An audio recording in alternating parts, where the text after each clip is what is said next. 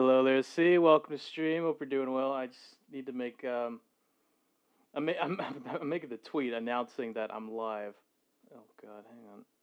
No, it's gotta be. There we go. Hope you're doing well.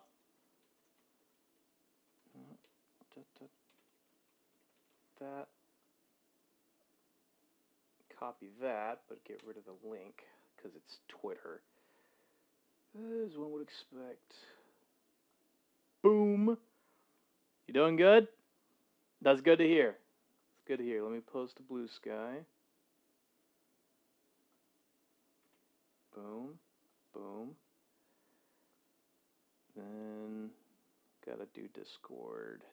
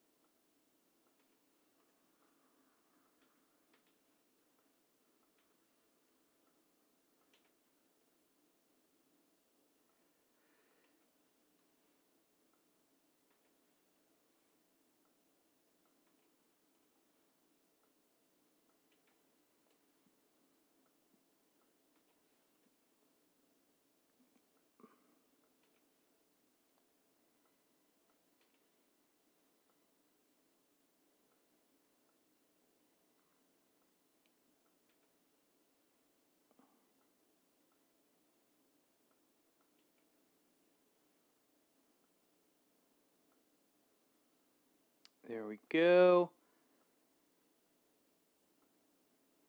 Just waiting for ads to pop up here potentially.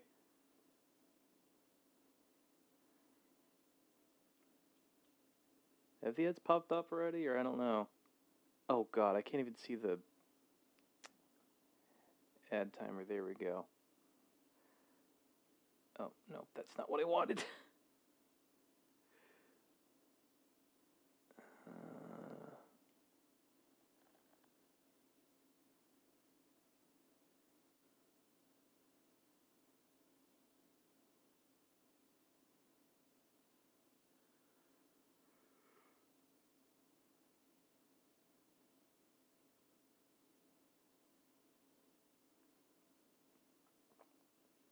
There we go. Chat, we'll be right back after these messages. Don't go away. Please.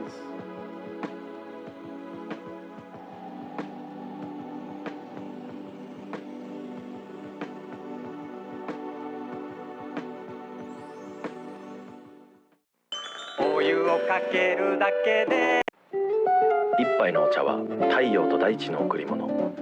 自然が育てたオーガニック煎茶。体に優しいディカフェ煎茶。2種類揃って新発売。山本山のティーバッグ。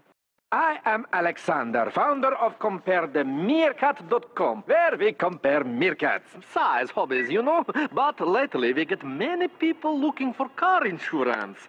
People looking for comparethemarket.com. I cannot find you cheap car insurance. For compare meerkats, come to comparethemeerkat.com. For easy way to save on car insurance, please go to comparethemarket.com. Simples.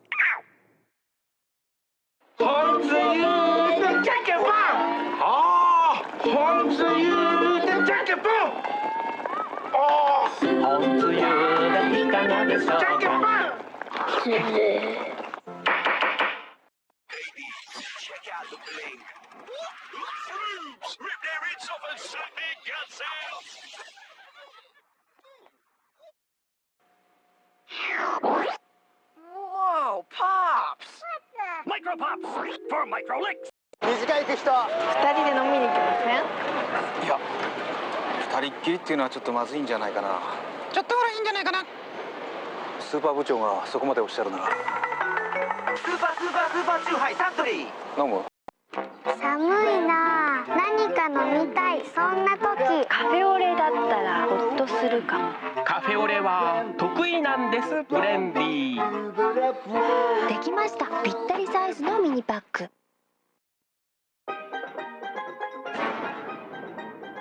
Turtles in the ocean. Big like a whale. Maybe Dick. Scary teeth. Card players. Dog alone for one. Famous movie. Eats bone. Shark. Articulate, that fast-talking description game.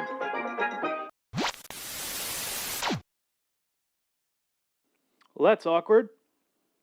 The ads aren't even over yet. You know what?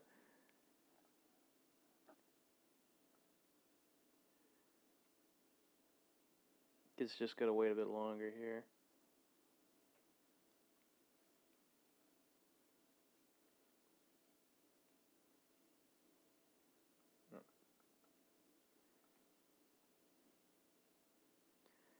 There we go.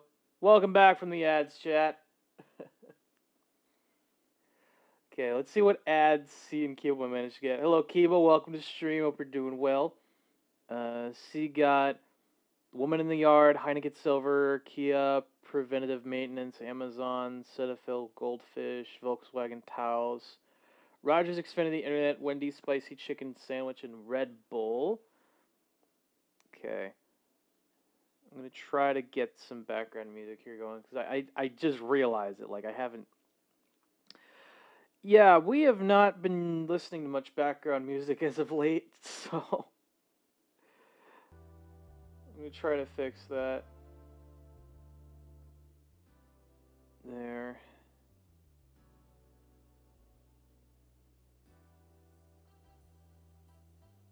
There we go. Okay. Kibo got Taco Bell Caliente, Cantina Chicken, Iraq Sanjel. There it is. Overwatch 2, X Le Seraphim, Sonic themed Samsung micro SD cards, and Salesforce.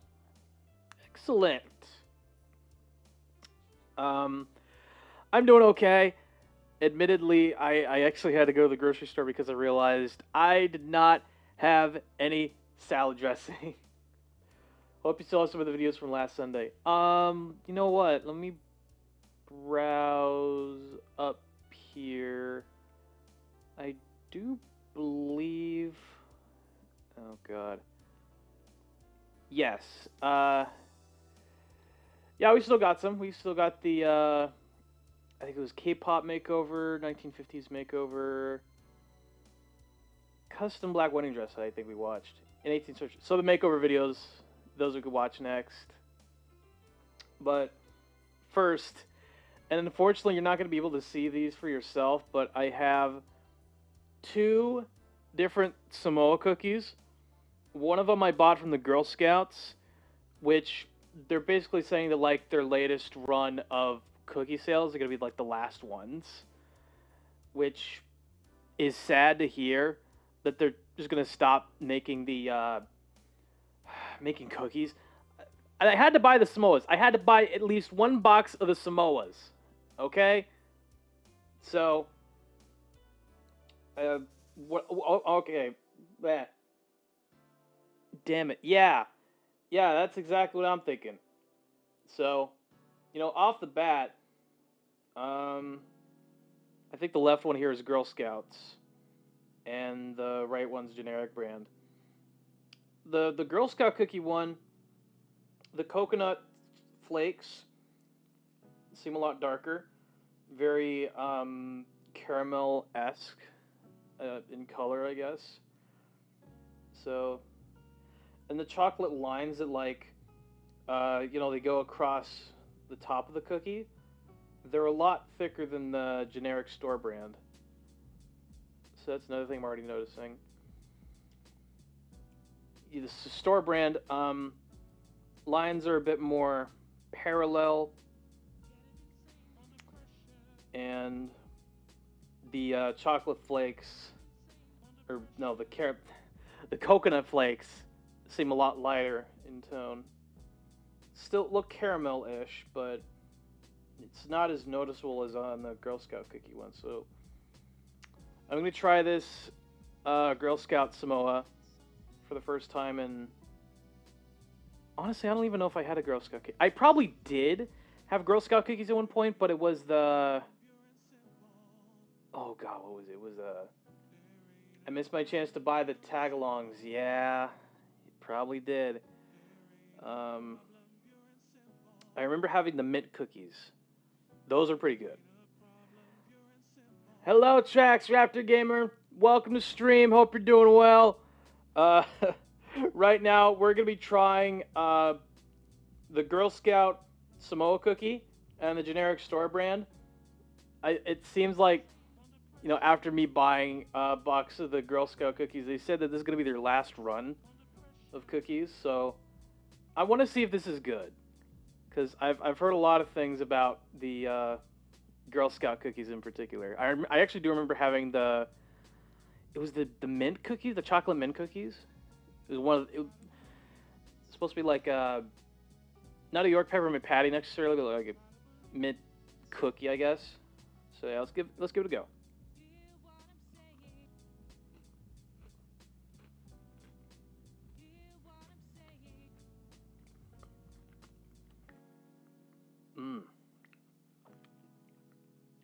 Whoa. Whoa. Yes, the Thin Mints. Yes, thank you. That's what I was thinking of. That's what I was thinking of, the Thin Mints. But already, this chocolate, the chocolate on the Girl Scout cookie is actually, it's pretty rich. That is a rich chocolate. I was not expecting that. Holy shit, that is good. That is actually really good. Let's give the store brand a go. I've had store brand Samoas before. They're not bad. I don't hate them, as long as they're a good cookie. You know, it's like with pizza basically.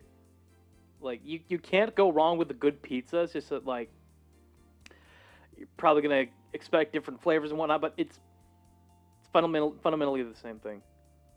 I like my chocolate like I like Oprah, thick and rich. God damn.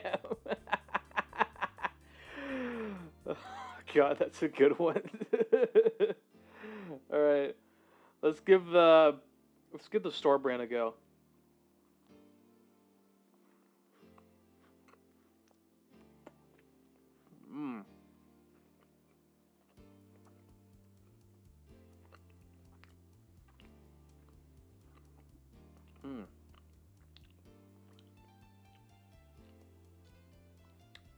That's still pretty good.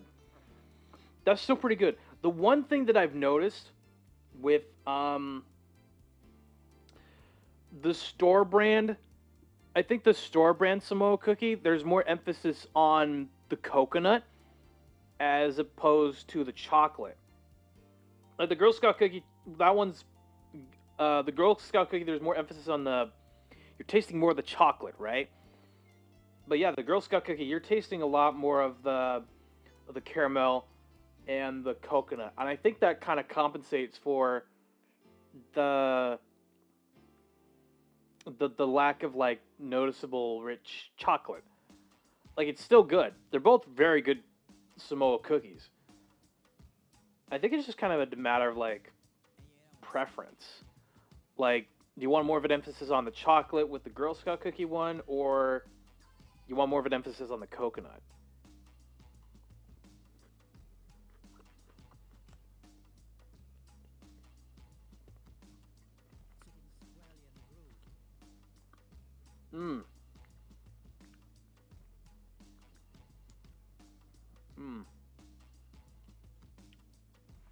Okay.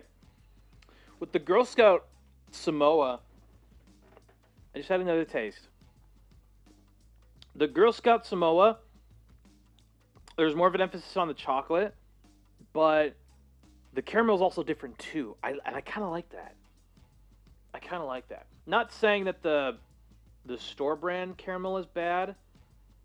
Actually, let me...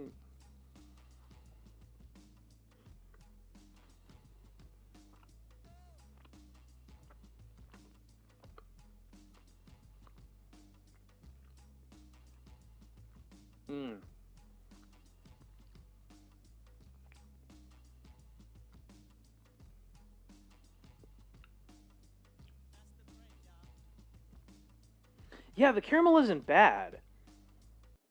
the caramel in the store brand Samoa isn't bad. It's just not as it's not as silky smooth or like as sugary. Actually, maybe the store brand caramel is more sugary. I don't know. I don't know what it is about. I don't know what it is about the Girl Scout cookie one. The Girl Scout Samoa, very upfront with the chocolate, very upfront with the caramel. You're not noticing the coconut flavor as much compared to the store brand. But they're both pretty good. They're both still pretty good.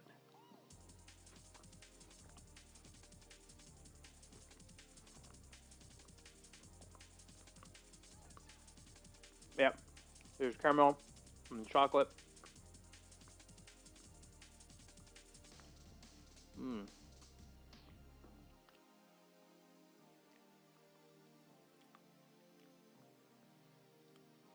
I do notice the coconut flavor a little bit, but the Girl Scout cookie flavor profile, like the coconuts, it's way in the back. Thank you, I appreciate it. But yeah, with the Girl Scout cookie, the Girl Scout Samoa, like the chocolate, it's way in the back compared to the chocolate and the caramel.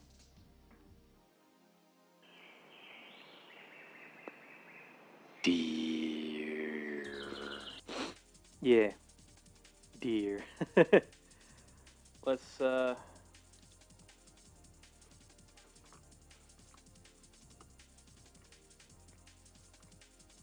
Mm.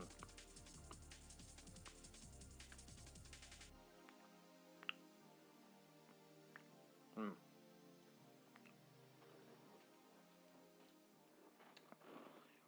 Mm.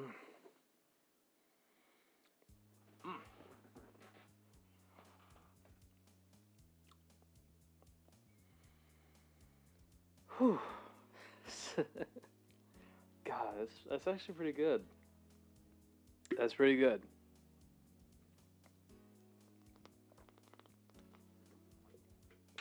Truth be told, I don't really have a preference for... Yeah, I don't really have a particular preference as to, like, which cookie I would have more. Honestly, they're just both really good. Martian, save those moans for blue Twitch / orange YouTube. God damn it. What moans? I was just appreciating a good cookie, man. Mm. God damn it.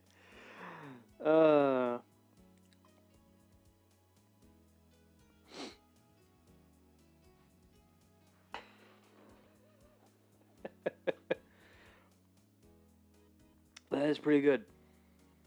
That actually is a pretty damn good cookie. They're both good. It's just that the store brand Samoa, that's more upfront with the coconut. You do notice the caramel a little bit, coconut a little bit less, but yeah, the coconut is a little bit more upfront. Well, actually, before we get started with watching our food videos, let me get a snack because I know I just had the cookies, okay? But like throughout the stream, I might want something else as well. So give me a sec. Actually, I could just defrost some broccoli. Why didn't I think of that? Anyway.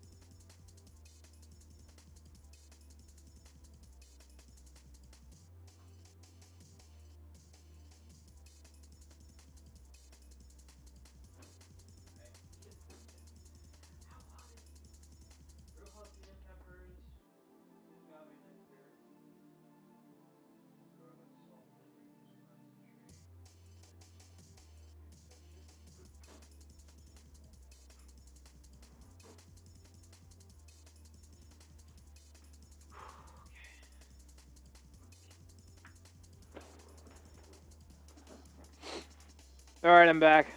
Sorry about that. Oh shit, hang on. I forgot to do this. There we go. Alright, we're back. I have my sauce. I've got my broccoli defrosting in the microwave for 10 or so minutes. It's about like 7 minutes.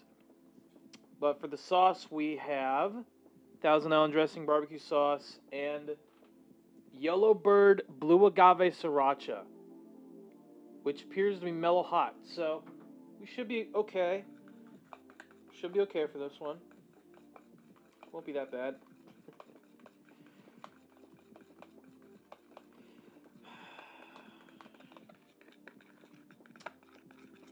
You know how that sounds. Just get that nice and stirred in. There we go.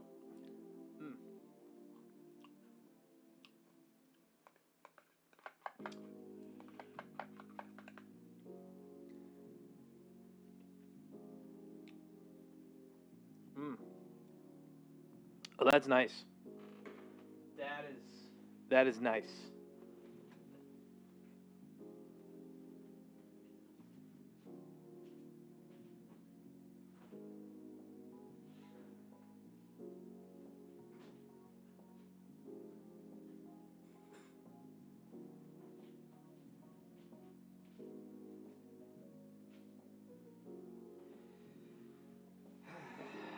Now I gotta wait for my broccoli to defrost.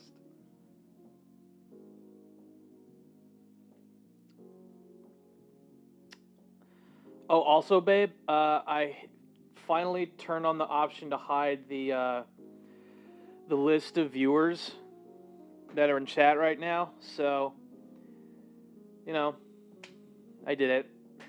It's something at least. Okay.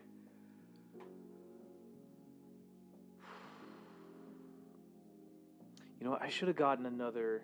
Wait, actually, let me pin this one just to be sure. Yep. I want to make sure I remember to return to it. Okay. All right, we got some more stuff to work with. And I just realized I have not fully shaved today. Look, it's fine. I apologize for delaying and stuff like that. I usually we just do like the talking section for like 10 minutes, but now we're getting on to 30. I'm gonna take care of this really quick. Hopefully by the time I get back, I'll have the broccoli with me as well. So give me a minute.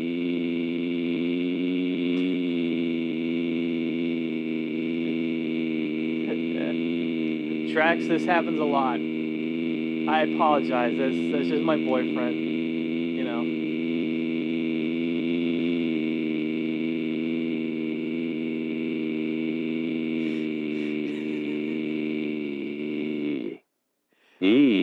No worries. Okay. You know what, Raven? That's my exact response sometimes.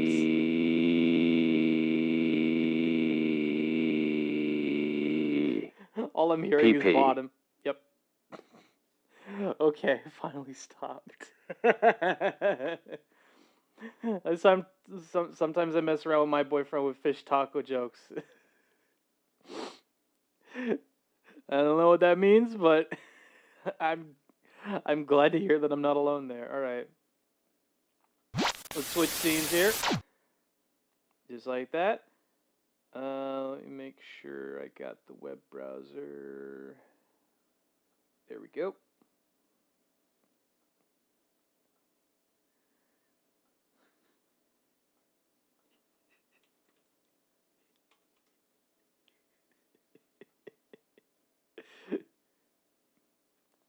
I sent you the image of the new editions. Hell yeah.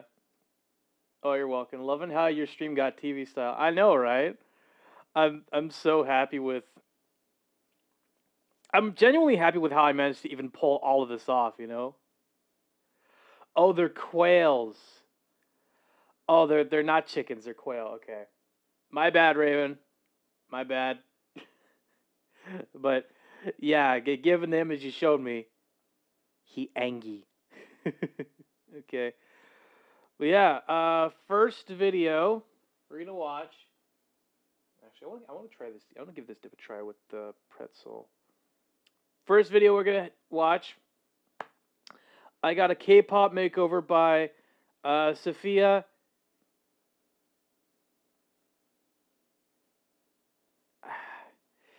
It's always the last name that throws me off. I love her content, but goddamn, that last name just throws me off so bad. And I'm just like, I don't know if I should say it. You know what I mean? Oh, those are the chickens. Raven, those are some very black cocks. Those are some very black cocks. I can't, I'm sorry.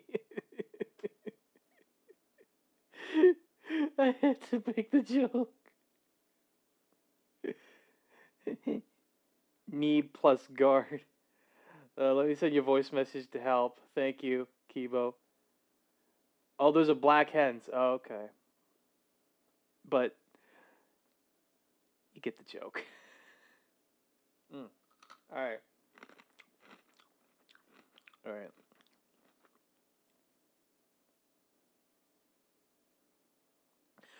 Nygaard. Okay. Nye like Bill Nye. Okay. Safiya Nygaard.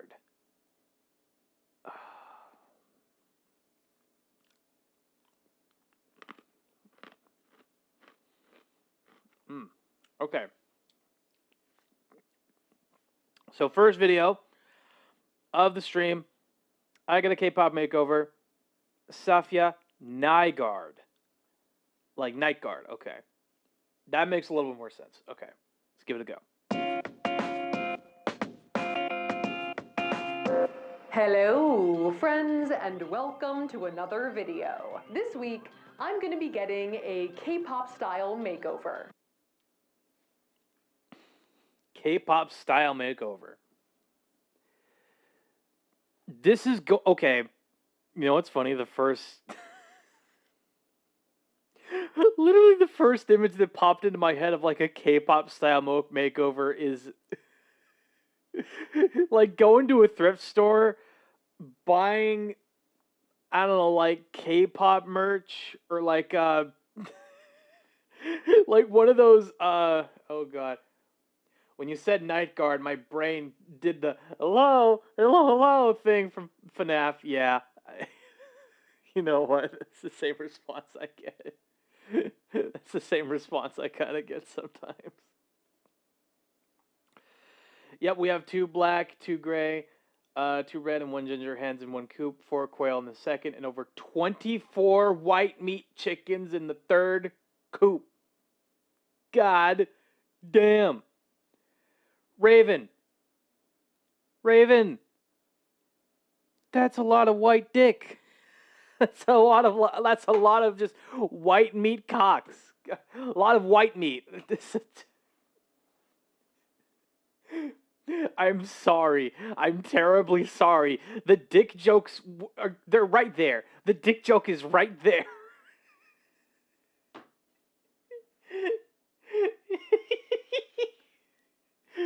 Well then.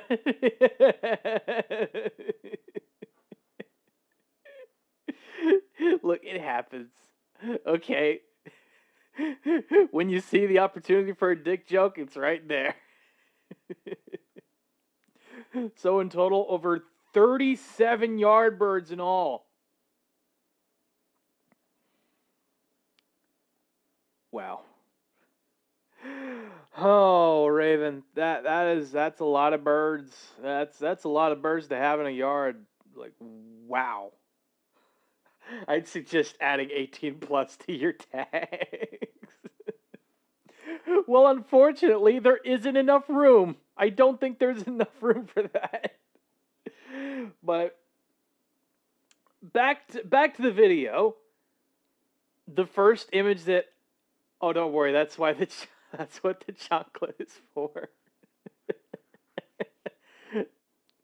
You can have 10 tags on Twitch. And yes, we are ready for egg prices. Okay, that's good.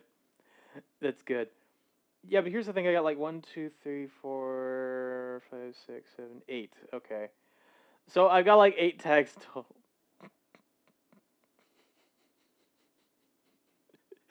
I'm sorry, Raven, okay? It was right there. The dick joke was right there. Okay, but back to the video. When she said she's getting a K-pop style makeover, I don't know what it is, but I imagined it to kind of look like 18 plus is always a good thing if you prefer an adult audience. Yeah, that's true. Oh, don't worry, the number of chickens will drop in June. You aren't sorry, don't lie. I mean... Okay. Alright, fine. I'll add the 18 plus. Oh god, how are they... How about mature content? Is that good enough for 18 plus tag? It's gotta be. At this point, it has to be. Yeah, that works. That's good. That's good to hear.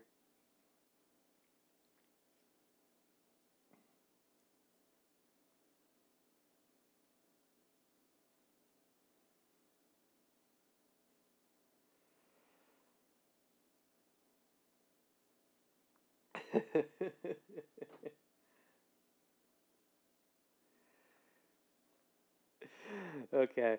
The meat chickens will become chicken nuggets. Look at all those chickens. Nuggies, tendies, and thighs. Indeed, that's right. That's pretty much the meat they're all gonna become. But okay, back to the video. The K-pop style makeover I initially had in mind was like she was gonna go to a thrift store and buy like the cheapest just like the cheapest K-pop shirt that she can find. Is just like a picture of the band on the front or something. Maybe even go to the grocery store, buy I don't know, cheese balls, Doritos, to stain it like that.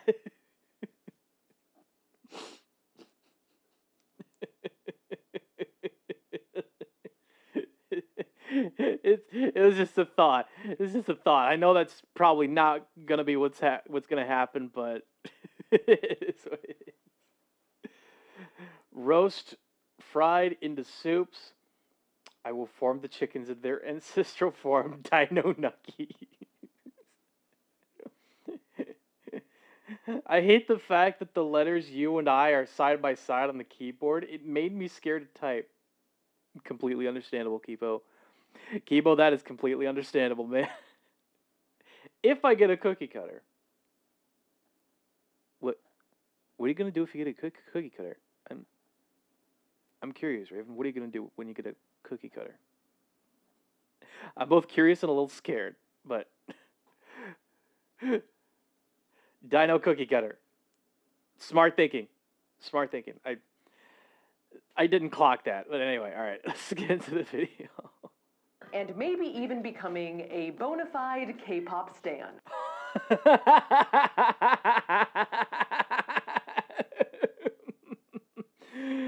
Oh God! Already the video choice. The video choice is perfect. I'm not gonna detail as to why, but chat. If you've been on the internet for long enough, you know. You know what this is. You know what this is. You know where this comes from. Those girls. Yeah. Yeah. I miss that meme so much. I know, right?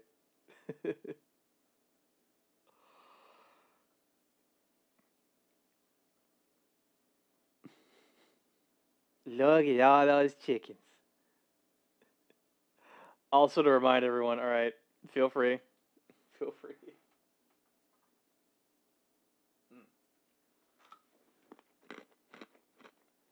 Mm.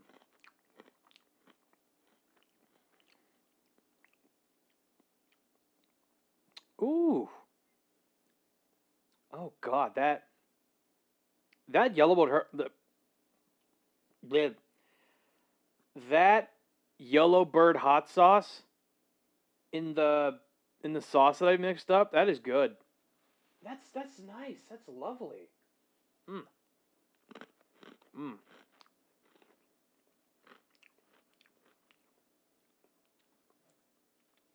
It's not that hot, but it's good. It's really good. I'd like to remind everyone, channel 1 is for desktop, channel 3 is for gameplay, and channel 2 is for just chatting. Thank you for making sure to let everybody know.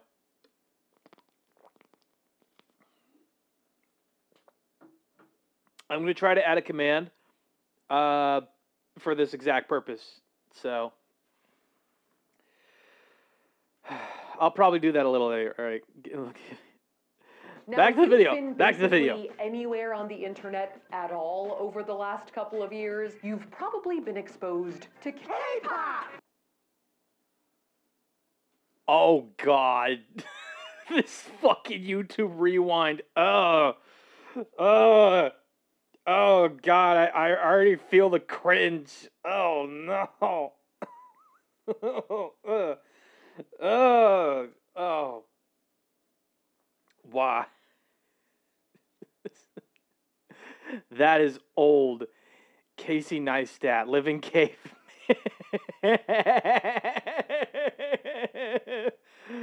Oh God. Just remembering this fucking video made me recoil in horror. Just like, oh God.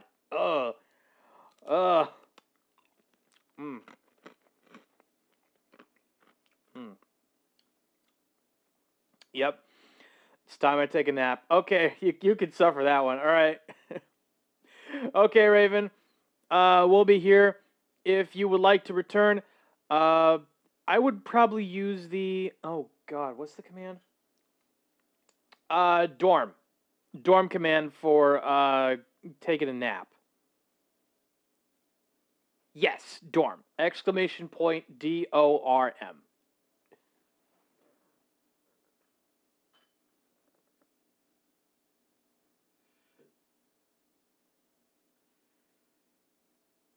Oh, I can't fall asleep without... I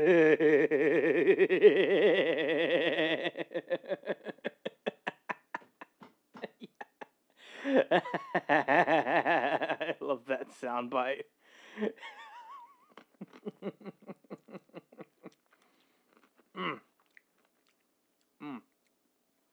But yeah, this is fucking old, man. Jesus Christ. From Stan Wars on Twitter, to meme compilation videos on YouTube, as well as legions of confused BTS fans on any behind-the-scenes videos. Confused BTS fans on behind-the-scenes videos. Oh my god. Oh, ain't that funny. But regardless, it's true that K-pop, or Korean pop music, has gone from popular internationally to like explosive internationally, with performance and music videos garnering hundreds of millions of views, and groups like BTS and Blackpink going on world tours, headlining major music festivals, and appearing on every late-night talk show imaginable. Well, I'll be damned. I'll be damned.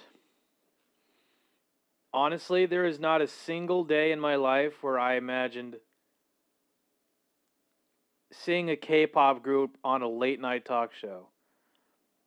Also, those suits are insane. Those suits are actually kind of insane. I won't lie. Like, this is... Chat, see these suits? This guy, and what that guy's wearing? And that guy right back there. Those four. That is used car salesman core. Used car salesman core. Down to a T. Down to a fucking T. This guy's pulling it off even more with like the open V-neck. Oh god. Hey, Jimmy! I'm Jimmy. And besides the highly polished singing and dancing and the extremely extra music videos, another huge element of K-pop is the style, as in the numerous over-the-top fashions that their stars wear in music videos and during performances, like neon feathered tube tops, what look like baby blue thigh-high Uggs. Uggs? K-pop is bringing back... K-pop is bringing back Uggs? Oh. So they call them Uggs because they ugly. Exactly. Why would you do that? Why the fuck would you wear Uggs? Oh, God. Damn. Oh, that is too much. The Uggs are too much, man. And ever-changing pastel hair colors. So I figured that our travel... Yeah, the different color hair, I don't mind that. I don't care. Look, it's 2025. If you want to dye your hair, go ahead. Do whatever you want. I don't care. But make sure to keep that roof over your head. Just to let you know. Travels to South Korea this year would be a perfect opportunity for me to get my own dramatic K-pop style makeover. And to do this, we're going to be teaming up with a whole squad of stylists in Seoul who have worked with actual K-pop artists before to help me achieve a head-to-toe look, an outfit, hair...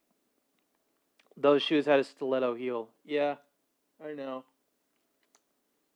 But, chat, you never wear Uggs. If there's one... Actually, no, not even one. If there's at least a...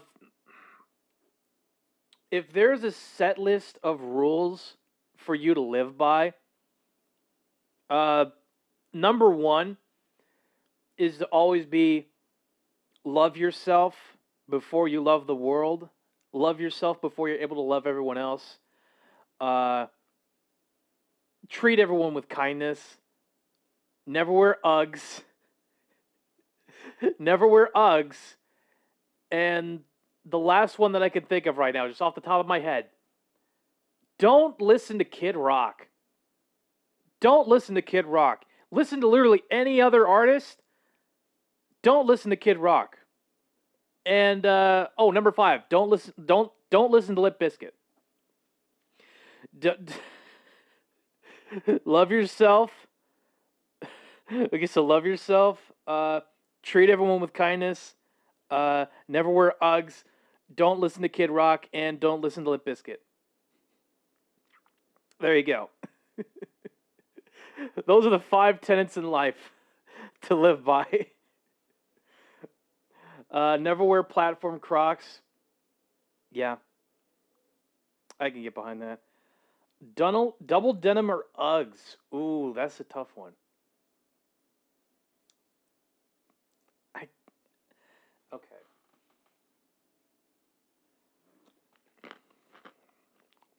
I'm going to do this real quick.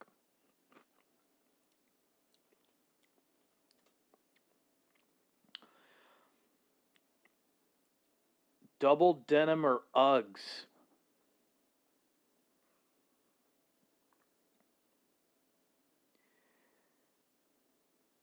You know what?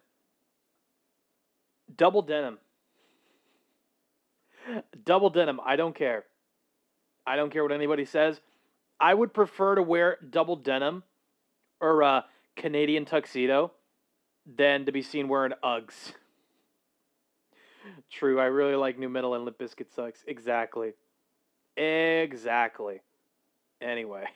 Hair and makeup. And maybe along the way, we'll be able to answer the age-old questions of just why is K-pop so popular? What actually is Gangnam Style anyway? And most importantly, John Cena, are you Army? All right, let's go.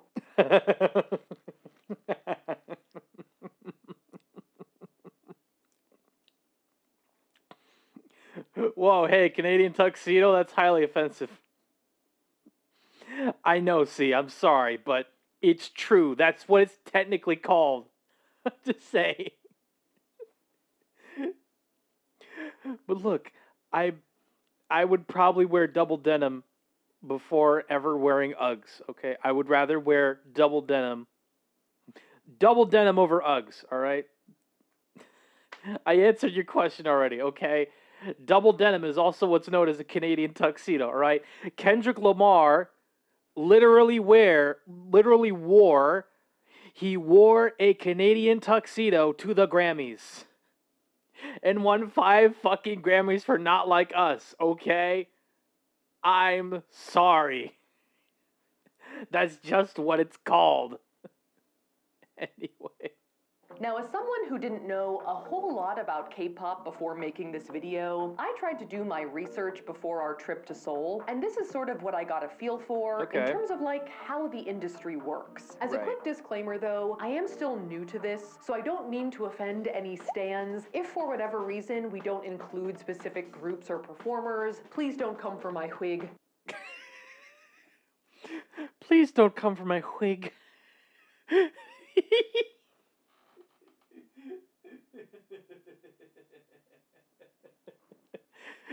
Please don't come for my wig. Or my merkin. Or my merkin, okay. Basically, the K-pop industry is run by like a handful of production companies.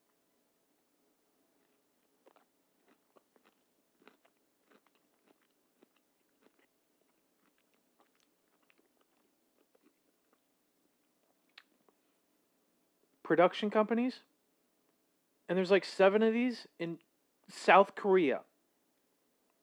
Companies that sort of put together boy and girl groups from pools of young trainees through like a very rigorous selection process. And once these groups debut, after years, Let me go back.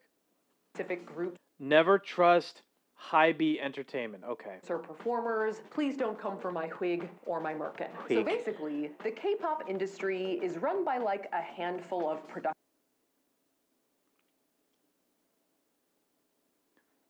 Starship and Cube looked like failed. Starship and Cube look like failed indie dev group logos. Oh my god, they do. They look like failed indie game devs. Jesus Christ, I hate the fact that I can see it. Okay. Smentertainment. Oh god.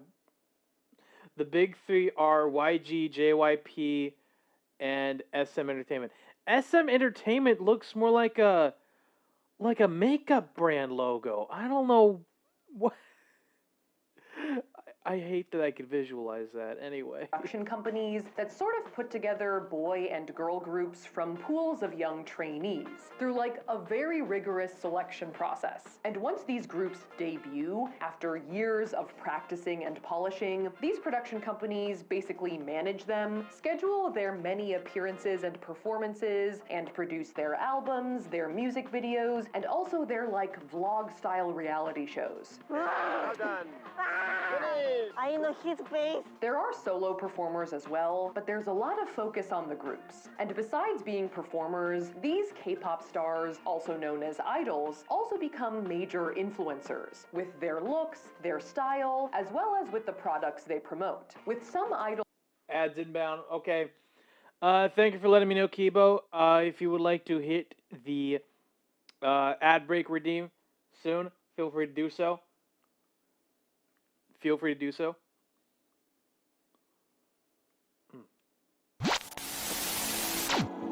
All right, chat. We'll be right back after these messages. Don't go away. Please. Please don't go away.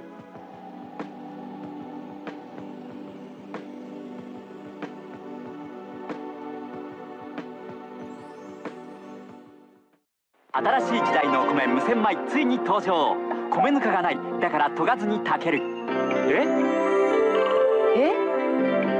お米本来の美味しさを初めて実現。だから簡単、便利、美味しい。どうですか、親方。お米の常識を変えた無洗米。研がなくてもいいの。無洗米はキューティーちゃんマークが目印。JFC。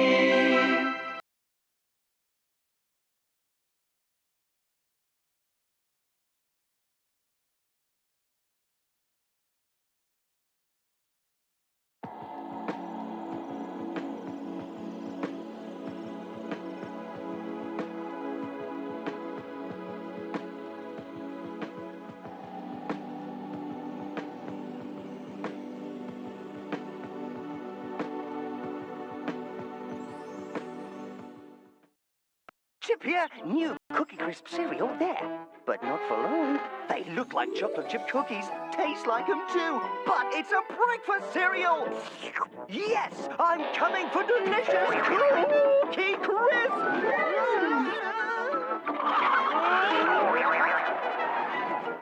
Oh, just missed that Cookie Crisp! The new chocolate chip cookie cereal. Cookie Crisp! Next time it's mine!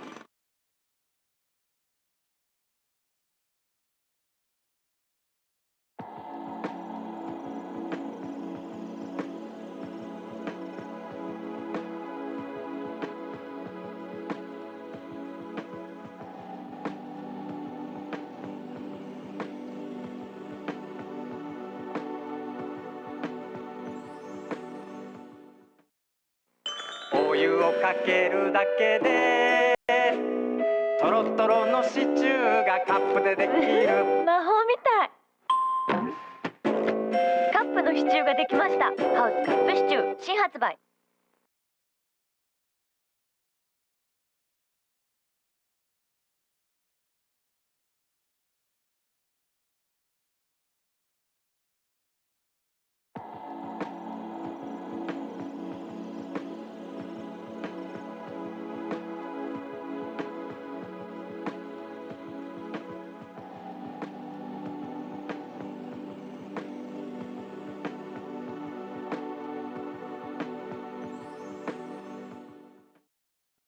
Monkey, you know I always say there's no other tea to beat PG. Yes? Well, if you're lying.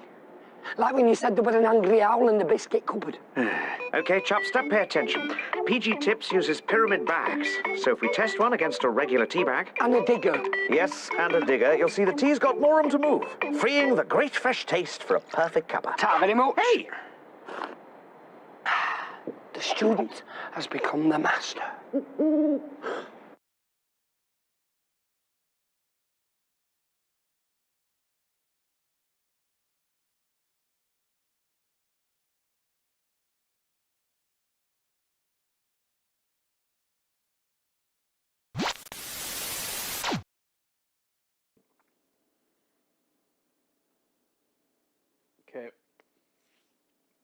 Welcome back from the ad breaks, chat. Yeah, for some reason the ad break command, like, it's not. It plays the first ad, but it's not playing the rest of the ads following that. I don't know what's going on there. Let's see. Woman in the Yard, Fructus Body Wash, Valentino Perfume, Cetaphil. I keep getting this one. Twitch, Must Think I Have Bad Skin, Goldfish, Snyder's of Hangover, Wendy's Spicy Chicken Sandwich. Spicy Chicken Sandwich. Volkswagen Towels, Red Bull, and Nicorette Lozenges. Nice. Okay, see the ads Kibo got. NVIDIA sounded out together from Ad Council, Sky Children of Light, Wingstop, Bumble, Dr. Pepper, Blackberry, Minecraft Movie, Burger King Combos, and Universal Orlando Resorts. Nice. Let's continue.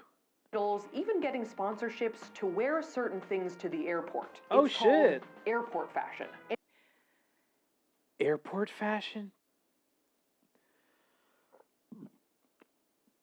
Oh, excuse me. But there's companies sponsoring K-pop stars to wear their brands at the airport? Airport fashion?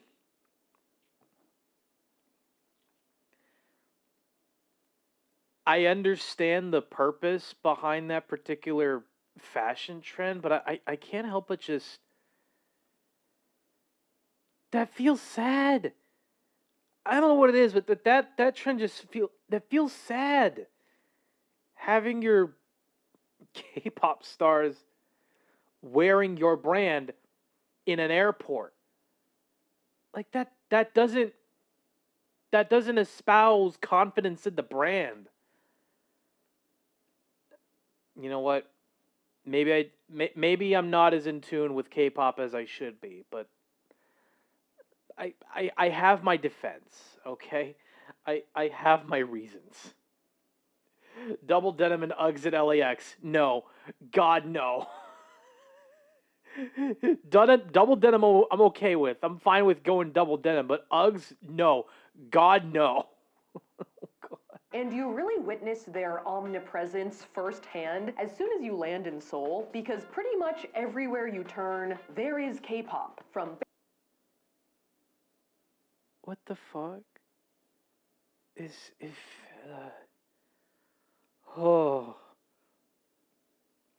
If I landed in Seoul and I saw one of these K-pop laden ads, I'd probably lose my equilibrium a little bit. You'd be surprised at how many brands pop the fuck off with airport fashion. I'm sure I would be, but I would just see it as sad, but I don't know. Maybe I'm not as business savvy as whoever is managing Blackpink or Twice or Shoe Nice. Chat. If you're old enough, if you've been on the internet long enough, you know who Shoe Nice is. Because Shoe Nice, C# 3D is requesting you to speak a Woonies for 1 minute, Mr. Kiba. Because Shoe Nice is one of those,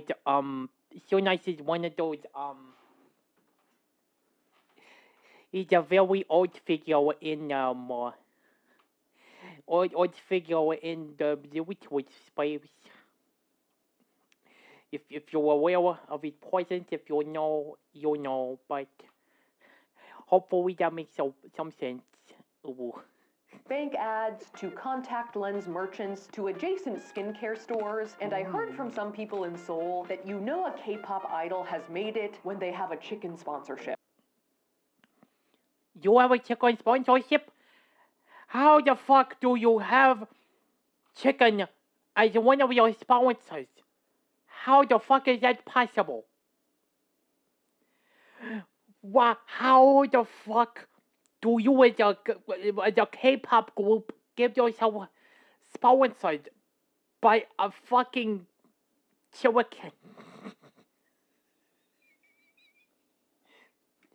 How do you get chicken sponsorship?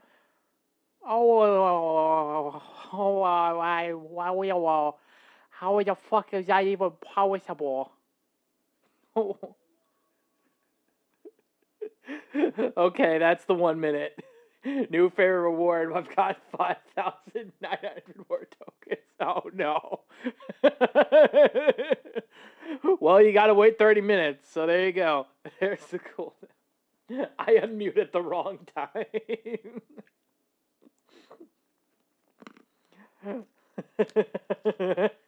Oh god.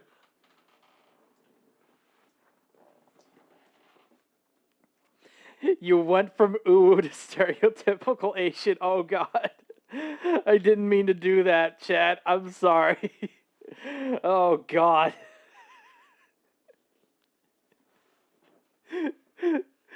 This is a new chat. This is a new reward, okay? This is a new redeem for you guys. This is literally my first time, like, speaking Ubunese in fucking stream.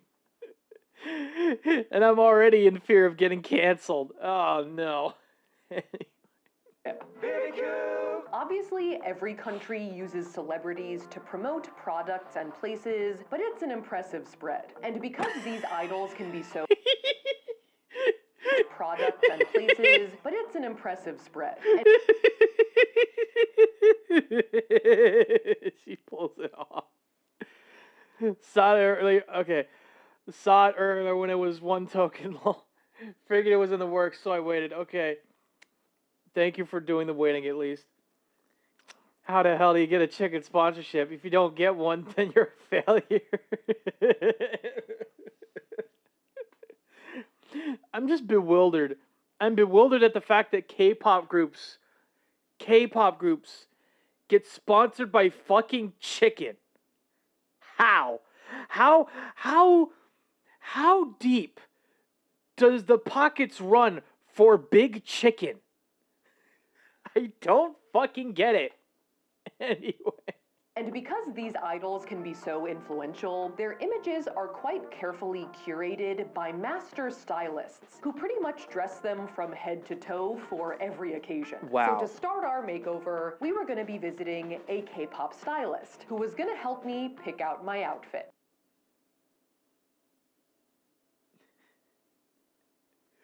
Now read it. Now read it as Stephen He. Oh God. How the hell you got a chicken sponsorship? If you don't get one, then you a failure. Oh God, that does sound like. Oh,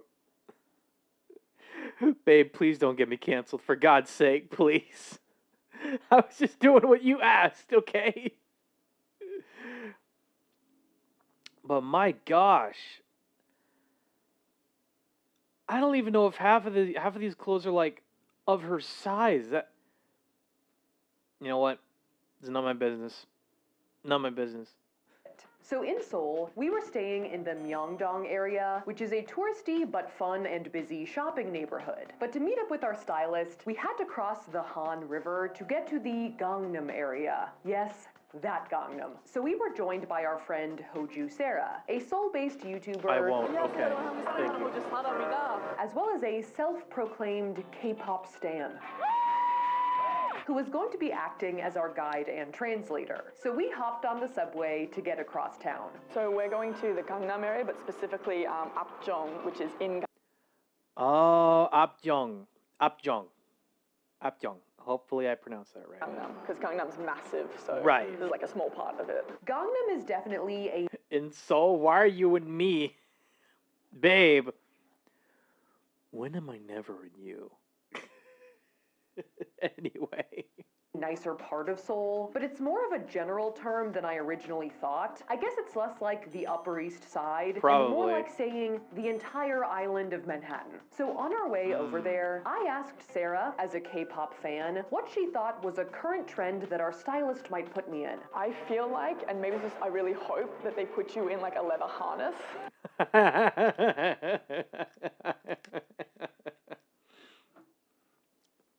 Leather harness. Okay. Okay, when did this horny? I know. Okay, this came out 5 years ago. So leather harness was the trend in K-pop in 2020. Good thing you put on that mature content tag. Yep. Good for me for putting on the mature content tag. Because I see so much of that like in K-pop on like the posters, and seeing as you really loved black, I feel like you would work well with the kind of like combat boot and like. I'm calling you horny for saying when am I not in you? Oh, okay. Right. No, I got that. I got that now. Combat boot look? I don't know. I don't know about this. The Lara Croft. I had actually. Wait, the Lara Croft. Ooh. Wait a minute. I kind of see that now. Also this looks like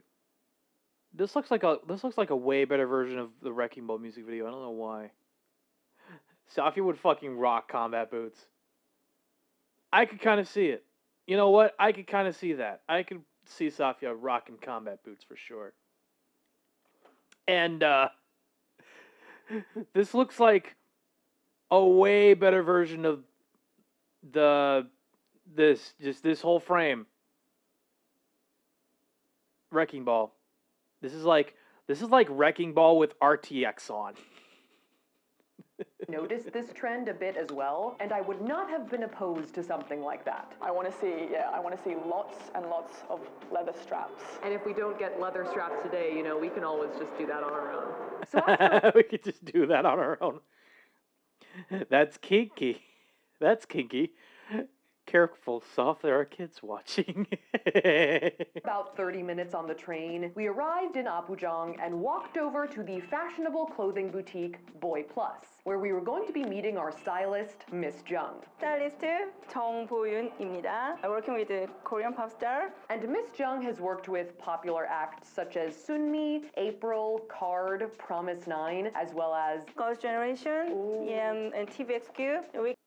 Kimiki, there's a lot of teams. And she picked out this store in particular because it's frequented by a lot of K-pop stylists. Again, when it comes to K-pop, completely out of the loop. All of those names are way over my head. So for everything from outrageous don't be music surprised video looks if I to don't more know what they're toned-down talking streetwear. about. We have a lot of style here, a little bit girlish, also feminine, also sexy, also glam. So you can try. Ooh, they got a glam look. Oh, it's you know what? It's probably different flavor of glam. I was thinking of glam metal, maybe even hair metal. Damn, I was thinking of something else. The only K-pop I want is the Korean soda. That's fair, babe. Honestly, that is totally fair. All of them. So we have everything in here. Yeah. Awesome. The clothes in this shop are also inspired by current K-pop stars, with different sections themed around the signature styles and concepts of different groups. For example, this part is for the Twice. Like plaid and houndstooth patterns inspired by the popular girl group Twice, a section of bold and shiny statement pieces. Whoa! That's awesome. The one is we can imagine Blackpink. As well as on the other side of the store, cute and preppy looks inspired by groups like Weki Meki, who is one of the groups that Miss Jung styles. Yeah, I've been stalking your Instagram. 거기 우리 아들밖에 없는데. She's like, there's only my son on there. There's only my son on there.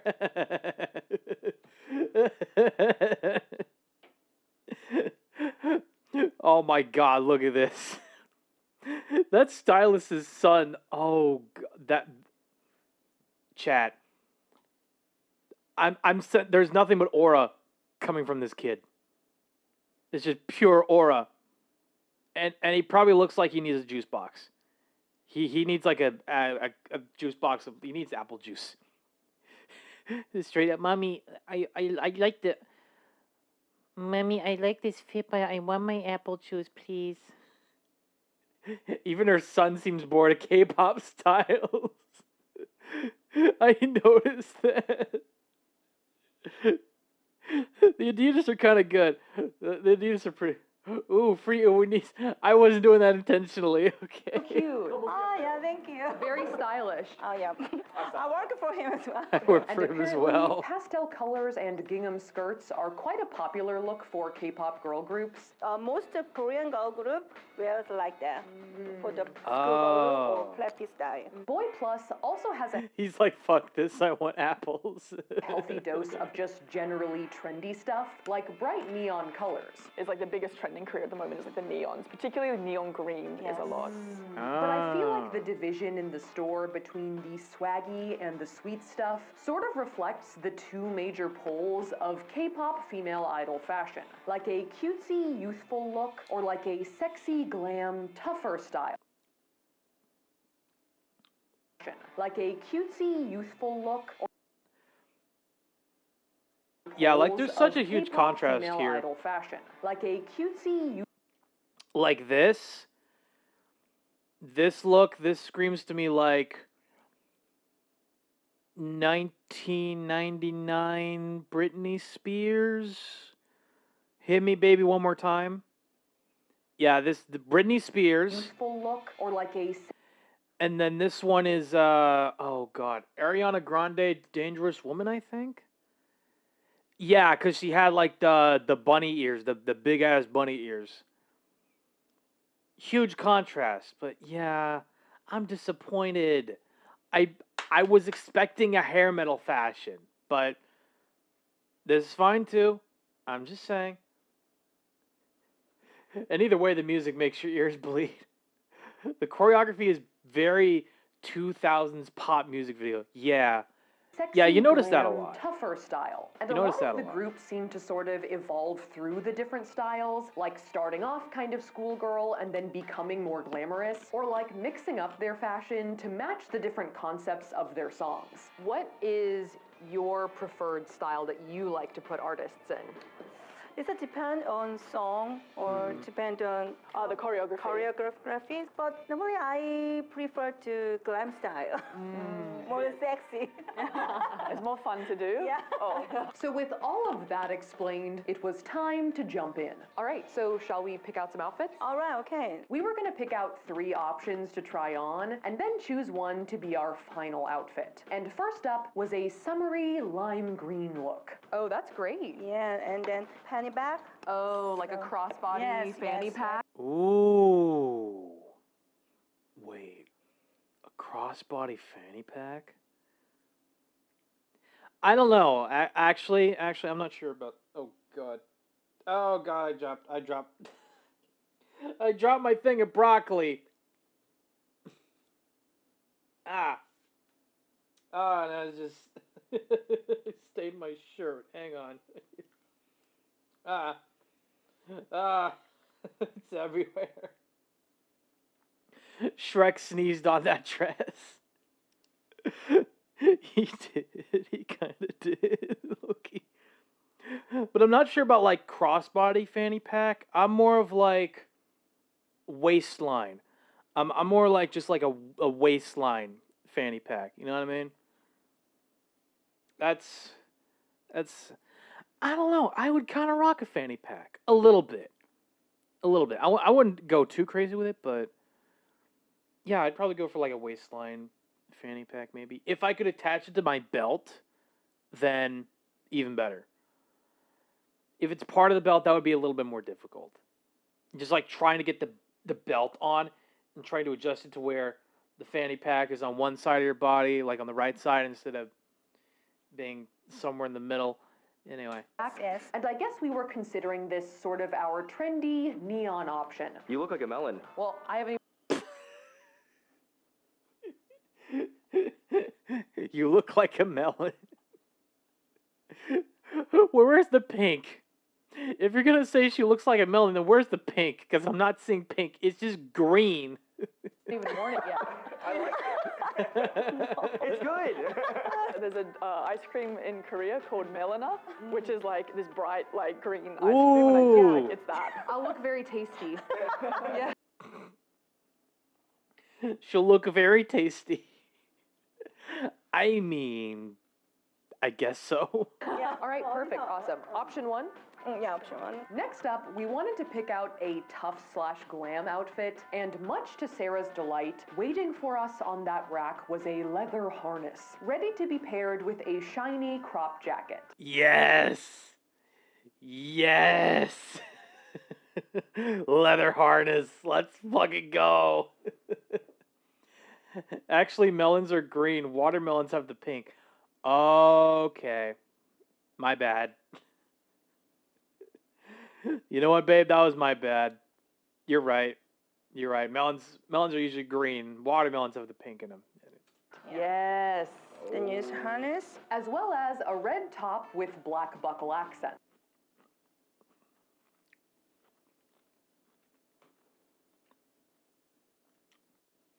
Honeydew melons. Yeah. No, you're right. I was thinking of watermelons. He was probably teaching the Galian about Earth. God. I hate that you're both right about that. But a red top with black buckle accents. Okay. Okay. This is turning out sexy so far. I love this.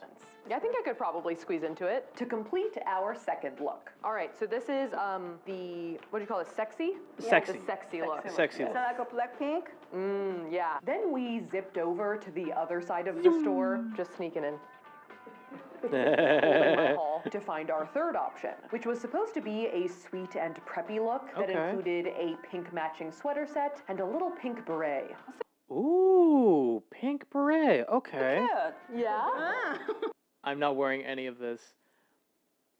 Babe, I didn't say you needed to wear any of this, all right? You clearly don't.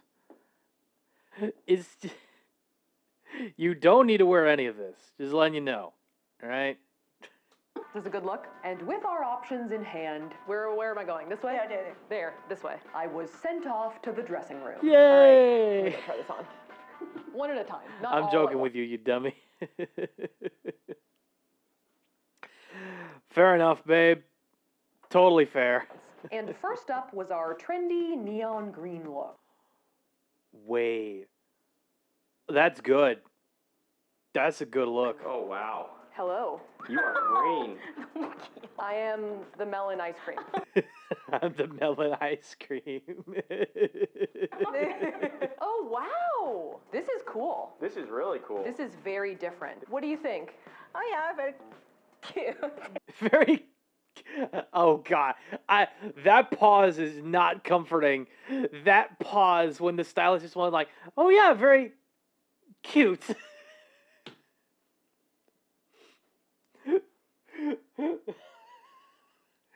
That is not a good pause, chat. That is not a good pause at all. Very cute. Miss Jung had mentioned that a big reason that lime green is so much in the limelight is that...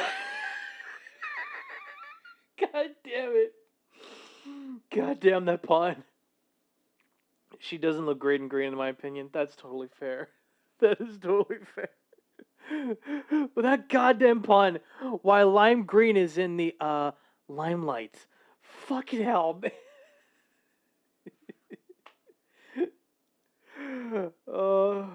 Back into the shadows I go. Okay, babe. I love you. I love you so much.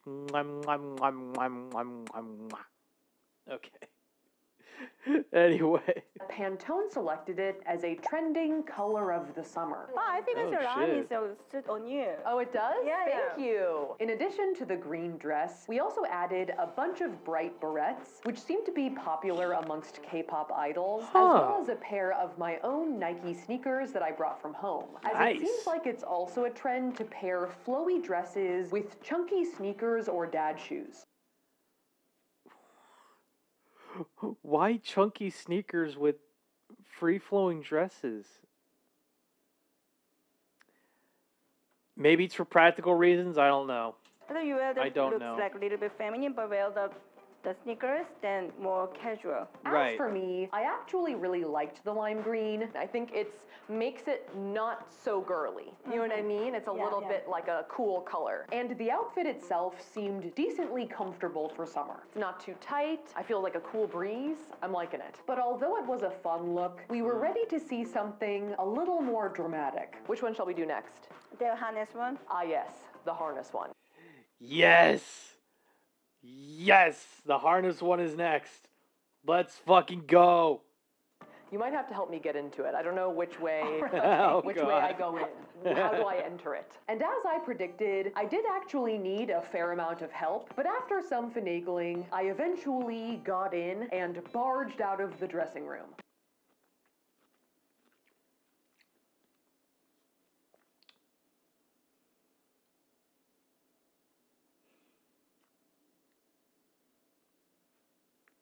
Chat. Chat. I should probably not speak if I'm going to avoid a ban. You know what? See? That's exactly what I thought too. I'm not even going to say anything about this outfit in particular. She looks good. She looks really good in it. She looks good.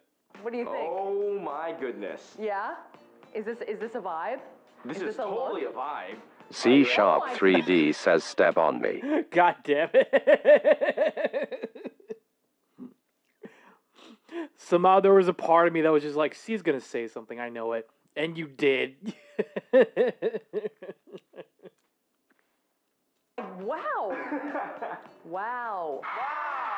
Wow. I was a tall drink of Fruity Pebbles. What? Huh? A tall drink of Fruity Pebbles. What? I restrained myself. I left out the mommy part. Fair. Totally fair. But a tall drink of Fruity Pebbles. Girl.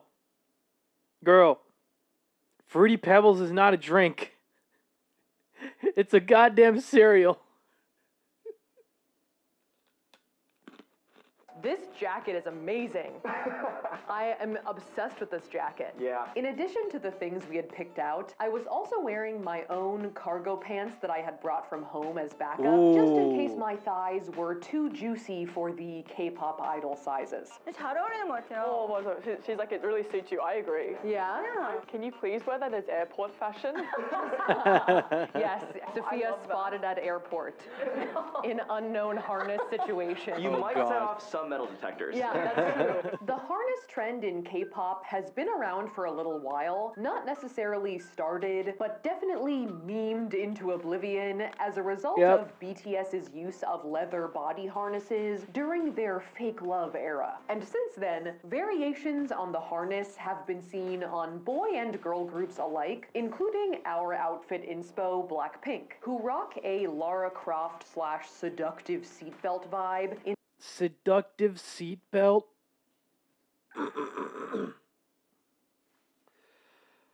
Oh, anyway. their Kill This Love music video. So this is like the kind of thing people would wear like at a concert or something. You know, it's a very popular style for concerts because it's very visual. 조명도 잘 바꿔요, lighting. Oh, but also the lighting Catches picks up the on it really light. well, like the concert lighting. Yeah, I definitely see that. I feel like from far away, I could be seen. That's Soft's K-pop move right there. No, it's not a K-pop move. It's just my dance move. It's just my dance Overall, moves. I think we all liked it. It's like a sexy train conductor. And I think beyond just wow, there were a lot of things to say about it. I have a very vague, like, marching band feel. Oh, yeah, marching Because of band, yeah. like, kind of like a... Yeah, we can imagine, yeah. Marching band. But like a fashionable marching band person. But before we got too attached, we had to try on our final option. Last one. Yeah, let's try on the third one, shall we? With God damn it, ads. Could you not interrupt the viewing experience, please? Now, I did encounter a bit of a speed bump when trying on the third outfit, and that bump was my booty. Of course. Of course it would be your Of course. Of course the speeding bump would be your ass. I need to restrain myself. Of course the booty. Of course the booty would be your barrier. Because the pink skirt was really not going to make it over the hill. So in lieu of hulking out of the sweater set, Miss Jung picked out an alternative, girlish, cute look for me that could work with one of the mini skirts I had brought from home. That works. That actually works really well. I like that. Oh, wow. That's good. I haven't seen myself, so I can't say anything. Okay, try that one as well. Oh, more bags. More bags. More bags. Now, aside from the crossbody bag, this new option consisted of a short sleeve button down with heart-shaped buttons, a plaid beret, and cherry statement earrings, along with my houndstooth skirt and chunky white sneakers. Oh! Yeah. Oh, very cute. That is very cute. I love it, actually. I love the bag. And I think we were all kind of digging the look. Yes, so cute. This looks like Korean girl group. It really does. It seems like this was the most typical K-pop girl group look out of all of our options. I like the sort of like slight puff at the shoulder. This looks more girly. Oh, like a little cap sleeve kind of. Yeah. And I was feeling pretty peppy and preppy. Yeah, I kind of look like a very cute golfer. You know what I mean? Very cute golfer. There are some driving ranges here. Oh, God.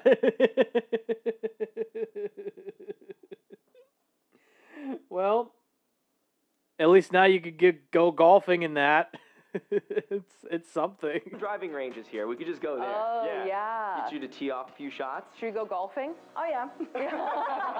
Now I can't unsee it. Yeah. And I think this one was actually a pretty strong contender to be our final outfit. Yeah. I think my two favorites are this look and then the previous look with the harness. Yep. What do you think? Actually, I prefer that harness one. Oh, yeah. Normally Korean girl group wear like that. So although this was more of a traditional girl group style, I think we were all fans of the sexy train conductor look. I think we had the harness in mind when we came in, so to leave without a harness would be a shame. And besides the harness trend, the other elements of the outfit actually also played into different K-pop themes, like the tinsel fringe being good for movement in performances, and the cargo pant actually being a trend itself as like an alternative girl idol look. And I definitely feel some Blackpink spirit in it, kind of like Lisa-ish because they seem to put her in pants a lot. Huh. I didn't know that one of their girls in the girl group Blackpink is putting pants a lot. She's conducting my train, all right. Oh, God. Oh, God. Anyway. But I also see shades of other girl groups like Red Velvet, G-Idol, and ITZY, amongst others. So next up, we have to get a makeup and a hair look, and then we can complete our K-pop makeover and then go out into Seoul and see what people think of me, I guess. Do K-pop stuff. So we Do thanked K-pop the stuff, marvelous Miss yeah. Jung for all of her help. I had a good time. Oh, I'm glad. And moved onwards to the next phase of our makeover. So the next day, we headed over once again to Gangnam, but this time to the Cheongdam neighborhood to get to Jenny House Primo, which is a very impressive multi-story. Chat. I know that not a single one of us in this stream is rich, but goddamn, look at this. Jenny House as a front, as an arch, and a front entrance. Gold. It's all gold. Good God, man. Why the gold? It's all gold. Gold and marble It's luxury fucking beauty gold. salon, which has been visited by a fair amount of Korean celebrities. God damn. like K-pop groups 101, IOI, 17, VIX, and TVXQ. And for my makeover, we were going to be working with hairstylist Taesung. 안녕하세요. 제니하우스 헤어 디자이너 태성입니다. 반갑습니다. And makeup artist Inha. 안녕하세요. 제니하우스 메이크업 디자이너 인하입니다. They had given us our own room on the top floor that featured 2 vanities. Whoa. Okay. Okay, okay, now this is getting serious. Holy fuck. I'm not even into makeup, and I'm just looking at all this thinking, like, what the actual fuck? It's a lot. It's just a lot. Teeming with makeup. I'm very excited. There's like such an intense spread to my left right here. Like I've never seen this much makeup out except for maybe when we make our like crazy like melting makeup series. So I kind of feel like we're gonna make like a Korean Franken blush right now. But I know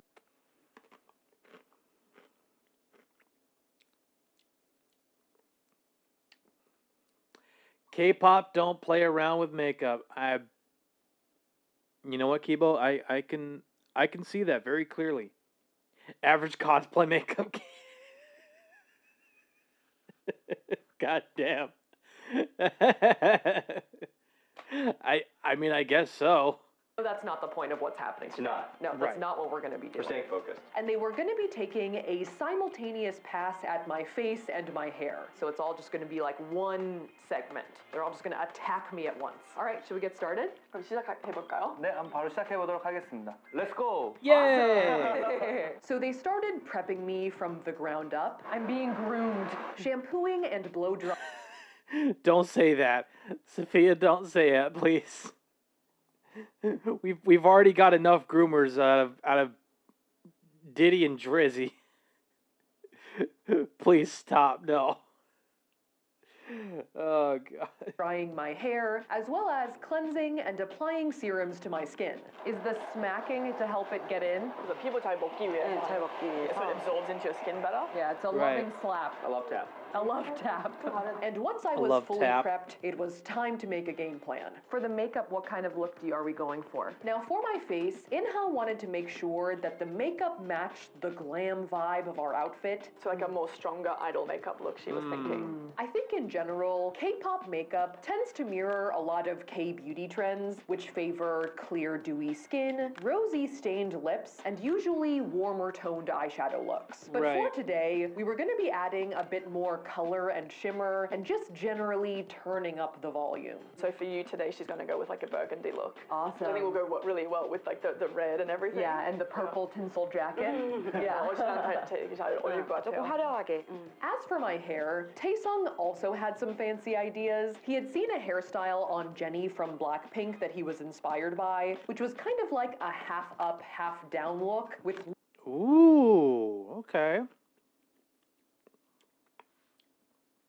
So the hair is half like up, maybe not in a bun, but there's like a little bit of volume to it, maybe? I'm not sure. Long wavy tresses. So they prepared extensions for you to add in? Ooh. 조금 길게 표현을 할 거거든요. That looks good. There are a lot of different hair looks in K-pop, but I would say that female idols tend to have long hair that they can swish around. So extensions were not a bad idea. But given that everything was happening at once, we're going to explain the makeup first. And Inha started off by slathering me with some foundation.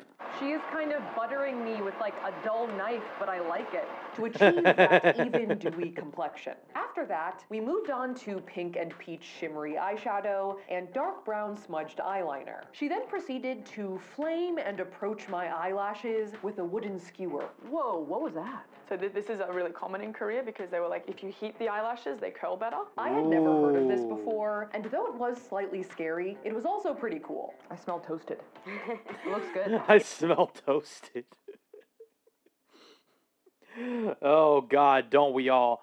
We're all smelling toasted at this point. In addition to that, Inha added some small iridescent sequins on my lower lash line. There's a trend in kind of like crystals or like pearls like around the eyes. And this eye bling trend has been seen on male and female idols, notably on singer Chungha. 짜잔!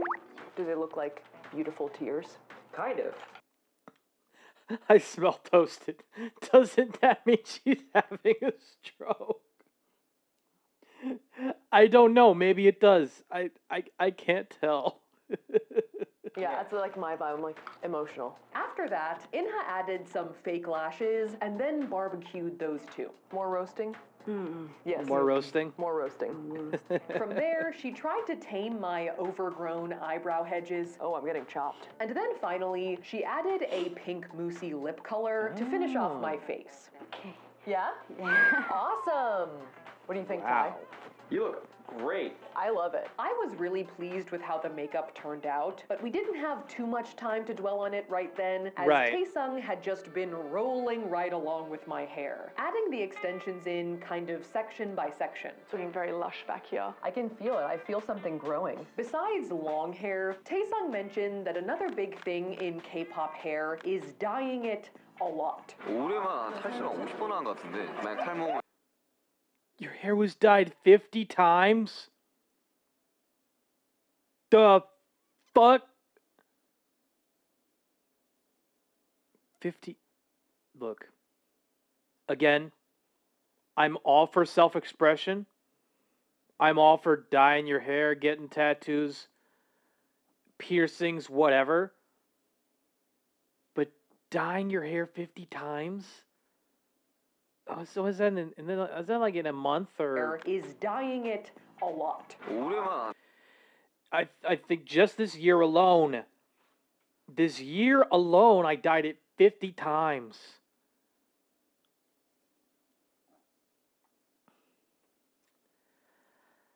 I don't know if that's too much.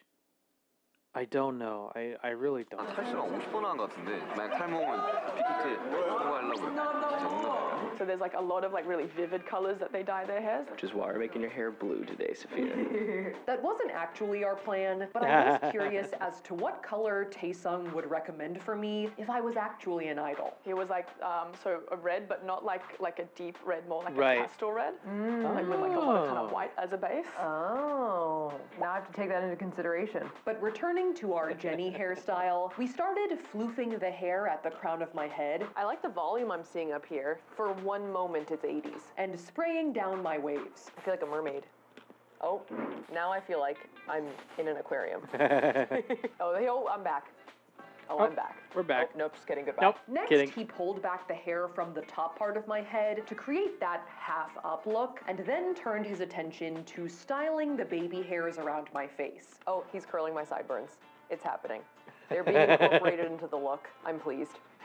From there, he started crafting our top bun, which was supposed to look sort of like a blooming rose sprouting from my skull. It's so cute, I love it. It's just a little baby bun. Oh yeah, spray that sucker down. Taesung then went into a sort of snipping mode. Are you ready to cut these little bits here? It's quite like popular trending create at the moment. Oh, it looks a This is a weird tangent, but her energy...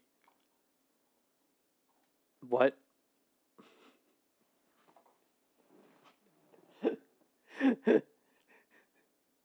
Her energy makes me think she'd be a great Power Rangers villain. Wait a minute.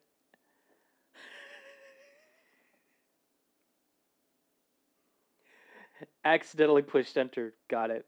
But just looking at Safiya, I could kind of see it. And I've never watched Power Rangers. That's the funny thing. I could kind of see her being like a Saturday morning cartoon villain. With this fucking getup. bit cuter and it makes your face look smaller. And there were no tendrils left Oh untrimmed. my Are my gosh. sideburns the right length though? He's like, oh, I can cut the bottom a bit then. Oh, if you want to, yeah. If you want to, yeah. Done. Oh, it happened. The seed had been planted. Bye-bye. Just a little snip. I Just a was little then snip. declared almost finished. So now I'm just gonna go put on my outfit and then we'll do like final touches at the end just to make sure I didn't mess it up by putting on my harness. So I headed back to the dressing room and Sarah volunteered as tribute to help me get buckled up. Just getting strapped in. And I think we figured out that you're actually supposed to step into the harness so the straps kind of lay on your hips rather than just being threaded through your groin. Oh, that could be it. Oh, you're supposed to step into the harness. Okay. No, that makes sense. That actually makes a lot more sense than I thought. Because then you're supposed to hang like suspenders or something from there. I was thinking it was too crotch-based yesterday. Which I think was mostly my bad. Like we were having a hard time figuring out, and then I was like, oh, let's put it here. But regardless, we eventually got the harness on properly. You're like a BTS meme right now, right? You got all the... Oh, I thought you were gonna say BTSM. No. BTSM. I hate how perfect that pun is. God damn it. BTSM. Oh, fuck, that's perfect. Oh. That's where my head was at. That was better. And I think it was all starting to come together. Watch out. Oh, yeah. It's all coming together. Wait. Oh, yeah. It's all coming together. I'm approaching your area. It's supposed to be a Blackpink sort of reference. I'll try that again. It made sense to me. Yeah, no, it did actually. No, I got that. I got that. Yeah. Blackpink's in the area. She's coming to your area. So I donned my glittery jacket. Hello. And returned to the chair to get finished off. Wow. They're saying it's so pretty. Oh, you like it? Wow. Unbelievable. Best choice. I was glad to hear that Taesung and Inha were fans of the outfit. Oh, if you walk around like this, aren't people going to think that you're like a foreign idol? Like, someone from overseas? Oh, God. From the exotic land of Glendale?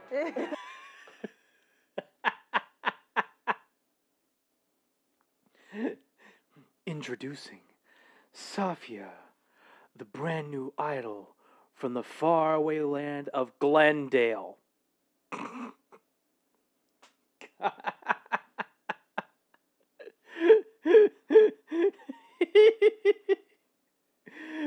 That joke isn't funny anymore. Anyway. And after some final curling... Oh, hold on, sorry.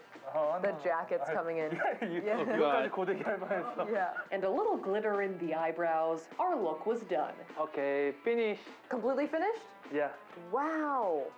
I love it. I've been looking at myself for a while, so it's not like a reveal. It's not like I'm like, oh my God, look at it. No, I've been looking at it. It looks so good. Overall, I was really impressed by the hair and makeup transformation Yeah, that had hair and occurred on makeup my is head. insane. In particular, I really liked the stained-looking In a good lips, way. as well as the rhinestones around the eyes, and the extensions and the top bun really had me feeling stage ready. Plus, the Oh, yeah. sideburn trim was a nice bonus. So we thanked Taesung and Inha for all of their help. 지금 너무 다 완벽해가지고 하이파이.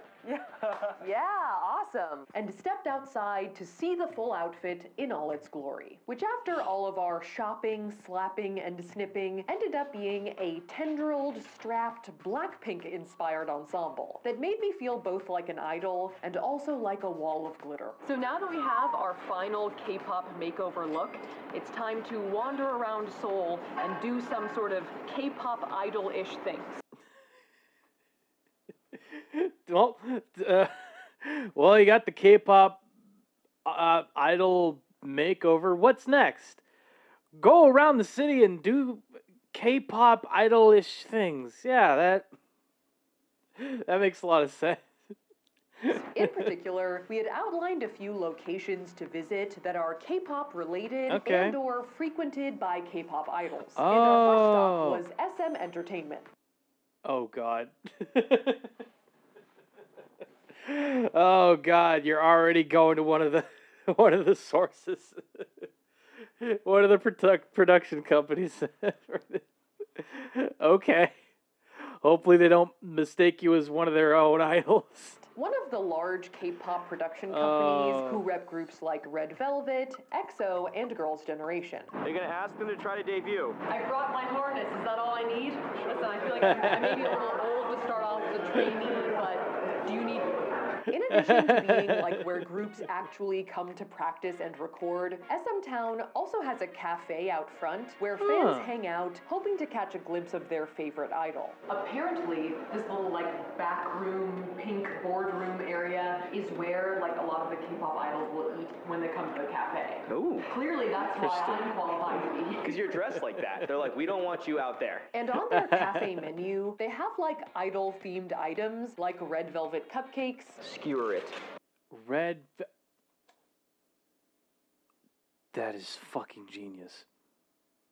Having a red velvet cupcake in your cafe while naming it after one of your groups, that is genius.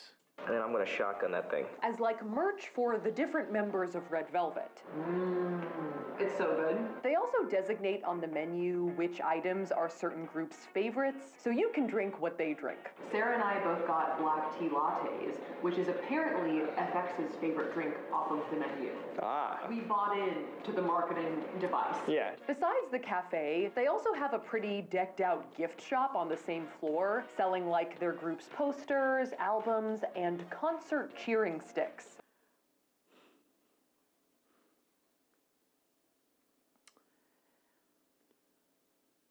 If I say anything about that cheering stick, no, let's keep going. I feel like I have a lightsaber. Yeah, you're holding it like that. Which is what the fans will wave around in the audience during performances. I look kind of like an airport arrival guy. Like, bring the plane this way. Overall, I really enjoyed my visit to the SM headquarters. The similarities are uncanny. Whether they enjoyed me visiting or not. I don't know if they're going to bring me back for a comeback. I'm not sure. But it was time for us to move on to our second destination. So The fans wave around their cheering sticks,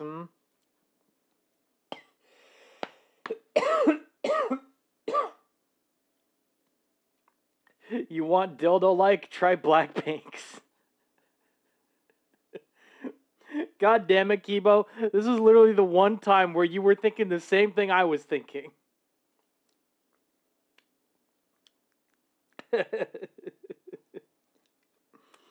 Can't believe you read my mind like that. It's too easy. So we hopped into a cab and headed across Gangnam to the next stop on our proverbial K-pop map of fame. All right, so we are here at Laundry Pizza. Laundry Pizza? Bro, why would you name a pizza place after a laundromat?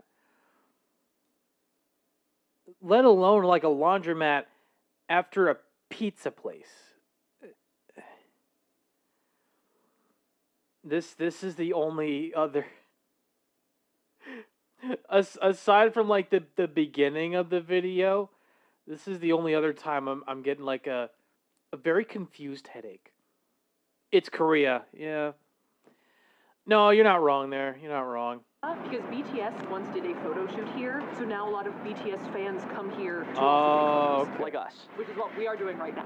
Laundry Pizza is first and foremost a pizza restaurant with like laundromat themed decor. Oh, it's just a mirror. Oh, so it's good that we didn't bring our laundry. But over the last couple of years, it's also been a popular place for K-pop groups to shoot music videos or do photo shoots. So it's sort of evolved into an Instagram destination where people go to like generally soak in BTS's aura and pose like them. It's like a lean. Yeah, you gotta lean. I won't mount the table, but I'll lean.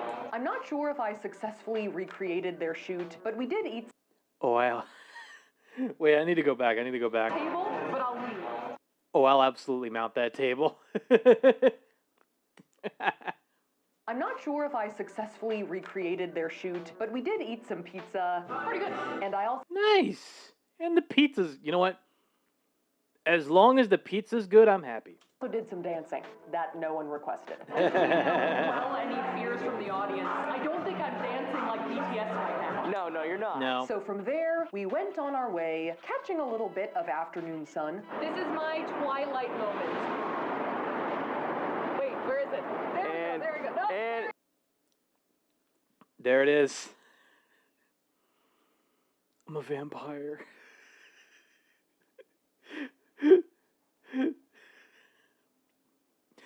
Speaking of Twilight, good on Robert Pattinson for just evolving past the point of being known as the guy from Twilight. Killer actor.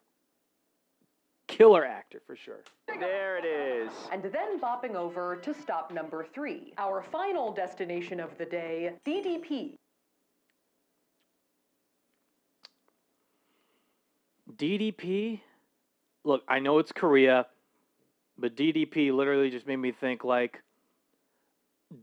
no, not EDP. No, see, no, not EDP. No.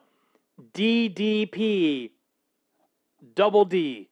Not ED, double D. The only possible thing that I could think of.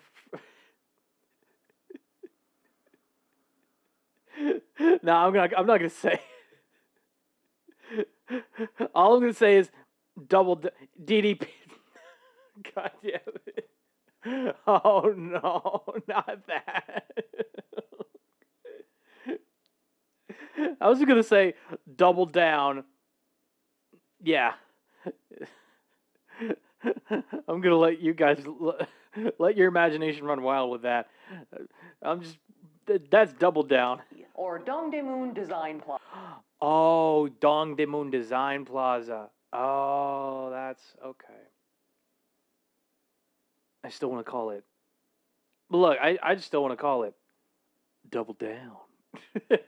Which is sort of like this huge silver spaceship-looking building where they host Seoul Fashion Week, K-pop award shows, and also I think like a generally popular place to be photographed, take photographs, and pose.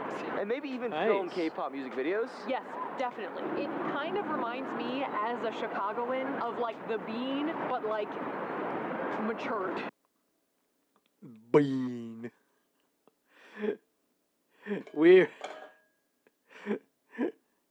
We're really at a part of Seoul, Korea where it's almost like the Bean.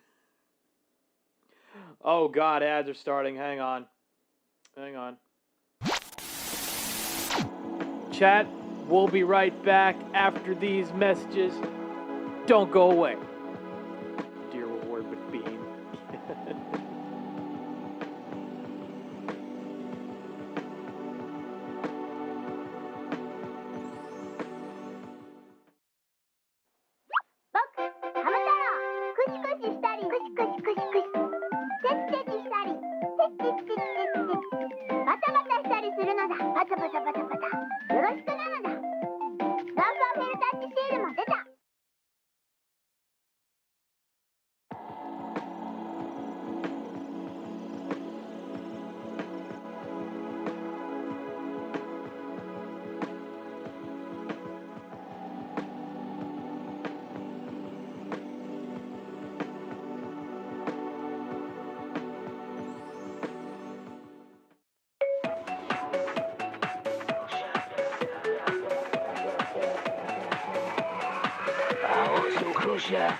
A little crusher, no added sugar, it tastes so great.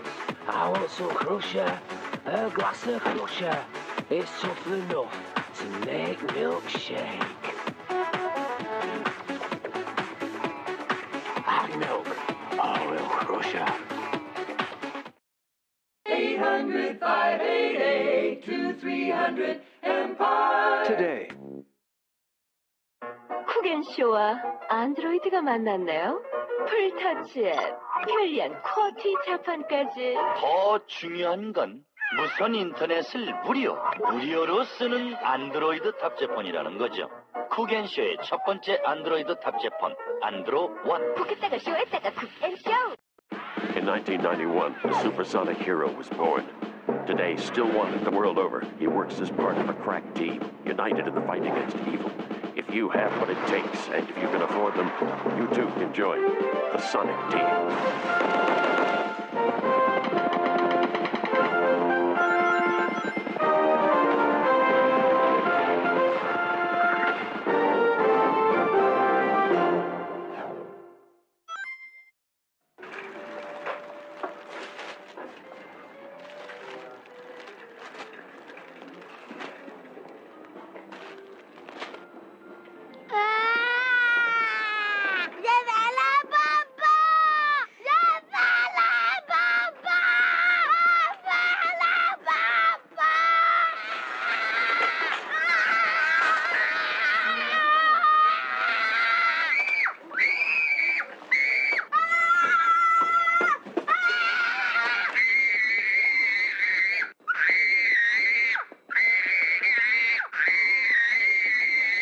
Zazu condoms. Fun, sexy, safe.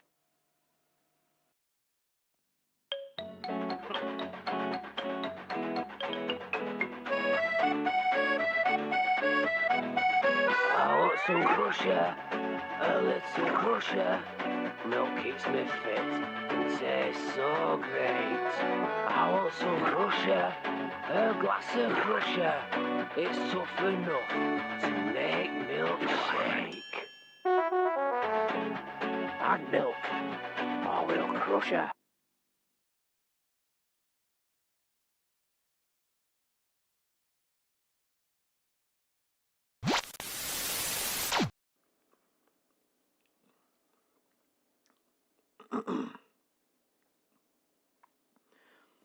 Welcome back from the ad breaks, chat.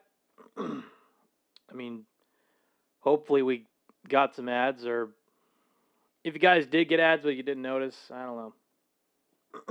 I don't know. Okay. Let's see what ads Cable got. Adidas, Overwatch 2, X, Le Seraphim, Marathon Gas Stations, Bumble, KFC Dunkin' Bucket, Red Bull, and Nissan Murano. Okay, that's not bad. No ads for me this time. Lucky guy.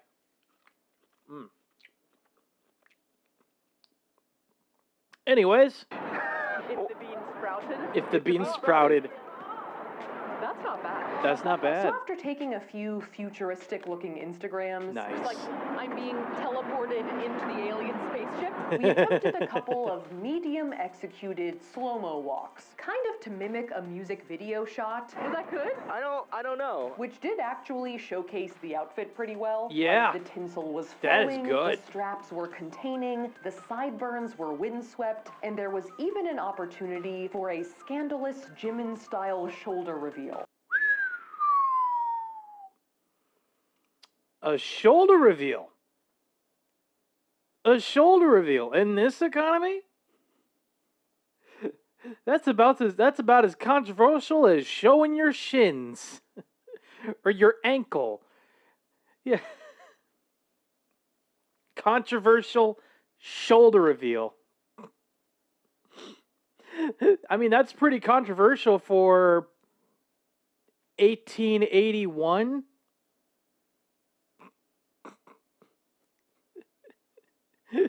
That's as controversial as you're gonna get in the 1800s.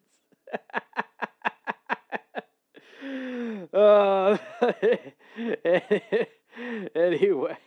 But unfortunately, while all wrapped up in the moment, we forgot about Tyler. Oh no. And after Tyler absolutely ate it on like a bollard or something, it seemed about time to wrap it up. Yeah. You want to rock and roll? Let's go. Let's blow this popsicle stand.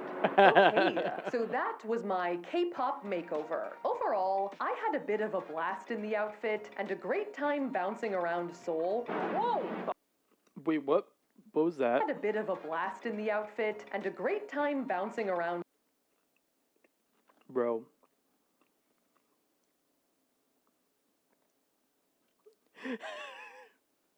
A shoulder reveal. How fiendishly uncool, frightfully scandalous.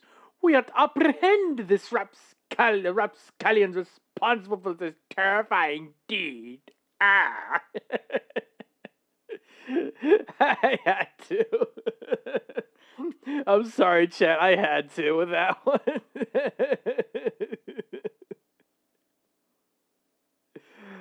Oh, that is too funny. Thanks for rolling the R's, of course. But God, look at that fucking sports car. Again, gold. That is too much. That is too much. Having gold on your fucking car, it just tells the world you have fuck you money. You flush down Washingtons down your toilet at least every 3 months or so. Like, just the gold paint job belongs to the toilet. Good God. soul. It's too much. Alright, sit on top of that and pretend it's your tank. And I feel like I learned a lot about K-pop style and some of the tropes that they use to like express the different tones of the groups and performers. So much swag. This is swag. I think I actually liked everything about this look, to be honest. My only real complaint was that the jacket got a bit frazzled and crimped, getting in and out of cabs all Yeah. day. It's a bit temperamental, but you know, we're working with it. So I think it might be meant more for like a single 3-minute performance. Probably, now, I will yeah. admit that while doing our research, I have fallen down the K-pop suggested video rabbit hole and become a K-pop stan, which Oh, sort God. of has helped me develop a working theory as to just why K-pop might be so popular. Now, in general, K-pop's international reach is considered to be part of what's known as Hallyu, or the Korean wave, aka the increased relevance of South Korean pop culture on the global stage since the late 90s. But as for its more recent explosiveness in the West, I think that YouTube itself is playing a huge role, because That's interesting. That's actually kind of interesting. I never really thought about how the spread of South Korean pop culture throughout the known world kind of just like led to this particular moment of I'm so glad the era of going to literally any post and seeing irrelevant K-pop spam is over. Yeah. God, I'm so happy that that's over. Oh. Seriously, chat. There was a point I was getting bombarded by K-pop stans, even though what I posted didn't really have any relevance to K-pop at all. I was more so just targeting the bots that were on Twitter. My block list is so fucking long. My block list, like on the main Twitter account. It's insane. It's actually kind of insane.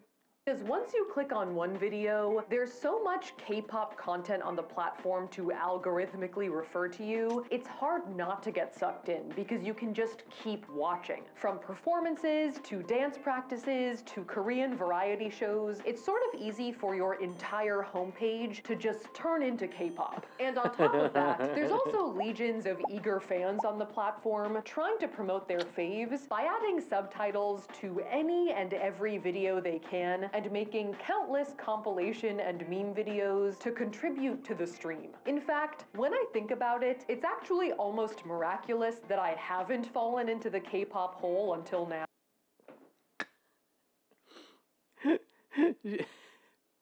Or in other words, she fell into the K-hole. She fell into the K-hole, if you will. The Korean hole. Oh God, that sounds even worse than I thought. Oh, Now, but I am happy to be here. I guess you could say this is the K-poo. Yeah. The cussy. The cussy. The kapussy. The kapussy.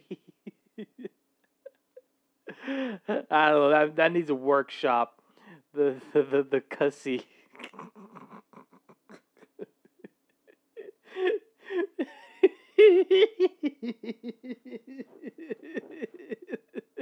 The cussy.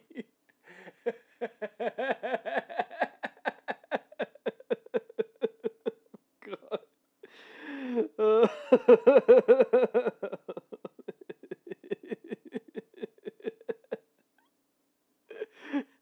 Shoddy always on my cussy. Oh God, what have I done? Oh my.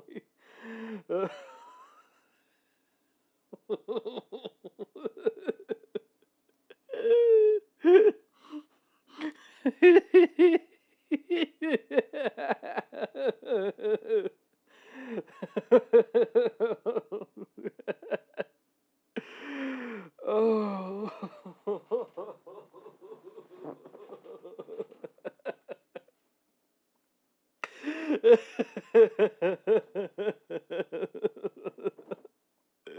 The casino. Oh, oh, oh. Oh my god, okay. Anyway. I think next Clip, yes. Please clip that. Please clip that. Oh. Anyway. Next up. step on my K-pop checklist is to 1. Start wearing more harnesses. No. Look. Safiya, you're beautiful as is. I don't think you want to stir up more trouble. I don't think you want to stir up more trouble wearing a harness, okay? That's going to be more trouble than it's worth. No. Oh, God, no. And 2. Learn how to dance. Learn how to dance? Absolutely. Yeah. Yeah, you got to dance better than that. Just for everyone's benefit. I don't know if you can call what I've been doing dancing. It's more like urkling near pizza. Oh, God. She's been urkling us this whole time. Oh, God.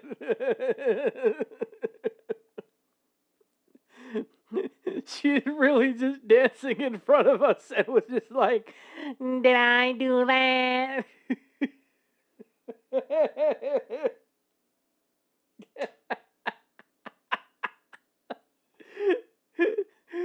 Oh, God.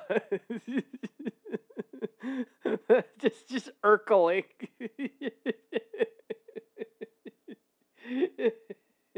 Oh, God. Oh. Oh. Oh, okay. Oh, that was a belly full of laughs. All right. Thank you guys so much for watching, and once again, a huge thank you to Sarah, Miss Jung, Taesung, and Inha for all of their help with our makeover, and also to Boy Plus, Jenny House, and the SM Cafe for allowing us to film. If you liked that video, make sure to shamash that like button, and if you want to see more videos like this, make sure to shamash that subscribe button. Here are my social media handles, and a big shout out to Trixie for watching. Thanks for watching, Trixie, and I will see you guys next time. Oh, God. I really do hope you, I do hope somebody managed, okay. Okay, good. Okay, thank you for clipping, C. Always appreciate it. All right, let me move on to the next video on the list. No way, it's in the pin. So I already did K-pop makeover. Okay, next up. Oh. Stop. Oh, okay. Next up, we have I Got a 1950s Makeover. Same channel as before. All right, let's go. Hello. What we wore 1950s edition. Oh, God. Hello, friends, and welcome to another video. Today, I'm going to be getting a 1950s makeover. So we've made a few decade fashion videos before. Wait. Hold on. A 1950s makeover. So we've made a few decade. Oof. That is actually a good look for Safiya. That is good. Uh-oh, this one's gonna be horny too, isn't it? I don't know. I don't know about that. You never know. This is from a different video. This right here is from a different video, so I don't think it's gonna be as horny as you think it will be. Made fashion videos before through the 1960s, but in those videos we Wait, let me go back. Decade fashion videos 1977 looks actually pretty good. Before through the 1960s, but wait. Safiya, I know this is like the 67 video. This is kind of, I mean, the 50s housewife look. I don't know. I don't know. I understand what you mean, but I'm very much just like, I don't know what it is, but I don't really find the 50s housewife look to be all that horny. At least nowadays. Seriously, this 1967 look right here with the green and the stockings, like, she's looking like Jackie Kennedy. That's absolutely like Jackie Kennedy look. Before the JFK assassination, okay? Relax. This was Jackie before the assassination. Anyway. But in those videos, we did most of our investigation of the outfits beforehand and just presented Ooh. Oh, that's a really great 2007 look. That's a good one. them in like a lookbook style video. Oh, wait. That's 97. That's actually kind of hard. I'm not gonna lie. That's kind of hard. I'm sweating. I'm sweating. The 87 look. The 87 look is just Cyndi Lauper if her hair was black. With like slight red highlights. I don't know. Sweating inside my pants. Inside my pants. So this time, I wanted to build one look with you guys, piece by piece. Kind of like how we did with our perfect makeover video. Okay. Where we'll team up with a couple of experts and tackle the planning and the execution of the outfit, the hair, and the makeup to make a single 1950s look. Please don't tell me the lipstick is going to be made out of lead.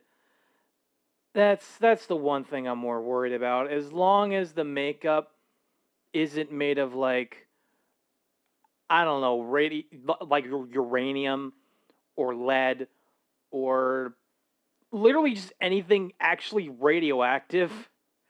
Nah, not lead. Okay. Thank God. Especially. No, that's even worse. Literally, no. Fucking no. Because I don't want to. Okay.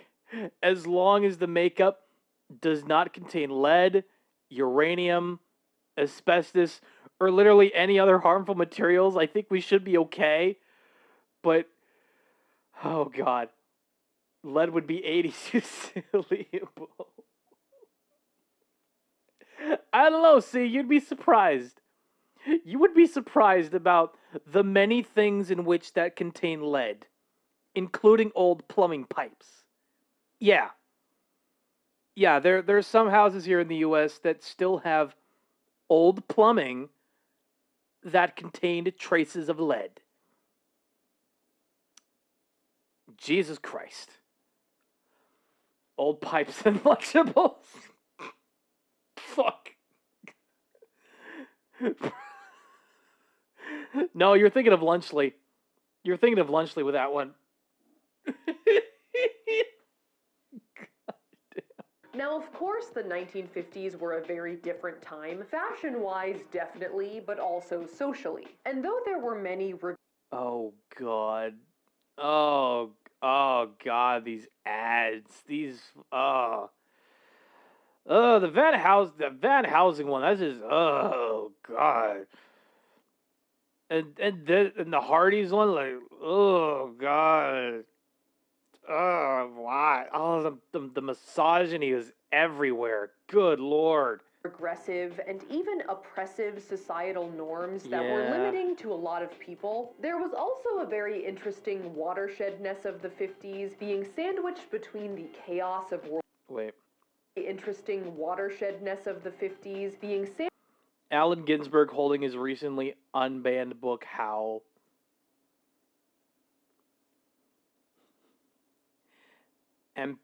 Amphetamines to stay slim, barbiturates for bedtime. God damn. By the way, chat, Allen Ginsberg, fucking legend. Allen Ginsberg is absolute legend in his own time. Because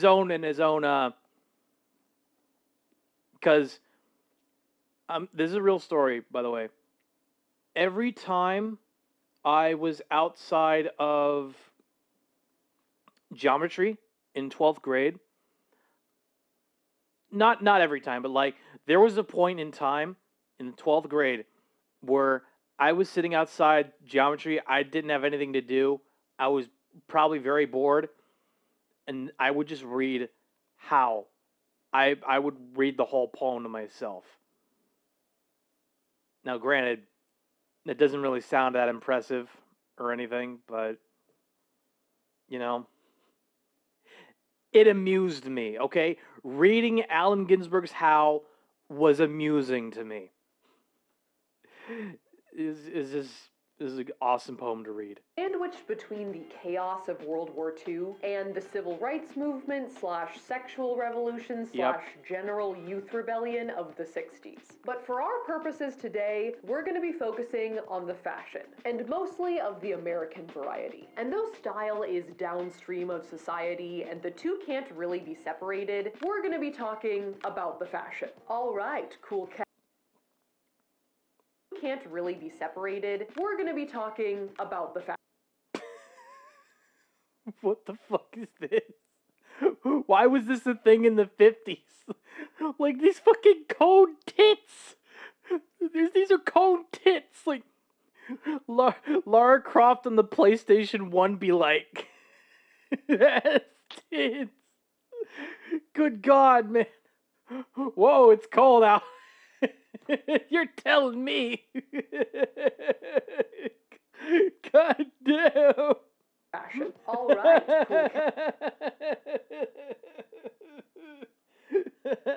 cool. Canadian women.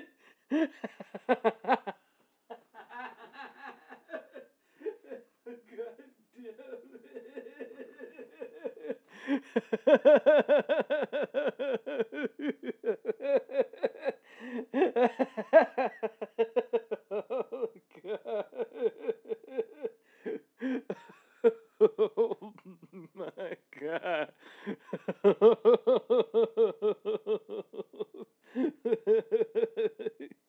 Canadian women.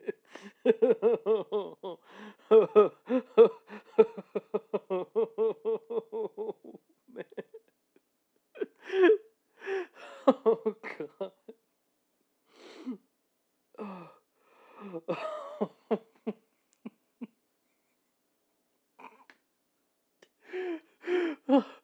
Oh, fuck. Oh, fuck, that got me. That got me good. Okay. Oh, God, I need to chill. All right. Cats, let's beat feet and get started. Beat feet.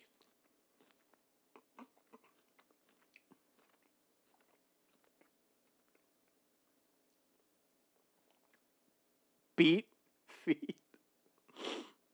What the fuck is this? Let's beat feet. Nah, I don't know. I'm pretty sure you could use your feet to beat your meat. Why did I say that? Beat feet. I know it's a saying, okay? I know it's a saying, but good God. Clipped in 4K. I know. I know. Okay. And first up is the outfit. So these are our like 1950s magazines and catalogs. Sorry, they're so crinkly. And we're going to use these for some outfit inspiration. All right. So I've got a Vogue magazine, a Vogue pattern book, and a Spiegel catalog. Spiegel? Spiegel?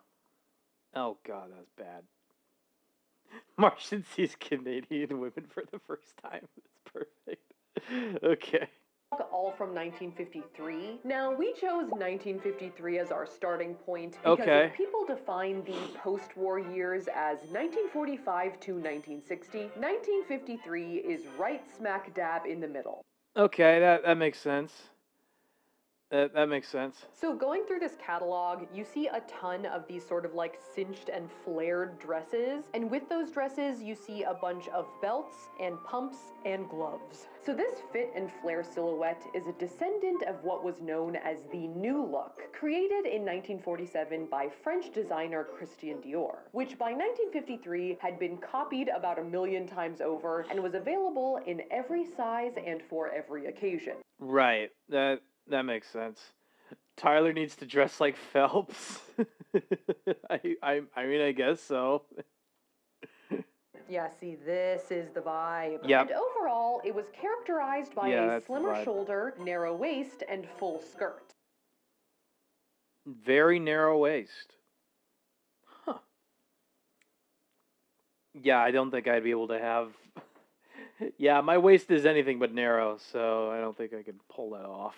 Now, this style was diametrically opposed to women's fashion of the 1940s, which was boxier, more menswear inspired, and padded in the shoulders, as women joined the workforce on the home front to fill in for many of the men who were away fighting in the war. But with its end in 1945, men returned home. And what does he want? Most of all, he wants a job. What do men want most? He wants a job. And a dry martini. Well, don't we all now? So... Anyway. And women, for the most part, returned to the household. It seems that with the fighting over, society was eager to return to some kind of traditional stability. And Dior's new, ultra-feminine look capitalized on some elements of nostalgia for a time before the World Wars, as the silhouette drew from the wasp-waisted fashion.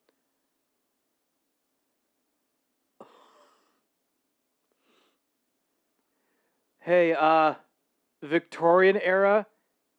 You okay? Because that is a lot of skirt.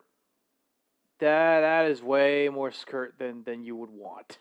I'm just saying. Of the Victorian era some 80 years earlier. Turns out, great-grandma had it going on.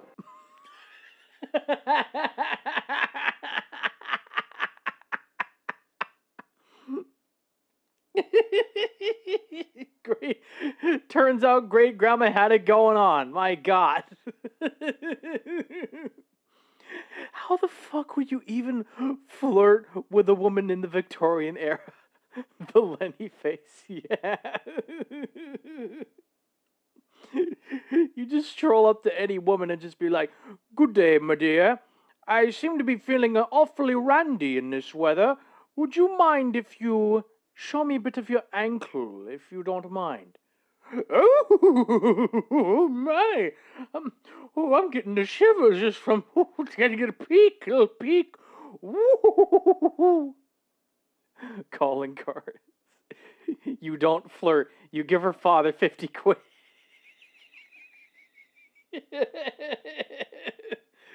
You know what? See, that sounds about right. That sounds about right. Oh, God.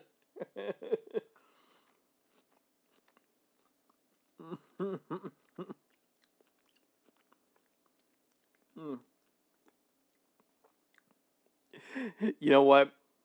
I want to go on a short tangent. And I'm gonna just let this video do it for me. No, fuck. That wasn't what I wanted. I also knew this video would be horny. I also knew this video would be horny. Of course it would be. Wife, even when I'm drunk. If a lady's got moxie, I believe she can even become a medical doctor. Like, that's the standard. That's the standard male feminist ad, I guess. I allow my daughter to make eye contact with boys and men. My wife wasn't even a virgin when we met, and I'm almost fine with that. I am almost fine with that. I'd be okay with it. I don't care. After our wedding, I allowed her to wait almost a year before I impregnated her.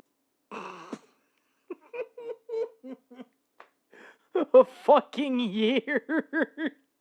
Jesus Christ, his balls must have been heavy. My daughter's fat, and I've never told her how much it bothers me. I believe we men shouldn't have extramarital affairs. I mean, that's just a given. Allowed her. Right, allowed her. Hey, pal! Sometimes women do have good ideas.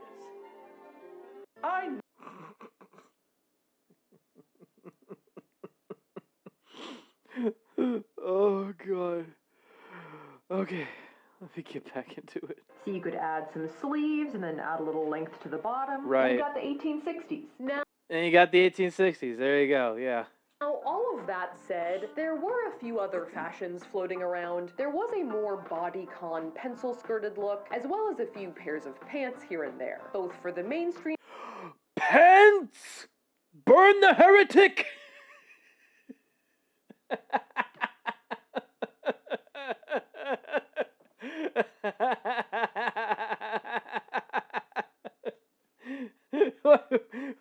Why did I suddenly get transported to the 1600s? Good Lord, that's too far back. That is way too far. Pants! She's wearing pants! Burn the heretic!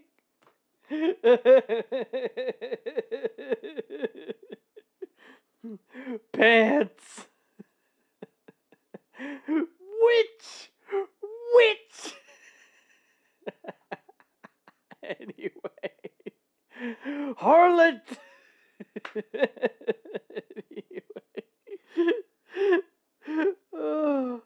Mainstream gal and for the subculture gal. But I think for our purposes, if we're going for mainstream out and about 50s, the new look it had to be. She's showing ankle! Yep, now, okay, so for the purposes of... mainstream purposes, new look. Alright. So to get our outfit, we headed out to hit a few vintage and vintage-inspired stores to see what we could find. Alright, so I think my main priority is to find like a colorful A-line dress, hopefully with a bit of a pattern. I feel like either floral or geometric. Maybe not hot dogs, though that does look tasty. Right. After some digging, we found a few options. Ah, this kind of looks like it could work. There's definitely a pattern, and there is some color. We've got a nice matching belt. Looks like you could cinch that waist in right there. That's the look. A little bit. It's like those memes of Mariah Carey. Besides just dresses, you could also achieve the new look silhouette with two pieces. Mayhap. So I wanted to grab a few options to try that out as well. So in addition to the outer... You can tell she bought the hot dog one and wears that casually anyway. I mean, I guess so. Clothing. The new look vibe also required some serious undergarments. How to get the new look, even if Mother Nature forgot to give you the right figure for it. Those fucking that fucking cone-shaped bra. Yeah, ow indeed.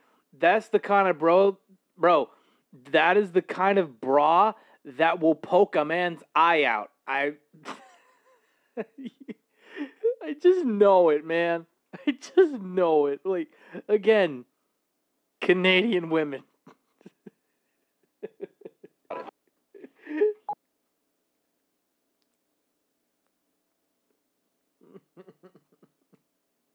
Jimmy.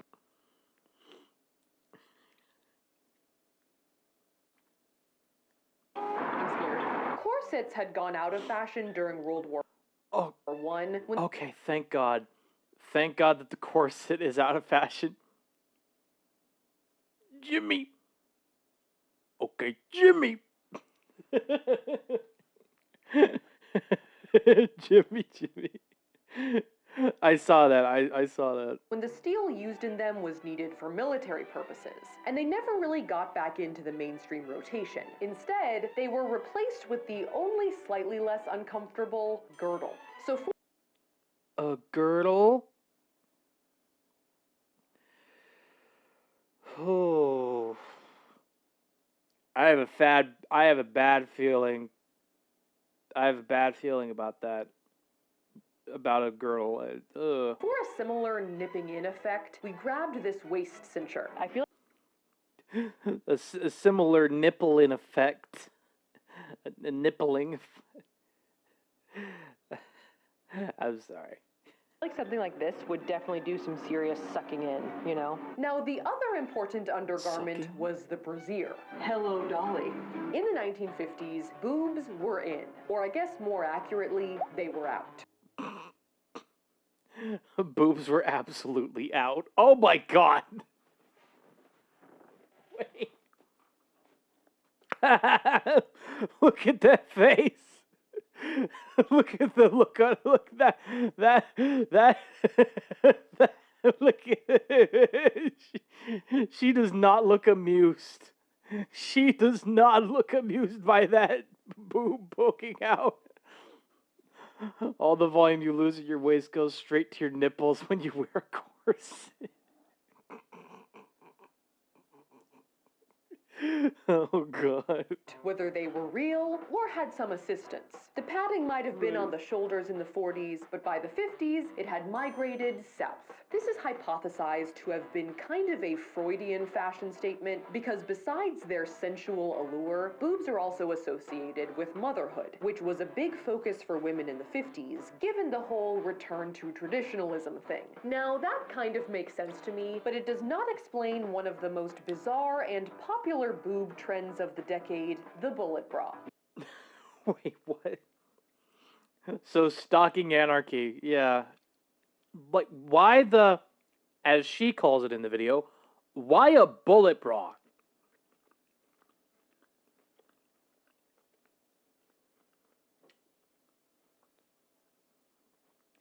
That is true. A lot of men are looking for second mothers, not wives. Good God. Oh, God, that makes a lot of sense. Oh, God. I feel bad. It is called the bullet bra. Yeah, no, I know that. I know that, Kibo. I pointed that out. I pointed that out. But I'm starting to feel I'm starting to feel bad for a lot of women in the 50s that I feel bad for any woman out there during the 50s when you had a husband, right? He probably showed you a lot of love. But then he cheated on you. You know what? No, I'm not going to get into it. I don't want to get into it. Just someone who cooks you food, does your laundry, and cleans the house. You know, a mom / wife. Yeah. I feel bad for any women. Oh, excuse me. I feel bad for any women in the 50s who had a husband that just treated them like objects. I think that's, obvious enough, but oh god, unless that girl is named Macarena. Look. I'm sorry, but the Macarena was inevitable, okay? The Macarena was inevitable. Oh, it's so pointy. I guess you can't fault it for its perkiness, Oh, but besides God, that, I don't really know why people liked this so much. One theory is that the bullet bra was sort of a futuristic take on the bra. The bullet bra as a futuristic take on...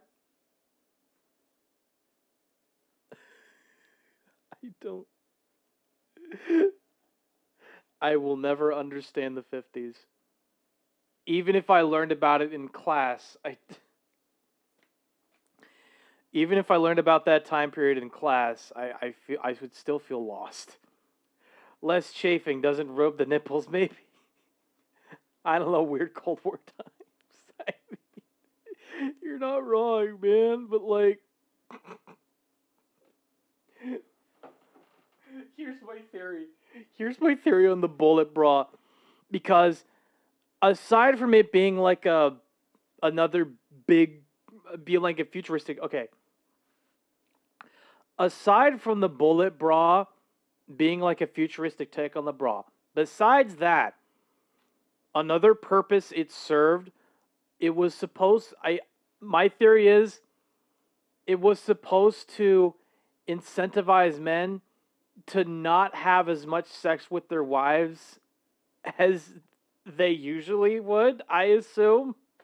Because I want you to imagine this, okay? You're in the bedroom, right? You're getting undressed. You see your wife take off her dress. The blouse, the skirt, she takes all that off. You see her wearing the bullet bra, and you're just like yeah, it would catch your eye, but then you'd be like, no, I'm not in the mood. I'm not in the mood. Wearing the bullet bra would ruin a man's mood immediately. The spikes hurt when you get too close. Oh, they really would, though.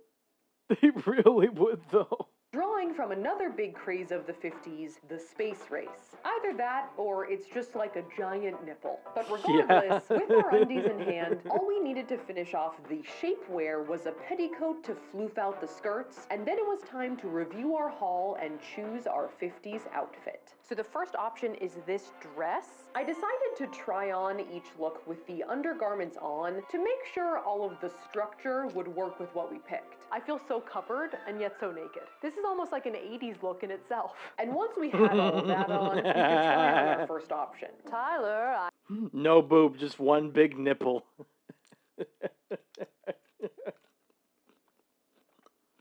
I hate that you're right. I'm home. I'm feeling the waist cincher. It's all happening. It's tight. I was definitely a fan of the bottom half of this dress. I think that like the floofiness of the skirt with the petticoat is definitely that good like zoop, you know, like though the top half was having some issues with the all-important bra. I don't think you can see the shape of the bullet bra. In fact, I can feel it being smushed, so I think I may have to stuff already. Oh, oh yes, that's bringing the perk right back. There you go. That said and done, though, you can still see the strap of the bullet bra through the sheer panel around the shoulder. So we'd have to like find like another slip to go underneath or in between. Our second option is like a skirt and a shirt, which I had comped off this photo of Elizabeth Taylor, where she has like this kind of outfit on and she's like at acting class. But overall, I feel like it reads sort of youthful. I do kind of feel like I'm going to school, but also like my boobs are out. Again, there's no boob behind that bullet bra.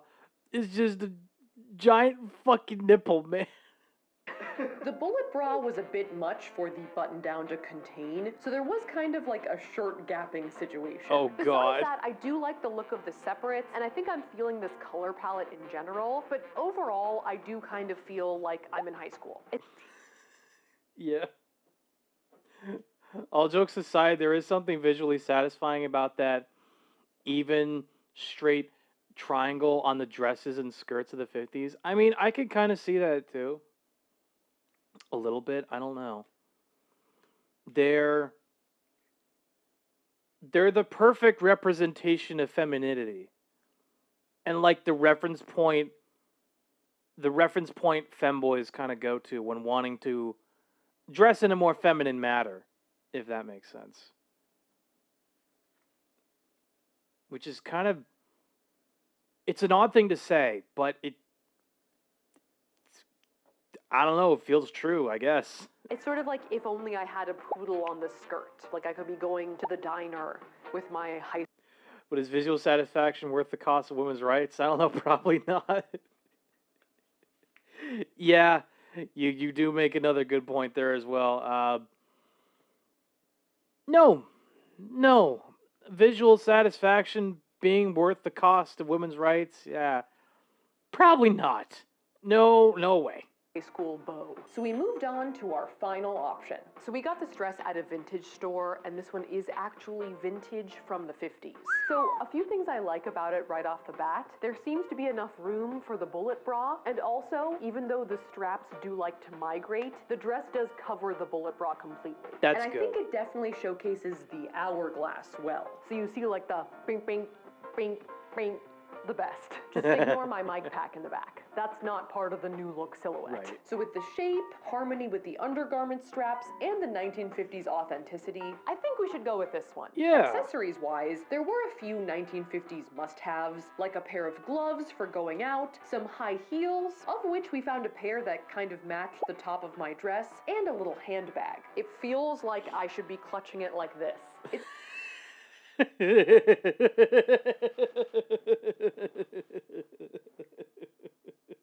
I can see it. I can kind of see it. He's clutching at the handbag.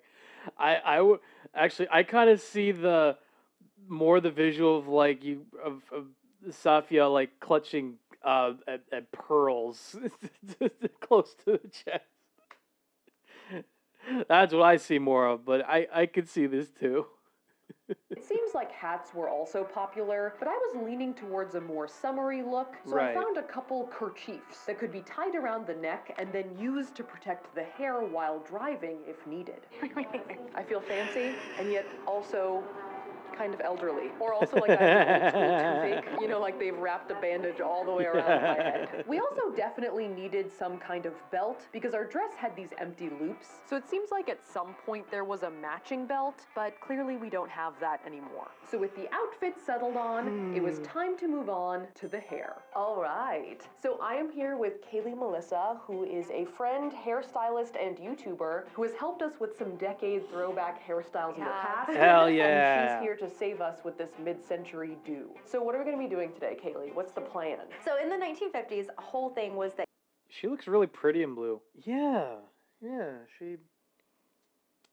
she does look pretty in blue. I gotta give her that. you had to do your hair for your face shape. Like even in cosmetology school, I still learned about that as of this decade. But it was extra formulaic back then. And I think this idea of having a set of rules for how you did your hair sort of plays into the whole orderly and prim and proper image that people wanted to project in the 50s. So I would say that you've got kind of a hearty face shape. You've got a great jawline and chin. And if any of you guys remember from our perfect makeover video, heart-shaped faces are also wider at the forehead and cheek. So to balance out my face, we're gonna add a little bit of volume up here, and then we're not gonna put a lot of volume through the center, but we are going to accentuate that great jawline with some curls that just kind of dance and play right around here. But I think regardless of what exact shape you were doing with your hair, 50s do's in general were fluffy, curly, bouncy, and usually on the shorter side. So we're gonna begin with some kind of setting products. Back in the 50s, they didn't have mousse, didn't really have gel, but they did have what's called setting lotion, which is like a holding product that you would put in your hair to help it hold its set extra long. And basically, it seems like most women would use it and then put their hair up in rollers for stand-up curls. Oh wow, look at those little guys up there. And or make pin curls without rollers. Kind of a little garnish for soft sideburns. That's a nice way to think of it. And usually, women would have their one hairstyle that they just stuck with, oftentimes getting their hair permed into their preferred do to increase the longevity of their curls. Is this where you surprise perm Safiya's hair? It would be really hard to surprise perm somebody because they smell so bad. But if you wanted to change up your hair, you might have followed a curl setting chart from a magazine or newspaper, like the one Kaylee was following for my head. Are we The setting lotion probably has insanely intense chemicals in it, though. Yeah. You know what? It probably does have some pretty insane chemicals in there that I wouldn't even be able to place, like, the particular name of those chemicals. I imagine. I don't know. Are we set? We are set. We're Yay. ready to dry. Yay, I feel they're like ready to my dry. son came home late to curfew. I'm like, That's a stern look. Oh, God. I need like a rolling pin. So we have this thing that Kaylee's brought us. It is a big ol' bonnet dryer. Now, in the 50s, women would either sleep in their curls to let them dry overnight, or chill under the dryer in the beauty parlor for a more speedy approach. Wow! Oh yeah! Hello, Nice. friends, and welcome to my pod. Though handheld hair dryers were invented back in Dippity-doo. the 20s, hooded/bonnet dryers were a salon staple, as they were more powerful, less effortful on your arms, and also gave an even heat around your head. Oh, it's warm! Just to get Wow. all of those little pin curls. We're walking down. Am I done? Already? It's all dry. So So all that was left to do was to let down my hair. And as we removed the pins and rollers, the look kind of swung between the 1980s. You look like you have a mullet right now. Actually, kind of. And the 1780s. You just have to lose a little bit more hair and then you can go for a Ben Franklin look. Listen, Ben Franklin's, I mean, he got the most action. And then it was time to brush through and tease. Believe it or not, for the 50s, this is teasing a bit. Once we had all the curls and waves looking good, we decided to pin the bottom of my hair up. I see those bonnet dryers are literally at literally every barber and salon. Never seen someone under the age of 80 using them. I mean, you're not wrong. That's good. That's it. That's it. I won't move. Just to make sure that my hair didn't look too 40s, which was Right. characterized by generally longer hair, allegedly as a response to fabric being rationed for the war. Whereas in the 50s, the dresses were big, but the hair was short. Oh, wow. Oh, I think it looks really good. Stop and immediately going into like a stock photo smile. I'm in a Sears catalog. I'm in a Sears catalog. So he sprayed me down just to try and ensure nothing would escape midday. I just realized I need to groom the sideburns. Just, yeah, Oh, spray God. him. Spray him down. You don't need to zoom in. You don't need to zoom in. And sideburns subdued, our hairdo was looking neato. I'm learning a lot Neato. of 50s slang online. So with our hair done, now it's time for me to do my makeup 1950s style. So to help us finesse our mid-century makeup technique, I visited the Besame Cosmetics store in Burbank, California, to talk to Gabriela Hernandez, who is the owner of the company as well as a makeup historian. Now, Besame creates makeup that is based on actual products from the past, and Right. Gabriela has also written a makeup history book that we've referenced before when making our decade fashion videos. That's pretty cool. Referencing like a particular fashion history book to help with the other videos as well. That's just efficient planning. That's just really efficient. All right, so I guess the question is, where should we begin? So right off the bat, Gabriela started describing the bold and defined nature of the 1950s everyday makeup look, starting with the eyebrows. The main parts of the face in the 50s were definitely the brows were very defined. In the 50s, the shape of the brows also became more angled than you had in the 40s, which were softer. So it was definitely more aggressive. The 50s were definitely feminine and aggressive. Right. Aggressive femininity, I would say. All right.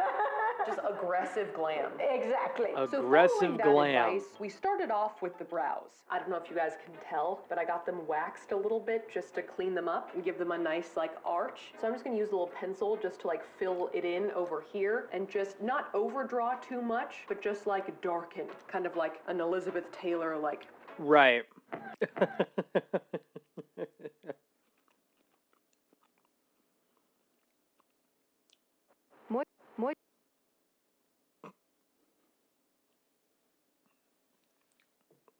Does she do that? I think what you're trying to say is she just looks dramatic. Yeah, she looks dramatic. There you You're go. out. Okay, Husband so number 3, after you're the out. dark arched brows, let's move on to the eyeshadow. So Ads in 4 minutes. Okay, thank you for letting me know, C. Always appreciated. Hopefully one of us will be able to activate the ad break when the time comes. Oh, now we're getting into eyeshadow. Gabriela mentioned that eyeshadow in the 50s was kind of pastel-y and color coordinated. A lot of the times they were into the style of matching their outfits to their shadow. And so I am going to try and match my eyeshadow to the dress. Tyler, will you hold this? Okay. So after looking at a few different palettes, we found a few options that could work. That's something. And as for where on the eyelid it should go, I'm gonna go kind of for like this vibe, where it's mostly on the lid, and then it kind of like goes into the crease a little bit as well. Right. Oh yeah, I feel like that looks pretty much like what we're going for. So I'm gonna take on the complexion next. And when we asked Gabriela what we should be using for our foundation, she immediately replied, pancake. In the 50s, Oh, this is when God. pancake makeup became really a thing. The look was very much of a porcelain kind of doll type. So pancake foundation was like a dry cake that you applied wet, and then it would dry down on your skin, creating an overall matte finish. I knew it, especially.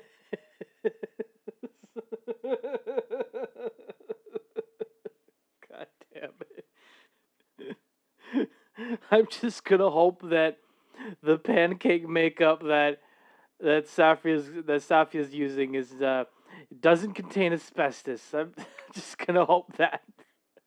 So powder foundations are kind of a similar look to what Pancake was. Okay. Oh yes. So powder foundation we got. All right. So that is the base, very matte, powdery, and one-toned. So up next we'll take on the cheeks. Now 1950s cheeks were a bit differently adorned than modern day ones. Now, like that whole contouring and bronzers are in, where at that time they didn't really do that. They wanted the face to be more round and feminine and not necessarily chiseled. And all we needed to get that round look was some rouge. Ooh, all right, just a little bit. You're looking like one of those like Raggedy Ann dolls. Oh God. Okay, hold on just a second before you say that. Turns out Raggedy Ann doll. with cream rouge, oh so God. I turned to more modern tools to help blend it out. I don't think I've gotten the hang of the cream rouge just yet, but eventually we got to some acceptable level of redness. And then to finish off the complexion, I have some like pinky setting powder just to sort of cement the like rosy look, I think.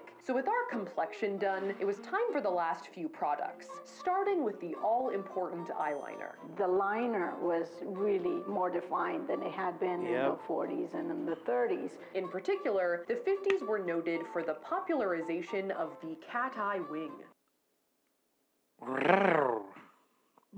Cat-eye wing. That was my only thought. Cat-eye wing. And I'm just like... oh, God. Here goes nothing. I'm using a liquid eyeliner, which did exist back then, but people also used pencils to do their liner as well. Right. There's one, sort of. Now the question is, can I get the other one to be even? Only time will tell. All right. Eyeliner. Okay, chat, we'll be right back after these messages. Don't go away.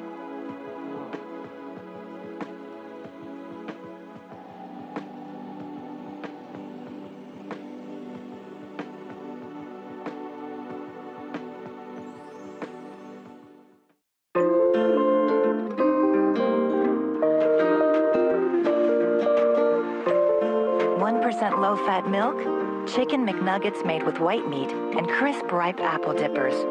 McDonald's Happy Meal, an excellent source of happiness.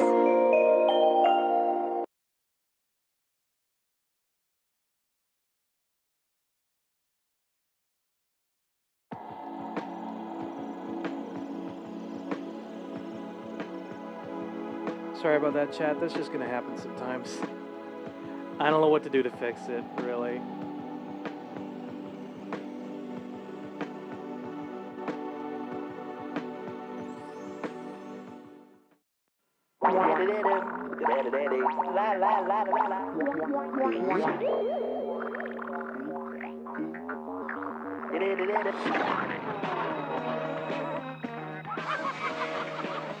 It's the longest, stretchiest, fruity snack around. New orange fruit winders from Kellogg's. In 3 fruity flavors. New Kellogg's real fruit winders. Unwind the fruity fun forever.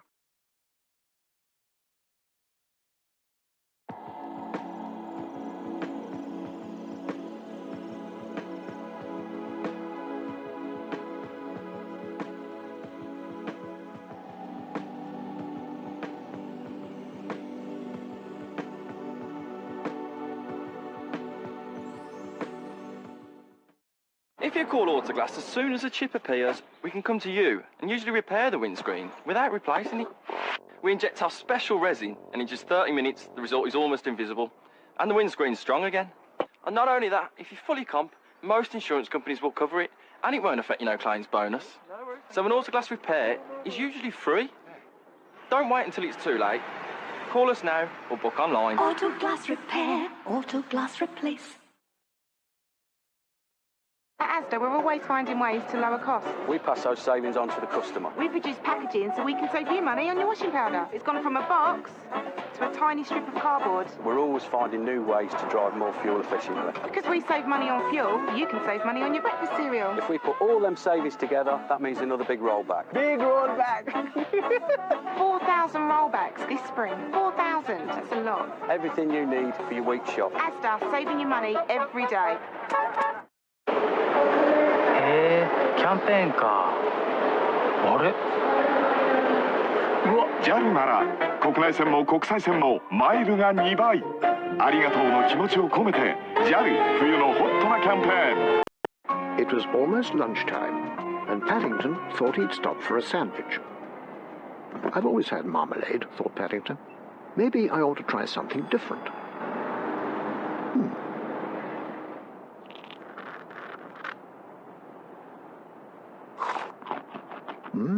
Really rather good. Hello, would you like some?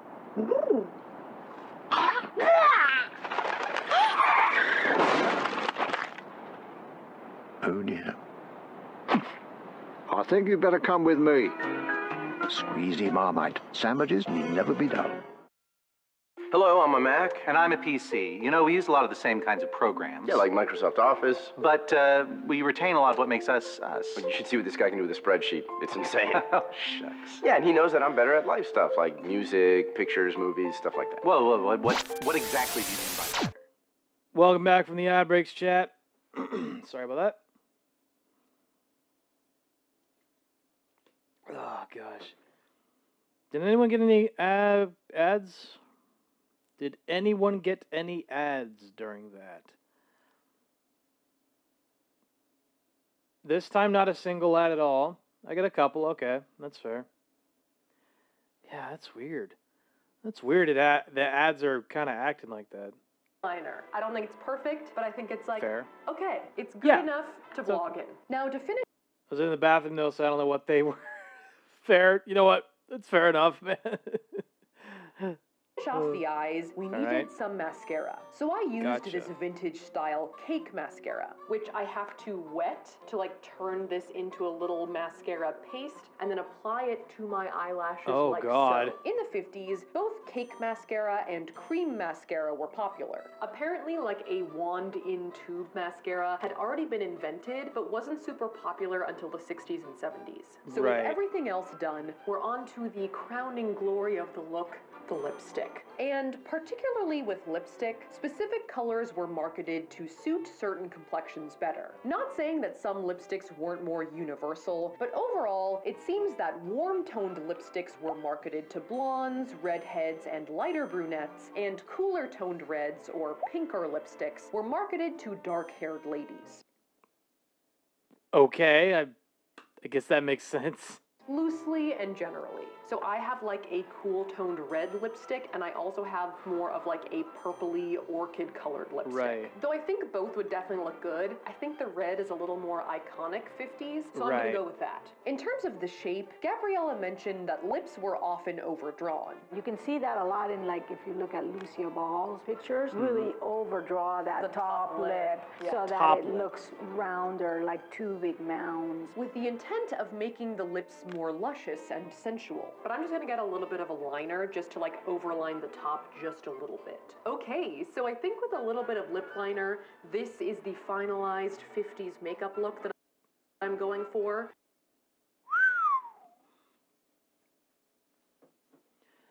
Safiya did a good job. She did a good job with that look. That's really... Wow. It's surprising. I would not have expected this kind of look, you know what I mean? You wouldn't expect this look, but hey, she pulls it off. So I'm gonna go and throw on my outfit, and then we'll hit the town. Then we'll hit the town, oh god. Oh, there's so many sayings. All right, so this is our finished 1950s look.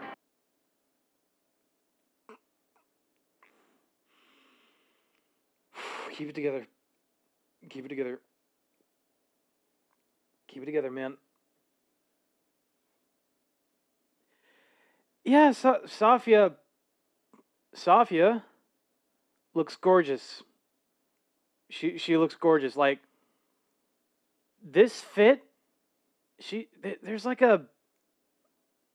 just a huge Elizabeth Taylor aura. And I love it. It's just Elizabeth Taylor aura coming from her. It's marvelous. Absolutely marvelous. So to complete our makeover, oh my god, we thought we needed one additional accessory. A 1957 Chevy Bel Air. Oh my god. Wait. I hate that works. I hate that this works, man. She looks fantastic. Yeah. That's exactly what I'm thinking. She looks amazing. Seriously. I gotta put the windows The car up to just save the adds hairstyle. onto it. Yeah. All right, I don't know how any of this works. Oh, I see it. Oh, I see it. All right, I'm in drive. There you go. Which we drove just far enough to stop and then pose next to. You remind him of his grandmother. So for our final outfit, we had our authentic 50s fit and flare dress, our array of mid-century accessories, including these white cat-eye sunglasses. Oh, that's good. Woman driving, my Merchant is broken. God damn it. Oh, God. Chat, that is the look of a woman a 1950s husband would cheat on. That is the face of a woman a 1950s husband would cheat their wife on. This is the woman that the husband would cheat with. Like, absolutely insane. Is topped off with our aggressively feminine makeup look and our still mostly alive coif. Oh, I keep taking my gloves off to like do things because I don't want to get them dirty. Yeah. And then I forget that I'm not wearing them, which is completely not allowed. Besides the small accessories like the gloves, the undergarments in general were definitely the most different to experience. Right. There's enough things around my midsection that I definitely feel like Poodle girl turned to greaser babe. Yeah. Yeah, for sure. the stuffed bullet bra also helped with that because I'm Yeah, kind of like it helps. the She could use one of those fake moles. It would work. It would absolutely work for sure. Bra definitely played a strong supporting role throughout the day. Look, Safiya, there's a plane. It's like your bra. Is it going to space? Though I'm still a bit confounded by it. Obviously, I don't have any cleavage, but that's the dress's fault. That's the dress's fault. Oh god, I'm still confounded by that bullet bra, bro. That is. Oh god, what's it called? The bullet bra is like the 1950s equivalent to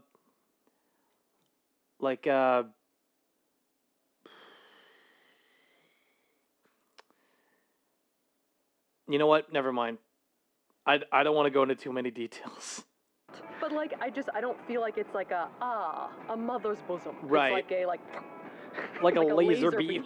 But speaking of mother's bosom, as soon as I had the whole outfit on together, I went straight into a motherly state of mind. I think because of the gloves, I almost feel like I'm Yeah. checking areas of my house for dust. And apparently that meant I was ready to apply disciplinary action to things around me. Imagine going outside and seeing a woman dressed like that with no context. You know what?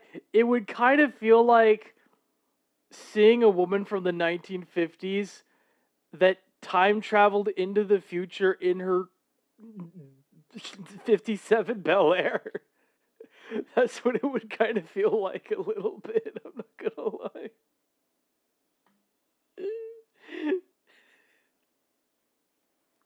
That's kind of what it would feel like. The branch just stuck my hairdo. That's very rude. Oh god. You put him in timeout. You're on timeout. It was just all the little trappings of the 50s look that made me feel very different. I definitely feel more hourglassed than I usually do. I almost feel like I'm advertising waist trainers on Instagram. That's good. But I also feel like I could just go home and whip up some gelatin and then stick some ham inside. Oh no, please, no. Oh god, don't do that, please. Please down. So as we mentioned, we wanted to hit the town in our outfit. Get in, loser. We're going shopping. Referencing a movie from the 2000s while in a 50s getup. Aura. Absolute aura. You gotta love it. Grocery shopping. Which, for better or for worse, involved more driving of the 60-year-old car. Yeah. Hey, what do you think you're doing? Bye! I tried to leave Tyler behind, but then I realized I needed someone to continue filming. Yep. Yeah, I think so. God help me. Yeah. That is interesting. That is interesting. Gelatin is made of pig, but it's grossed combined with ham. I don't know, man. I don't know. All right, let's go. Mama's driving. I think after a little bit, I was starting to get the hang of the old Bel Air. Honey, how was your day at school? Can you look at the road? Regardless, for our evening out, our first stop was a bite to eat. So we're at this McDonald's in Downey, California, which is the oldest operating McDonald's in the United States. Oh God, that is Apparently it was perfect. opened in 1953. So take a That is gander perfect. to blast from the past. My bra just blasted it out there. Now, despite its appearance, it does offer the normal 2018 McDonald's menu. Where do we go? Look, you tried your best, at least. You tried your best. It's something. Oh, here, right next to the sign that says restroom. But although the food and the seats may be modern, it does have a lot of fun retro Mickey D's paraphernalia that matched my throwback vibe. So after finishing our food and doing a little dancing... That's called the McDonald's Shuffle. That's a twist! It's a twist. We hopped You over ding to dong. Anaheim to check out another 1950s establishment, Disneyland. How do I look? You look like your hair shouldn't be going anywhere. And once in the park, we beelined for one of the original attractions, there when the park opened in 1955, the Carousel. Are you smacking the horse's butt? Yes, I want to go faster. The horse is saddled, and I am girdled. The horse is saddled, and I am girdled, and I am amused, to say the least. I am beside myself, if you will. I was a bit disappointed I missed out on a different original attraction, the Bra Store, which used to be located on Main Street and was home to the Wizard of Bras, which I think is just this guy. However, it did close in 1956, so I missed it by a couple of decades. It is what it is. So with no bra store to go to, it felt like it was time to wrap up our day. Or at least, that's what my feet were telling me. I think my Pretty feet much. might be done with the 50s. My feet don't like the decades. No. Or any shoe that's not a Birkenstock. All right, so that was my 1950s makeover. So even though this outfit is definitely very different from modern styles, I would say that some elements of 50s style have come back in over the last 60 years. But a lot of things have become defunct just because of new technology. Like once control top pantyhose were invented... Chat? Oh, okay. Chat. I don't know how to explain it. I just I looked at my phone, and there's a notification that says, okay. Lou Czar is popular VTuber, accepted your friend request. It's a Discord notification. He accepted my friend request.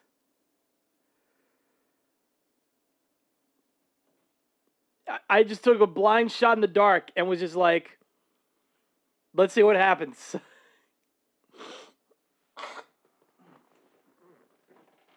So, congrats. Yeah, I did not expect that. Oh God. Well, that's, you know what? That's perfect timing. All right, see. This one is for you. Ada, ada. Ada, ada. Ada,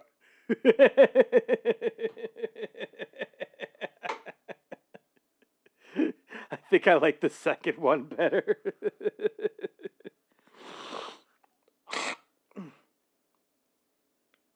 There we go. Oh, okay.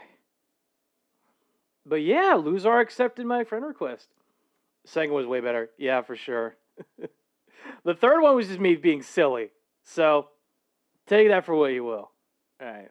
Girdles pretty much got the boot. Yep. But overall, Girdles the got the most boot. different thing to me about 50s style was actually how many rules there were. And consequently, how easy it was, sort of, to construct an everyday 50s look. Like back then, you needed your gloves and your stockings and your girdle to be acceptably groomed and put together. Sure, there were alternative silhouettes, but 50s fashion was very easily definable. At least partially because the information pipeline was so narrow. Right. There were a handful of key designers, a few fashion magazines, a sprinkling of movie studios, and like 5 TV channels.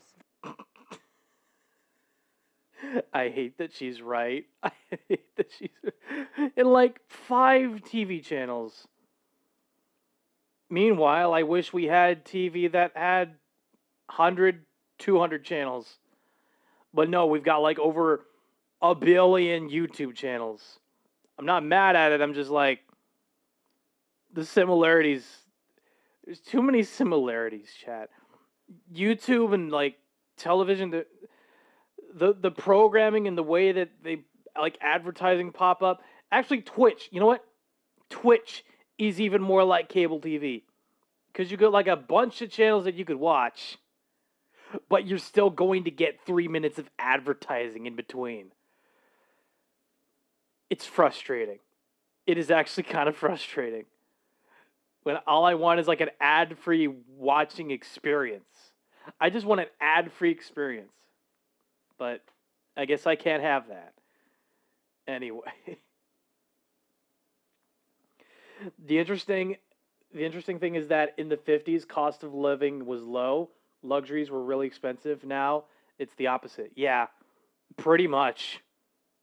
Pretty much, man. Versus today, where it's so easy to see so many different styles that even though we still have makeup and fashion trends, it's hard to come up with just one look that defines 2018 style. That's not to say that Kim Kardashian doesn't try, though. I mean, maybe if she can make bullet butts a thing, I'll... Bullet butts? God, no. Look.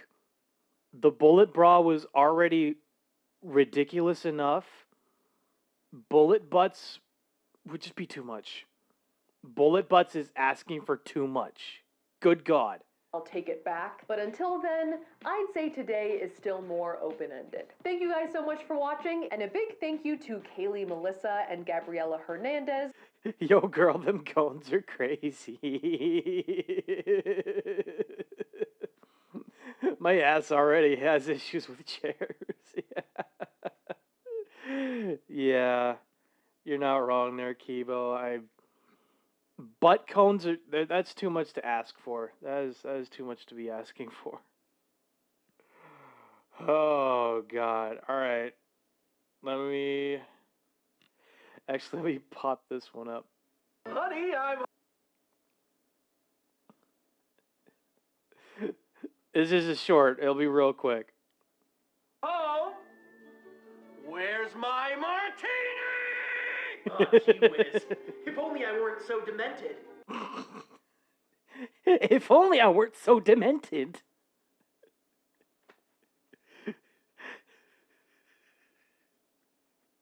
Am I more demented or less demented? I can't tell. You know, on account of what I saw in World War II. True. Son, if you don't tidy up in here, I'm gonna take my anger out on you. Okay, maybe I'm not that demented. I'm demented in a fun way, not in a violent way. I think that's reasonable enough. Oh, hey, welcome to the neighborhood. We're the Carmichaels. Just wanted to stop by and make sure you're not communists.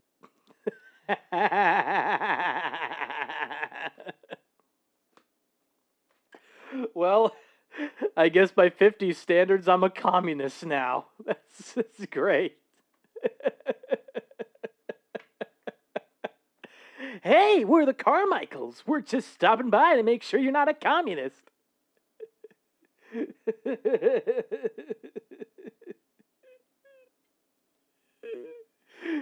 I don't think I would get along with my neighbors in the 50s. By that standard. You're divorcing me, but I bought you an electric oven.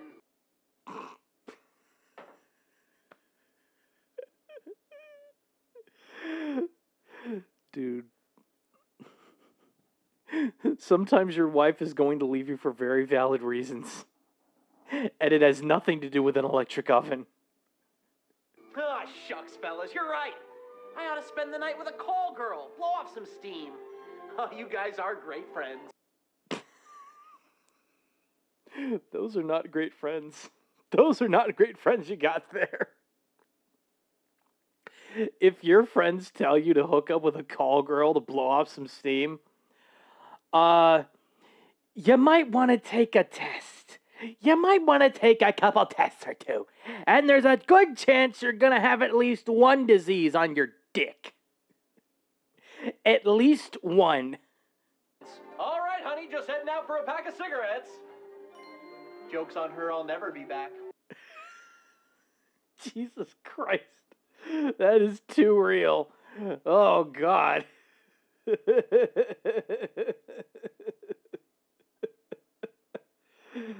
Okay. This is short.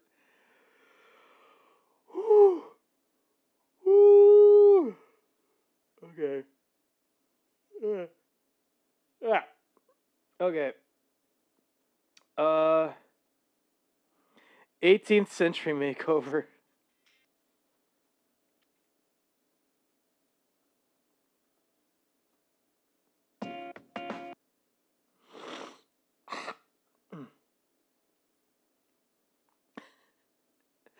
Congratulations, it is chlamydia.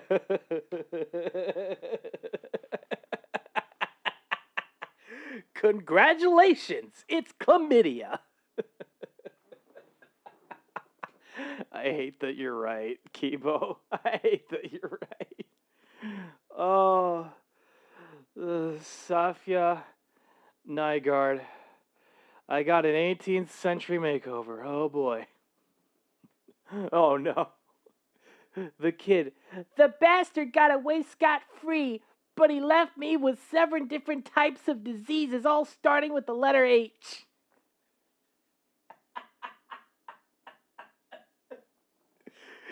And one of them is at least called hemorrhoids. Too fucking real. That is way too real. Oh, God. Okay. Here we go. 18th century makeover. Hello, friends, and 1770s. Oh, God. welcome Oh, to another God. video. This week, I'm going to be getting an 18th century makeover at Colonial Williamsburg. Yeah. Oh, boy. Oh, this is gonna go way back.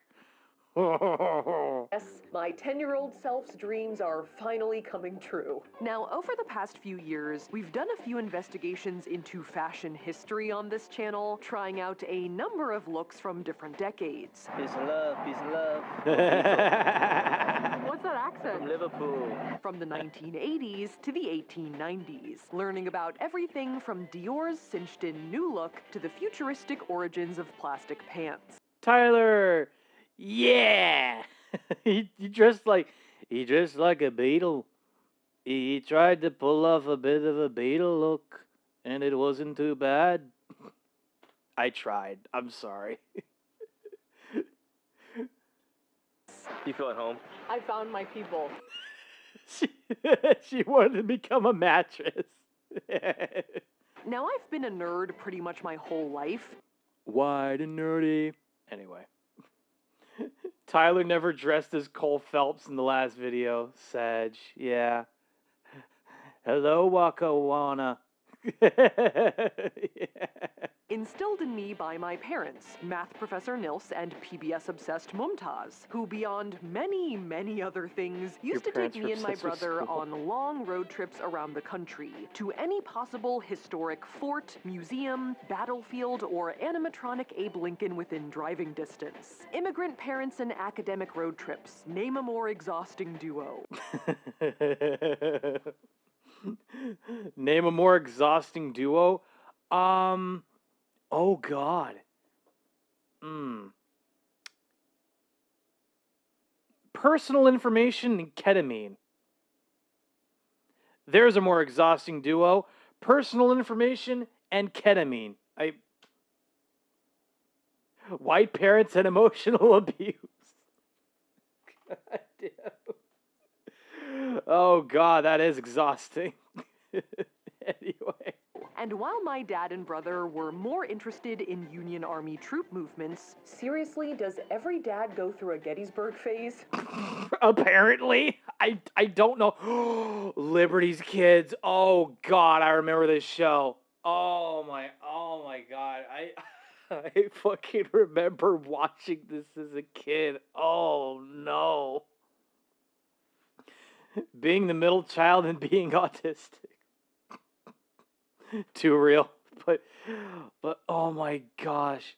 Chat, if you don't remember Liberty's Kids, if I remember right, I think these are kids that like traveled back in time to like the 18th century to learn about the Revolutionary War and like the founding of America.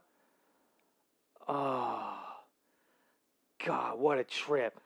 I don't think I ever watched through the whole series. I think I'm gonna watch through like maybe like half of the series. Not in one sitting. Not in one sitting for sure, but like God, I remember this show. Looking at life through my own eyes, searching for a hero to idolize. Yeah.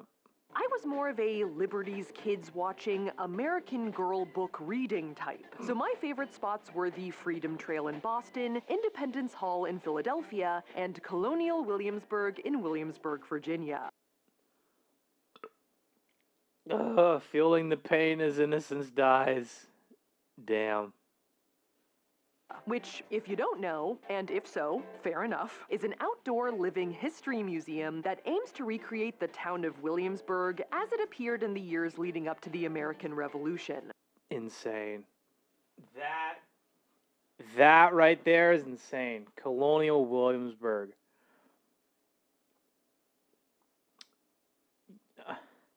I'm looking at life through my own eyes. Yeah. I'm sorry to hear that, Kibo. I'm sorry. Honestly, actually, chat, I want to tell you a little bit of a funny story. It's related to this. I never went to Colonial Williamsburg specifically.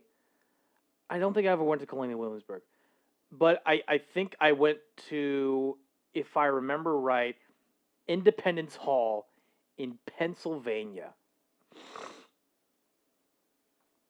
Shit. I don't remember it. Canada had regulations for how much foreign shows are run, but there were shows like that. Daniel Cook, American Kids Missed Out, and Franny's Feed, which Adam Sandler stole and turned into the movie Cobbler. Fair enough. But, oh God. When I was 13, 14, I don't remember the exact age. I don't remember the exact age I was. Maybe it was a little bit younger. Again, foggy memory.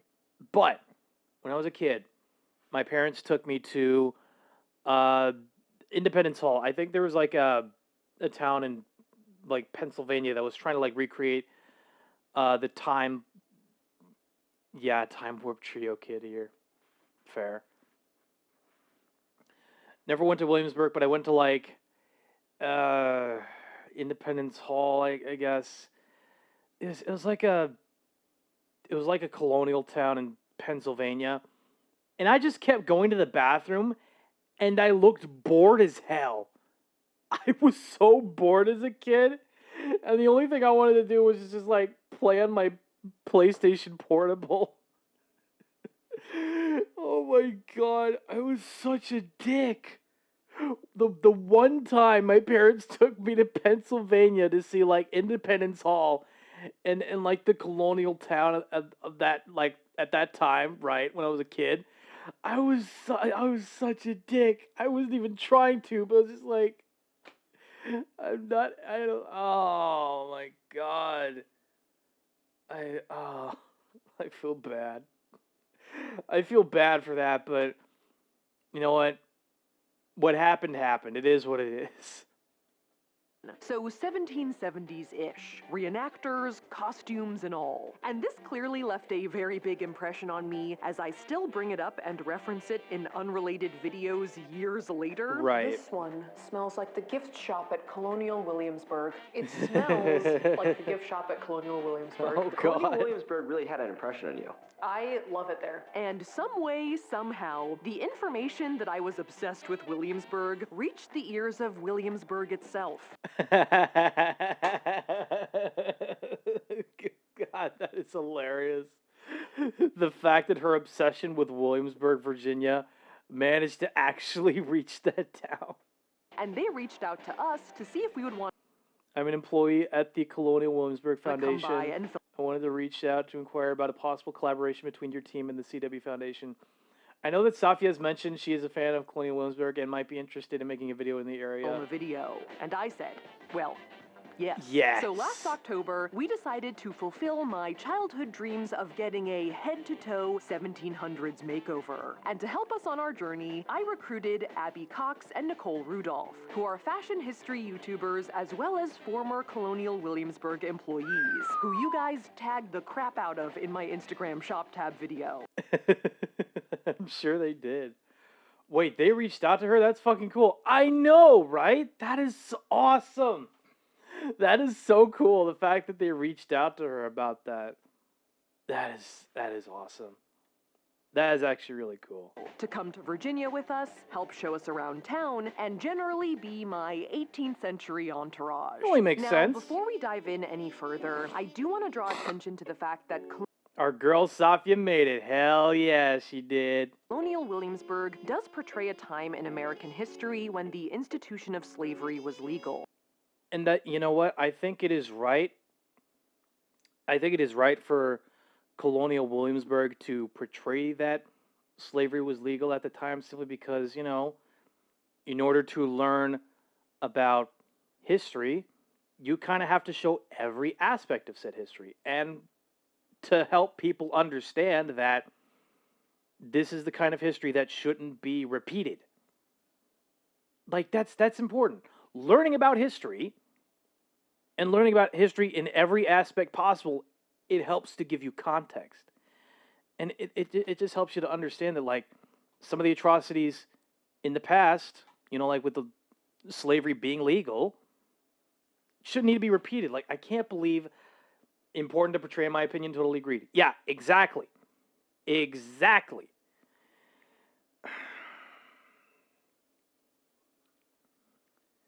It's just so disappointing for me to have to say that in 2025 when there's a bunch of when there's just a bunch of idiots out there trying to downplay the importance of history and the importance of talking about history and teaching people history in order to give them proper context for all of the issues that they try to discuss online. Let's just never tell anyone the Holocaust happened. I'm sure nobody will end up doing it again. Oh God, let's just hope that doesn't happen. I'm sure we'll be just fine.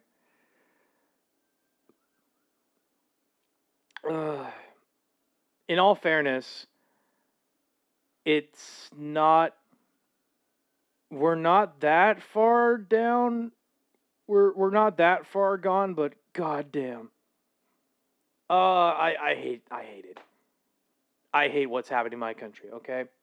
I hate what is happening in my country, but I am at least hopeful because I have seen videos of people finally standing up and protesting and going to just basically protesting, especially when they're protesting and shutting down Tesla dealerships.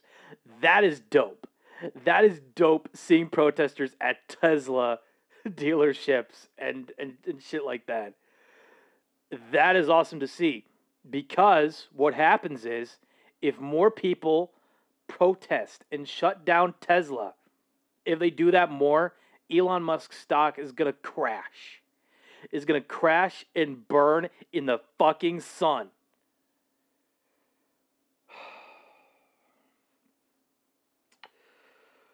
Oh, God. Okay. God, it felt good to get that out of my system. I'm not usually political, just to keep in mind, but goddamn, I needed to... No, definitely not that far. I didn't mean to bring up current stuff, but yeah. Know your history. Recognize the blood and bodies your life is built on. Remember the fallen and be grateful. Exactly. Yes. You're right. My apologies on the political tangent. I don't usually talk about politics like this, but I just needed to get that out in the open. I needed to... I needed to blow off some steam somehow, and I wasn't just about to call a call girl to do that. So, sorry to disappoint. C-Sharp 3D says hug. Thank you so much for the hug, C. It's very appreciated. Thank you. All right, let's continue with the video. And though this video in particular is going to focus mostly on the fashion of the 1770s, it's impossible to divorce fashion from the society it comes from. And in this case, the society and economy of the time included owning and enslaving other human beings. Yep. Not to mention atrocities committed against indigenous nations and what the British Empire was up to in other parts of the world. That's correct. Absolutely correct. But again, better to portray every aspect of history if you're going to have your own colonial town. And to do that, we already talked about this. Portray every aspect of history correctly in order to teach people about history, so that way they are unable to repeat history. Because atrocities are supposed to be vilified, not... Atrocities are supposed to be vilified and disgusting, not appraised or exaggerated. I'm losing my train of thought here, man. Colonial Williamsburg as a museum does a lot of work to make sure the realities of the time period are not swept under the rug, with historians who interpret the lived experiences of real free and enslaved black people, and exhibits such as the Peyton Randolph House that portray the everyday realities of the people who were enslaved there. I've linked some more of Colonial Williamsburg's resources and research about the topic in the description below, and I encourage you guys to check them out, as well as Cheney McKnight's YouTube channel, Not Your Mama's History, which... Not Your Mama's History. I've never watched the channel myself, but goddamn, that is an awesome channel name. That is an awesome channel name for sure. Covers the topics of being a black living historian and dives into the history of free and enslaved African Americans who lived in colonial and revolutionary... You already subbed to the channel, see? Hell yeah, let's go. Nice one. America. I just think it's important to keep in mind during this video, and frankly, if we decide to investigate any other historical time periods, that though we might be interested in exploring historical fashion trends, that doesn't mean we should ignore the other history that contextualizes those things. Precisely. But there's a saying in the fashion history community that I'll sort of paraphrase here. You can learn about and appreciate vintage style without idealizing vintage values. And there you go. You can appreciate the vintage style of the time period, but that doesn't mean you should be appreciating vintage values. If only more people understood that. I think that for a lot of living historians, wearing these clothes allows them to better understand the past and the people who lived it. Now, when thinking about my head-to-toe 18th century look, I think we need an outfit, hair, and makeup. And in the past, like with our 1950s makeover, I've kind of gone off and scoured vintage stores to craft my look mostly on my own. But Right. Colonial Williamsburg has hundreds of employees that they dress every day in historical attire. Colonial Williamsburg. Here she is, baby. So I figured I'll just let them dress me as if I were a Colonial Williamsburg employee. That only makes sense. We'll learn a little bit about the history behind what I'm wearing, and then I can basically strong-arm them into letting me do random things around Williamsburg.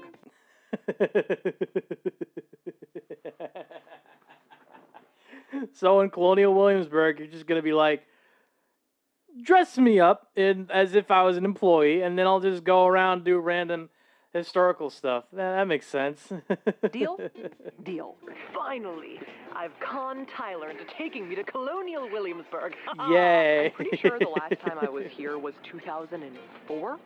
Wow. Yeah, I think that's right. Insert general She's chaotic. I love it. I love it too. photo of awkward tween Safiya on American History road trip. And upon arriving, we circled up with Team Makeover. Hey, there's our group down there. Yeah, they're waving.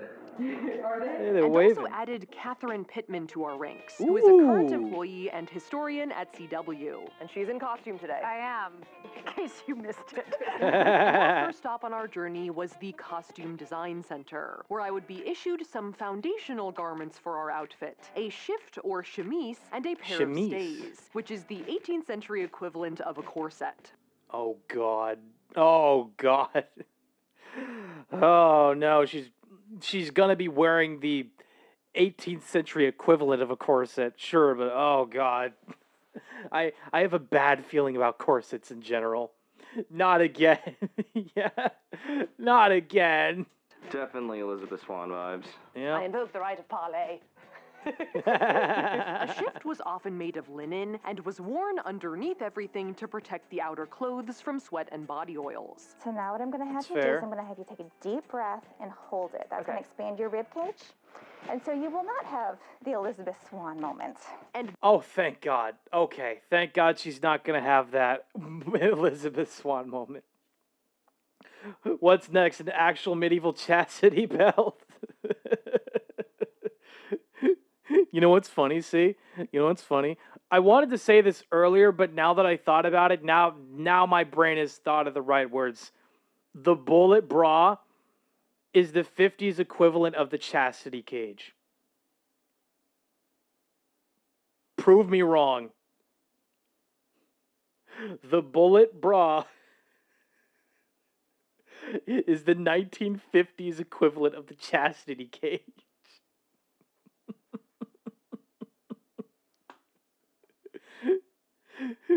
Because, like, you would think the bullet bra is trying to incentivize the man to not have as much sex with the woman as they usually do. Yeah, like I say, the spikes keep men away. Exactly. That's exactly what the spikes are meant to do. The stays were meant to provide support, improve posture, and help create the desired silhouette of the period, which was, as everyone has described to me, an ice cream cone. If I'm pulling Oh, too God. tight, please let me know. Oh God, I can't That believe didn't they're sound- doing an ice cream cone. Oh, got it. Okay. Though contrary to the modern idea that corsets were for tight lacing tiny wasp waists on fancy ladies with fainting couches, women of all stations and occupations wore stays, pretty much all day, every day, and though they were structured and boned, they weren't meant to compress the waist, but rather sort of hug it. Right. It's not a weighted blanket, but it is a little, you know? A little Supposed to bit, feel yeah. like a bear hug. It was kind of interesting for me to note that these items, shift, stays, under petticoat, are pretty much the only underwear that an 18th century outfit would include. All right. Great. What do you think? Does it look right? I think it looks right. The stays are the equivalent of the bra, but there are no, briefs. There's no briefs, no undergarments to speak of in the 18th century. Okay. Okay. She ain't got no panties. I cannot believe you knew what I was thinking. God damn. Seriously? You okay, 18th century? You okay? I guess I'll leave it kind of ambiguous as to whether I decided to wear Anyway. my own underneath. When I unlace, you're gonna feel gravity suddenly take hold again. Oh yeah, oh yeah. It's a weird feeling. So after being issued my undergarments, I feel like I'm shedding my skin. we headed into the heart of town to Williamsburg's main drag. In the 1770s, when Virginia was still a British colony, Williamsburg was the capital, with an, at the time, large, diverse population of 2,000 people. And so you could find pretty much anything you would need on good old Duke of Gloucester Street. There are a few of the historic trade shops that CW has recreated that are particularly relevant to our makeover. For the clothing, the tailor shop and the millinery and mantua maker's shop. Nice. I mean, again, the store looks really good for being historically accurate. Like, they really preserved everything. That is an insane feat to me, honestly. The tailor specialized in items that would need to be patterned out, cut, and sewn. Colonial Williamsburg when they don't put money into terrible DC shows. Or CW when they don't put money into terrible DC shows. Yeah. You're not wrong there. Including most men's clothes like breeches and jackets and women's stays. Ow! Pretty much. Yes. It has pockets. Oh, nice. I could put something from the 18th century in there. Probably. A leg of a mutton, I guess. Leg of mutton? Some cured meats? Yeah. The millinery and mantua maker's shop was kind of like a 2-for-1 punch. The mantua making part dealt with making dresses and women's clothing, though rather than patterning, they would drape and mold the fabric to the customer's body. Okay, mold. I know what it means. I know what the word mold means, but And the millinery part was basically just selling fashionable accessories to go along with your new fancy dress. Right. No, that In makes sense. addition, we'll sell you fashionable things to do while wearing the fashionable clothing. The newest of toys and games, musical instruments, sheet music, so that you can be on top of London fashion. With new styles and trends mostly coming over from jolly old England, after a brief 4 to 12 week trip across the Atlantic, of course. So if this was published in June, by October, we would have this picture in Williamsburg. And Janae and Kate, our milliners and mantua makers, had been expecting us, and had actually made a dress for me to wear that it was time to do a fitting in. Oh, that is awesome. That is awesome. Having the tailors already, they already have a dress for you in mind, and they want to fit you in it. That is awesome. Wow. So we have a jacket That is awesome. and a matching petticoat. Great. Cue Abby and Nicole speed putting me back into my undergarments. Very NASCAR pit stop of you guys. And my mic pack just here. Oh no, it's under your shift, isn't it? Yeah. Can we pull it down more? Yes, actually, there's a lot. There's a lot. Oh yeah, there was a lot. Yep, Just there is a lot. And then Abby and Nicole putting me into a different set of stays, after Janae decided that I should wear ones that better complemented my outfit. Different stays. Okay, we gotta get you out of the petticoat too. Yep, great. I will take my mic pack and put it back in between my thighs. Oh, God. Or I'll lay this microphone like an egg. Now, there were a few different styles of dress that were in the 1770s. Awesome. Thank you. And this style of dress in particular is called a short sack, or a pétinlaire. A pétinlaire. How fanciful. Which is the shorter version of the more famous robe à la française. Robe à la française. And it basically consists of a jacket that's cinched to the waist in the front, but left loose and pleated in the back. Hence, sack. And that is a lot of sack. That is a lot of sack. A matching skirt, and a stomacher that covers the opening in the front. There's this one. Okay.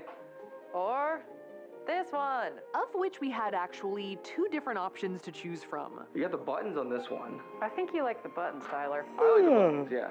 Tyler likes buttons. Yeah. In the 1770s, ready-to-wear clothes weren't a thing yet, and every piece of clothing was made custom to the wearer's measurements and taste. So in Tyler's case, only buttons. And say, if you like buttons, we will have to show you some boxes of buttons. Don't threaten me with a good time. But even Don't threaten me with a good time. Oh, you have boxes of buttons, I say. I'm highly amused. those certain aspects I must play with the buttons like a cat.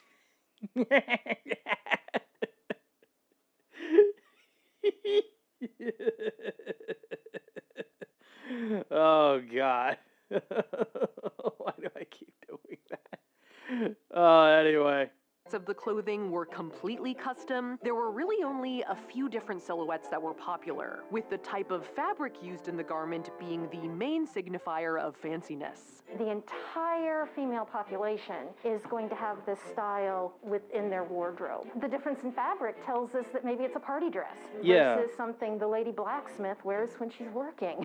Oh, so they have like different, they wear different dresses for like different purposes.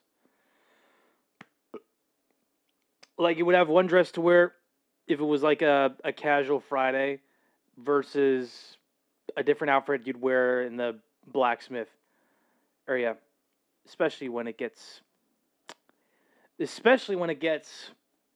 hot and steamy. Very hot and steamy. Think like yukata versus kimono. Yeah. Something in that vein, I imagine. Anyway. Our dress is made from printed cotton, which could have been expensive, but our outfit in particular is considered fashionable undress. So it's nice, but not fancy everyday wear that someone would have worn on daily errands or to work. So, we will try on the rest of the ensemble. Now, in contrast to the limited number of silhouettes, there were a lot of literal items that went into your everyday outfit. Oh, God. Yukata are used for festivals and general wear. Kimono is for formal events. Okay. Okay, now that makes a little bit more sense in my head. Knowing that the kimono, that's formal, yukata, that's general wear. Okay, that makes sense. So shoes, stockings, buckles, ribbons for stockings, shift, under petticoat, pocket, maybe hoops, definitely stays, gown petticoat, gown, apron, kerchief, cloak, ruffles, flounces, tuckers, muff mitts, stomachers, etc. Oh, God, that is a lot. And then the hat on top. Oh, God, that is a lot of stuff. Not enough cottons. More clothing for the harlot. Yeah, it's not enough. It's not enough. If it takes an hour to get ready, you need way more on. Yeah, pretty much. Because yukata literally means bathrobe. Okay, that makes sense. Of everything. So, yeah. So we had a few decisions to make in terms of accessories. You should be fucking drenched in sweat by the time you leave. Oh, God. Oh, I hate to imagine that climate, wearing all of that clothing in colonial Williamsburg while the sun is just beaming down on you. -40 weather would not faze these women. So it clearly doesn't. The black and the red, very stylish, very nice. Apparently, it was not that big of a deal that your clothing and accessories really matched each other perfectly. Cool. It wasn't really a 1950s Revlon situation. Right. What do you think, Ty? The red's a winner. The red is the classic option. So we basically got to choose whatever we felt like. I kind of like the black hat. Yeah, a little pop of color. Yeah. Okay. A little pop of color. Try the 12-layer kimono. I don't think I want to. And with our etc. Secured, we had our outfit. This was your other choice. Oh. It's a little over the top. Vague Toad from Mario vibes? Toad from Mario vibes. Haven't you seen pictures from the 1700s? Color wasn't invented yet. Photographs weren't even invented yet either. Toad from Mario vibes. Yeah. All the way to fungal Cottage core, all the way to And it was time to fungal move on core. to the other elements of our makeover, the hair and the makeup.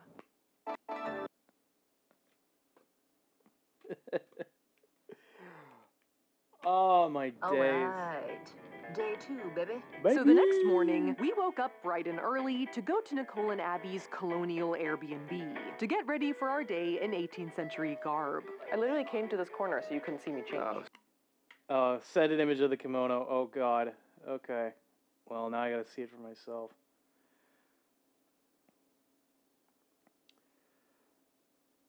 Kibo, that is a lot of layers. There's no way in hell I'm wearing all that. No fucking way.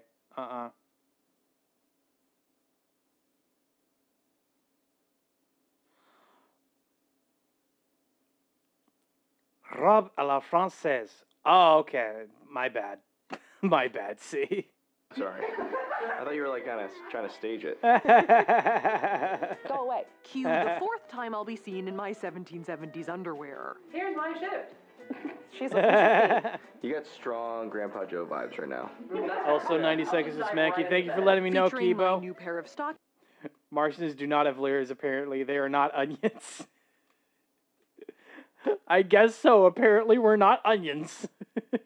I don't know, man. Kings and our second set of stays. Okay, it's hair time. It's hair time. It's hair time! Yay! Now, my perception of 18th century hair is definitely tall, powdered, and white, somewhere between George Washington and Marie Antoinette. I mean, you're not wrong. And though in the 18th century, wigs were a part of men's fashion, per Edith from the wig shop, Women did not wear wigs. Women wore hair attachments. Okay, chat, we'll be right back after these messages. Don't go away. Please don't leave. Please.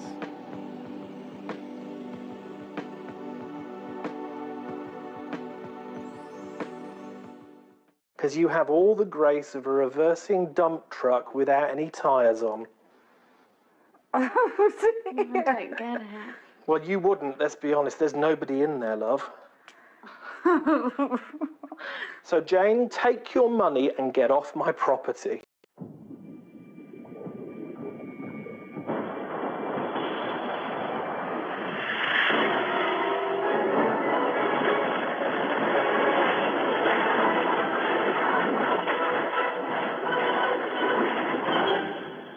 믿을 수 없다. 디지털 영상, 디지털 음향의 전율, 디지털 홈시네마, 삼성 DVD 플레이어. At the river mouth, the bears catch only the tastiest, most tender salmon. Which is exactly what we at John West want.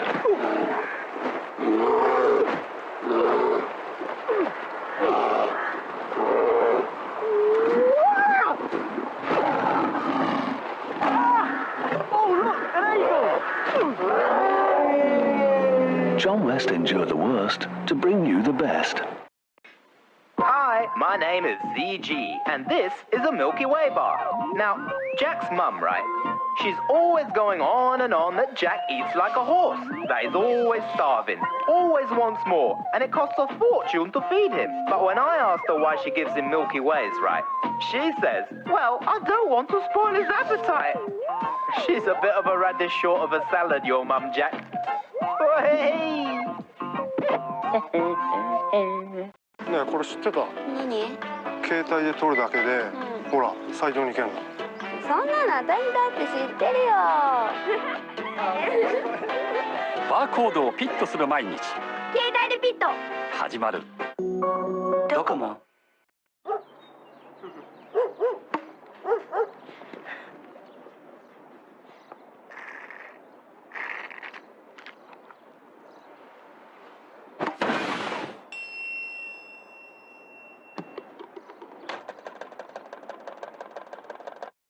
Respect the pouch! Respect it! Ow! 日本の皆様へ心を込めた贈り物。戦火では季節折々のフルーツをはじめシーフード、ビーフステーキ、ワインなどたくさんの商品を用意しております。お申し込みお問い合わせは 1-800-874-7754 戦火までどうぞ。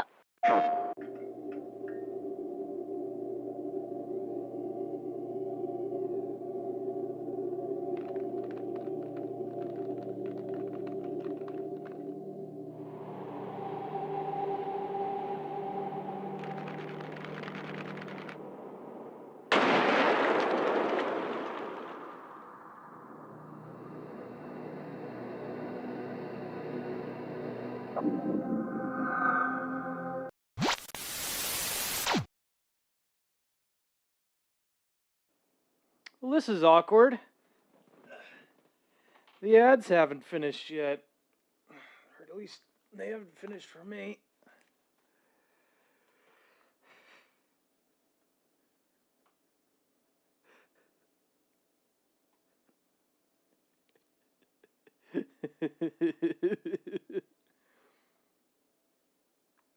Give me a sec. Let me look at chat. No ads for me. Okay. Good to know.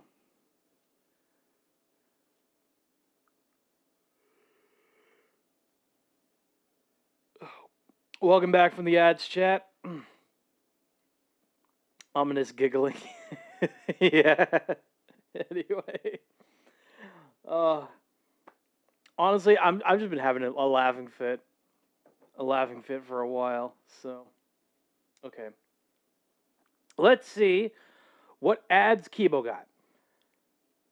Woman in the Yard, VA Home Loan, Chips Ahoy Cookies, Overwatch 2, Les Seraphim, Taco Bell Caliente Cantina Chicken, Wingstop Marathon Gas Station, Dr. Pepper Blackberry, and Deli Boys. Okay. That sounds good. They used false padding, but as of yet, we have no written evidence of women in British North America or the courts of Europe wearing wigs. And their go-to hair care routine was to use pomade and powder. It was a no-poo method. True, you've been laughing a lot today. Harder than I've ever heard and multiple times, yeah. Wait. A no-poo method. A no-poo method of hair treatment? What was the alternative? Horse manure?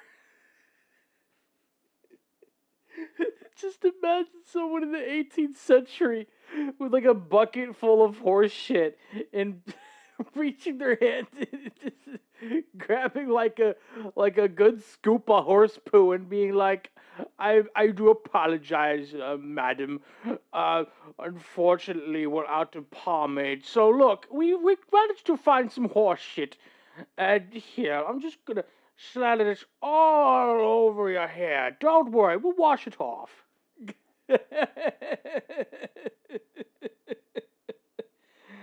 Oh, God.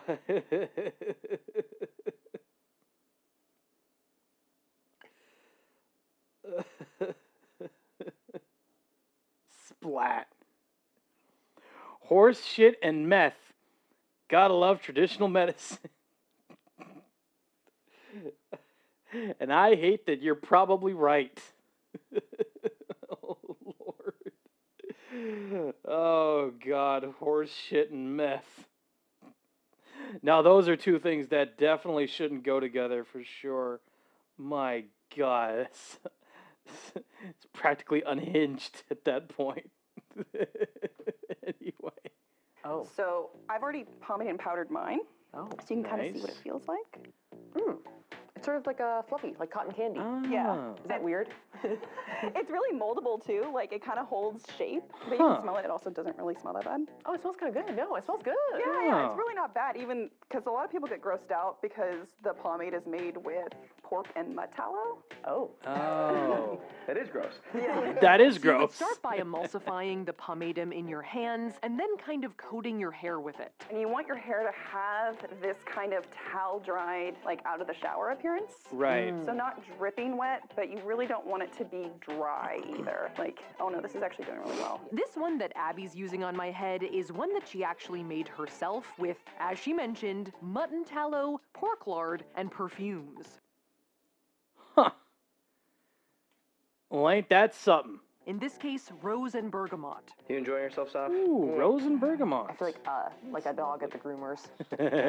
No thoughts, Feel just like a pomade. dog at With the the goal groomers. of deep conditioning the hair with all them nice oils. Yeah, it looks like I got out of the shower. Oh yeah, oh, Like yep. that. Yep. It does look like that. Yep, pretty much. If the men find out we can shapeshift, they will be putting us to the stake. God damn. I hate that you're not wrong, Kibo. You're absolutely not wrong. Animal fat, because I'm worth it. Animal fat. Maybe because she's born I'm with worth it. Maybe it's wheat powder. Next, the hair was coated over with wheat starch, both to act as a degreasing agent, but also to mattify it and make it pliable and easy to style. Right. How you feeling, Saf? Powdered. I'm being very aggressive. I apologize. No, it's all good. It is like Abby is like throwing a Pomeranian against your head. You can kind of think of it as a vintage version of leave-in conditioner and dry shampoo. Okay, are you ready to see yourself? Yeah, yes. Yes. Okay. How do I look, Abby? You look good. Like, Great. I'm happy That's with it. good. Oh. It actually wasn't considered medically good for you. Why does the background music sound like Slim Shady? I don't know why she's using this background music for, like... Her hair is gray now. Oof. I don't know why the background music is like Safiya found a... She was, like, searching for Eminem type beat. I don't know why. I don't know why she's using that. For this style of video, it's certainly something. You to wash your hair with water, so people wouldn't really do it unless absolutely necessary. Oh, it's kind of heavy. Yeah, I grab a hank of it. Oh. Ooh. Do you feel how thick that is? It's really thick. It's kind of That is thick. heavy. Mm-hmm.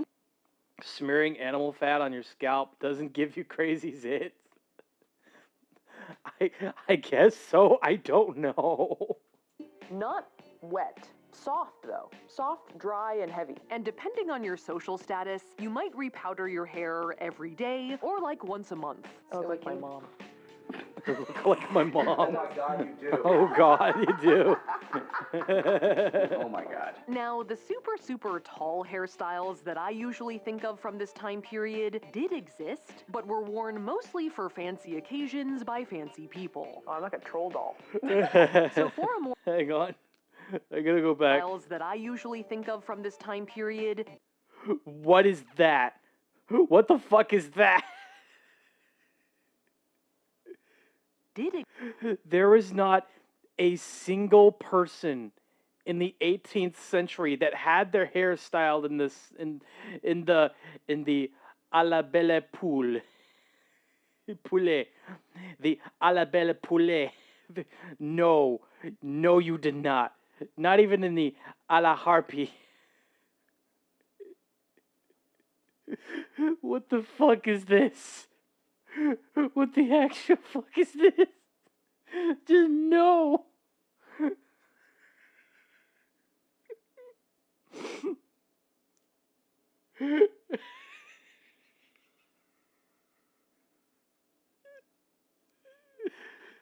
So what are you looking for? Have you ever seen Pirates of the Caribbean?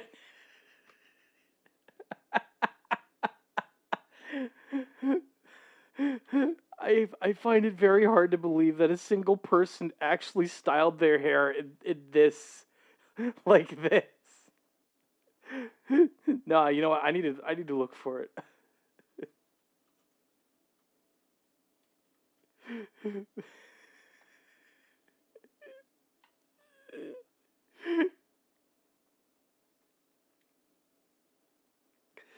There's no fucking way a woman was styled like that.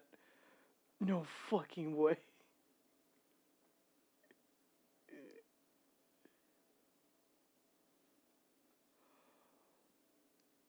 No. Oh, that's... Okay. Well, that's not as cool. I found this. I found this. A belle poule wig. Apparently, it's not as cool as I originally thought.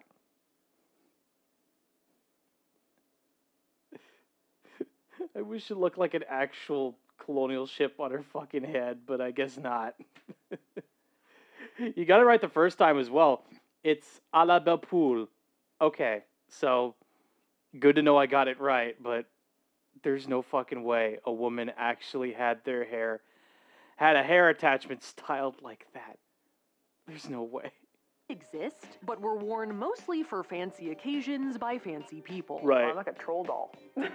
So for a more everyday hairstyle, we decided to just add a little poof in the front using an 18th century equivalent of a bumpet that Abby said was merkin shaped. Right. A merkin. Finally.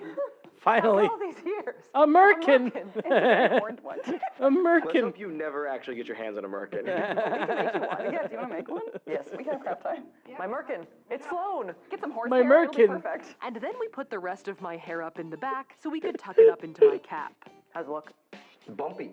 Bumpy in the front, party in the back. Catch me and Snooki at the Jamestown shore this summer, bitch.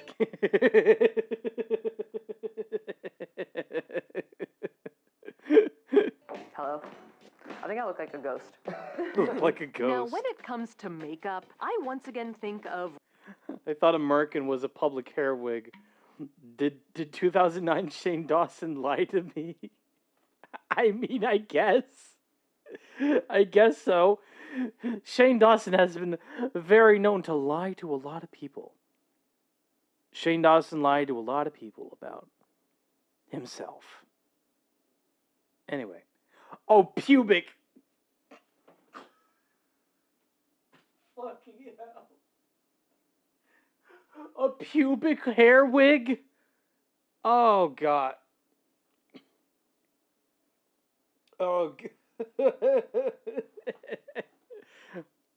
a pubic wig, often used to simulate pubic hair or cover the genitals, particularly in situations where nudity is involved or for fashion purposes. What the hell? Okay. I feel, chat, I feel like my world has been flipped upside down because now I know that there exists such a thing as a pubic wig. So think of a fake bush or happy trail. I understand what it's supposed to do, but holy shit. Yeah. Pubic wig? Huh? What? Why? Why are pubic wigs a thing? I understand now, but I love this planet. Rococo courtiers in like full face paint, and though that did exist, everyday beauty routines in the 18th century seemed to be a bit simpler, consisting of recipes made at home from housewifery or toiletry books, from ingredients you might have bought at the apothecary. Use Probably, code yeah. King George for 10% off. God damn it, Tyler. God damn it, Tyler. Use code King George for 10% off. Bald people at this time are fucked. Yeah, you're not wrong. Get out of here. And to achieve the beauty standard of the time, fair, clear skin and rosy cheeks, they describe it as lilies and roses complexion. One would use beauty washes to maintain clear skin, as well as moisturizers like cold creams and face pomatums. In terms of actual makeup products, not much was done to the eyes in this period. There was no eyeshadow, there was no eyeliner, there's no Right. mascara. Burnt cloves could be used to darken the eyebrows if you didn't have naturally dark eyebrows already. Sure. But we don't really have that problem. Now do we? Nope, she's got no problem with having dark eyebrows. You're good. Different face powders were also pretty common, but the main cosmetic we're going to be using is rouge. So the way I like to apply it is just like that. And then, do you see? Yeah. So you can blend as much or as little as you want. There were a lot of different recipes for rouges. That's carmine, right? Right. Yeah. The rouge that we have here, Abby actually made from a brandy and sandalwood-based recipe from the 1772 book Toilet of Flora. Toilet of Flora? I hate that. I hate that name, because Toilet of Flora, chat, only bad things come from the Toilet of Flora.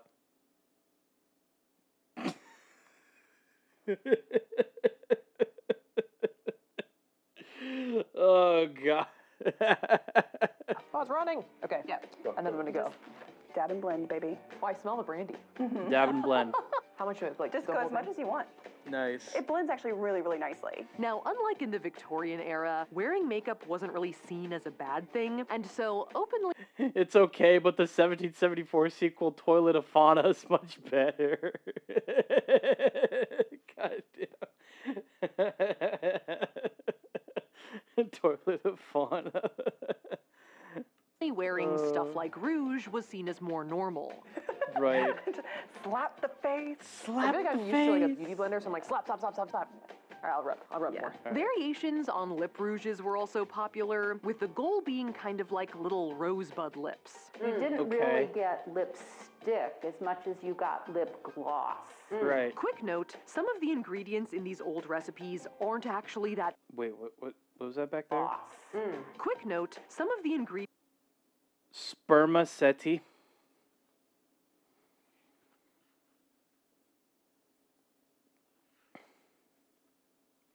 I'm sure spermaceti is something else, but no. I don't want to assume the worst. Bro.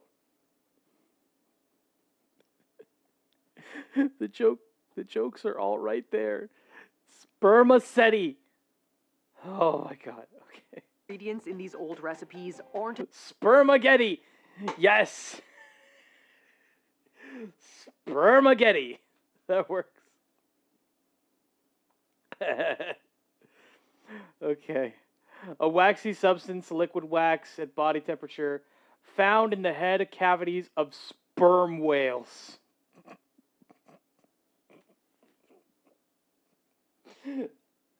Thank you for looking that up, Kibo. Actually that good for you, so I guess use them at your own risk. Opium? They got opium in this apothecary? Hell yeah. Come on, chat. Let's buy some opium at the apothecary and get lit. Probably don't use opium even at your own risk.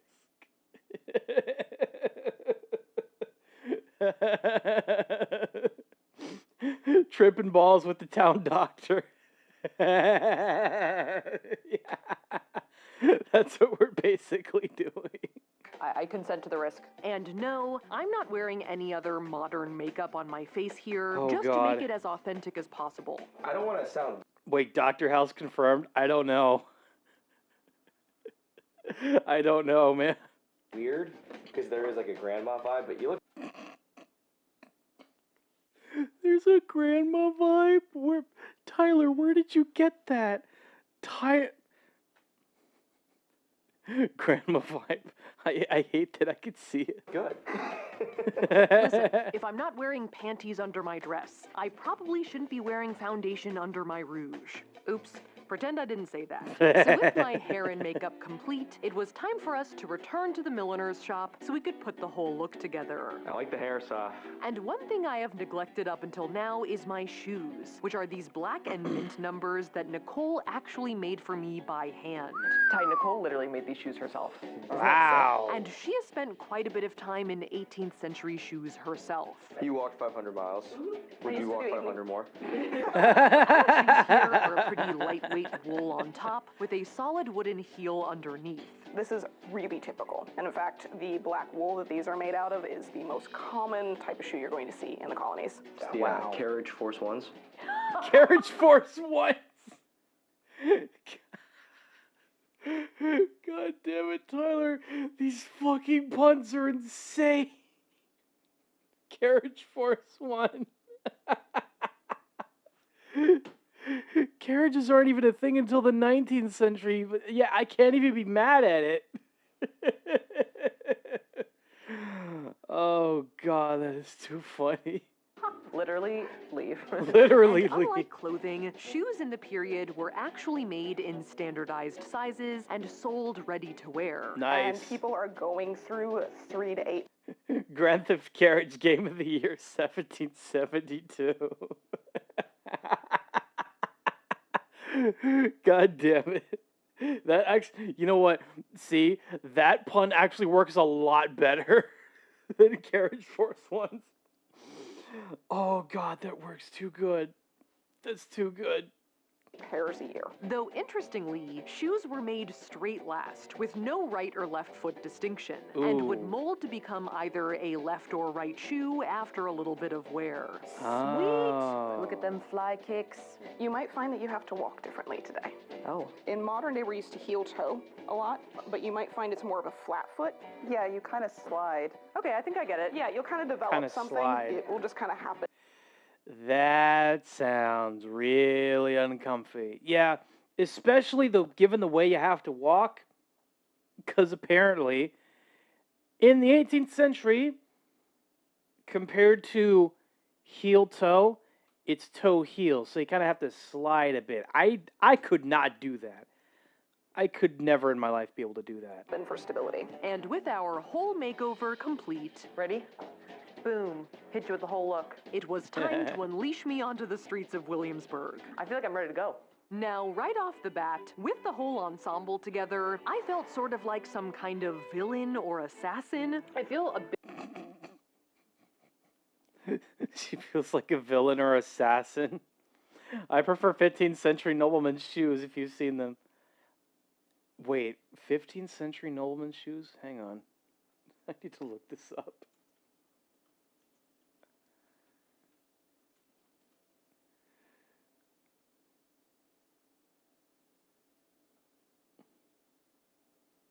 Ooh. Those look pretty good.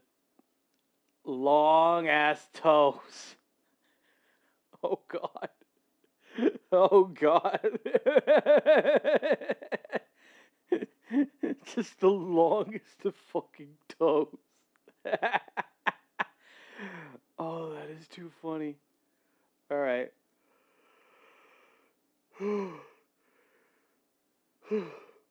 18. Bit like an 18th century Carmen Sandiego. Oh yeah, I see it. With my cape and a low-riding hat. Toes in this economy? That's what I was thinking. Sup? How you doing? This version of the look was a vibe. Tyler doesn't like it though, because it's just like shadow. Shadow. Me. Shadow. Sultry. Me. Sexy. Sultry. It's sexy, okay?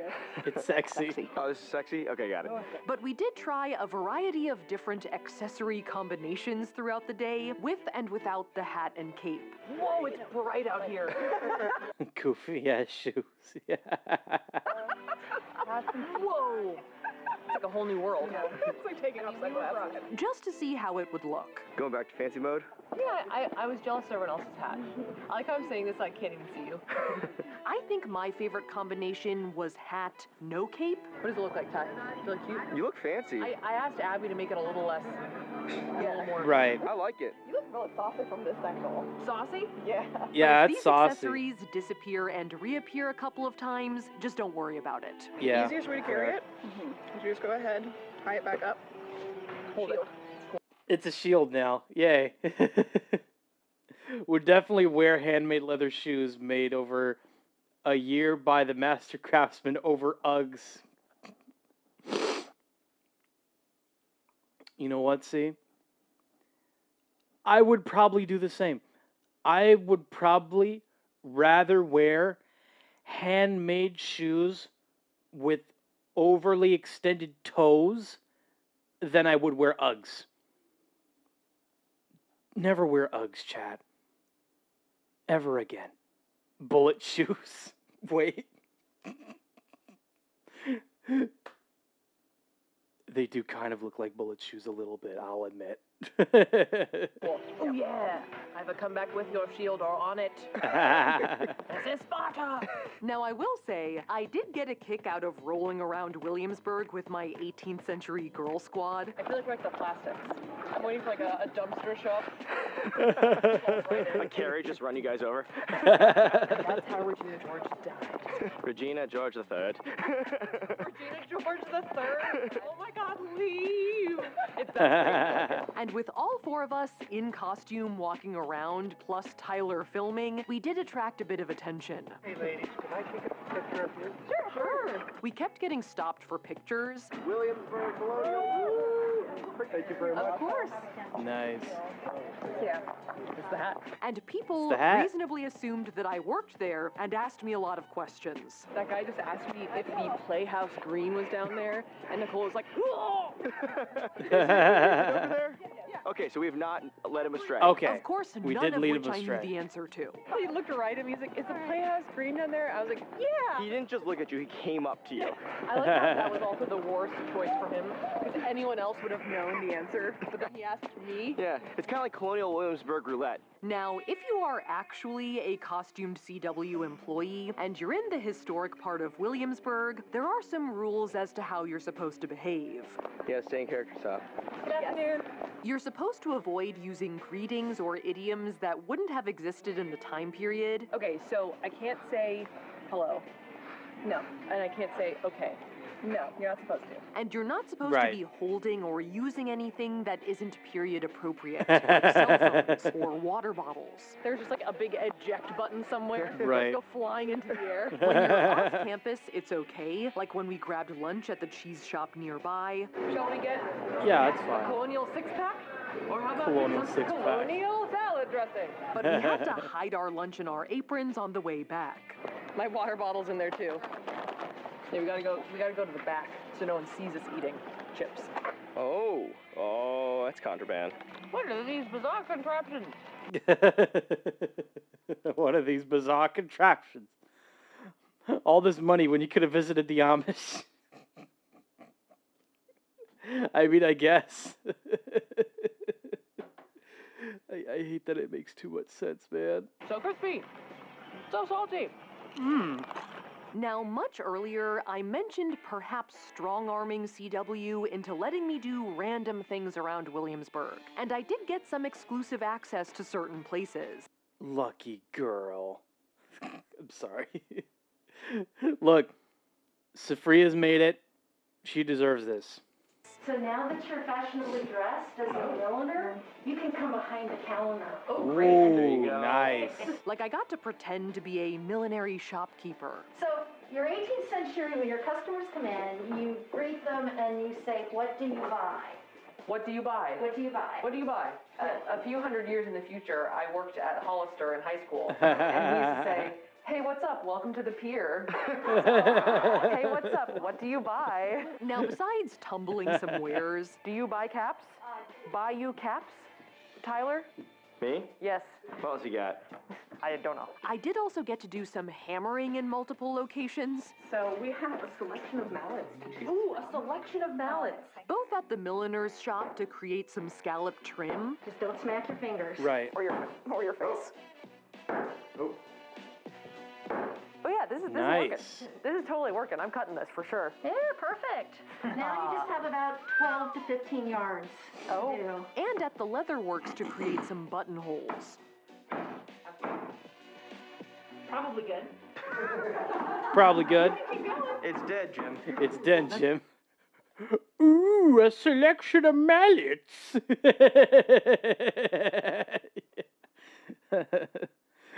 That's actually pretty good. Good handiwork right there. This is a quality something. Welt. Welt. Yep. Colonial Williamsburg was not super jazzed about the idea of me doing any blacksmithing in my outfit, though, which I guess was fair enough. That's the one thing we have missing, is we need you to smack some smoldering metal. Before everything closed, though, I did find my way to the fabled gift shop to track down its long-lost fragrance. I had this as a child. Powder violets. Powder Emphatic violets. pointing. Definitely had this. Which I think after some investigation is this scent. Oh, yep. This could be it. This could easily be it. I bring it this way? Yeah, here, here's to Tyler behind the camera. I've smelled that. Right? Within the last 720 days. So if you're interested in knowing what the Colonial Williamsburg gift shop smells like, it's Powder of Violets. Powder of violets is the smell of the Colonial Williamsburg gift shop. Okay. Powder of violets, that's the smell. Got it. I mean, I don't think I'm going to be smelling like that anytime soon, but it's good to know, right? It's good to know that.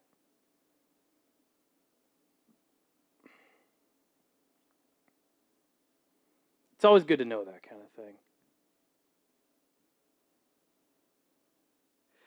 Powder of violets sounds like a sci-fi drug. You know what? It kind of does. It kind of does a little bit. People. Yeah, I buy it. So with our day in our 18th century outfit coming to a close, No muskets being fired, just Q&A time. Fireworks Yeah. are over. Damn it. it seemed like it was about time to start wrapping up this video. All right, Saf. Have you guys historically reenacted enough? Historically reenacted I enough. think we've been like, let's walk over there. And then they're there. Sent a link to the site. All right, let me take a look. Yep, that's it. Powder of violets. Oh boy. I cannot believe that is actually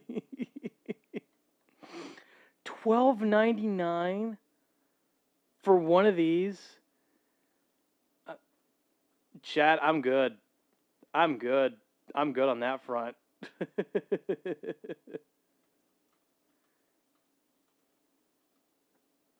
And then over there. That makes sense to me. You guys had so much energy to start the day. Now, the differences between modern day fashion and 18th century fashion are so massive that it's nearly impossible to compare the two, but it was actually pretty interesting to feel what it would have been like to wear these clothes. Right. And I did actually think that the clothes were reasonably comfortable to wear over a long period of time, especially the stays, which were surprisingly okay.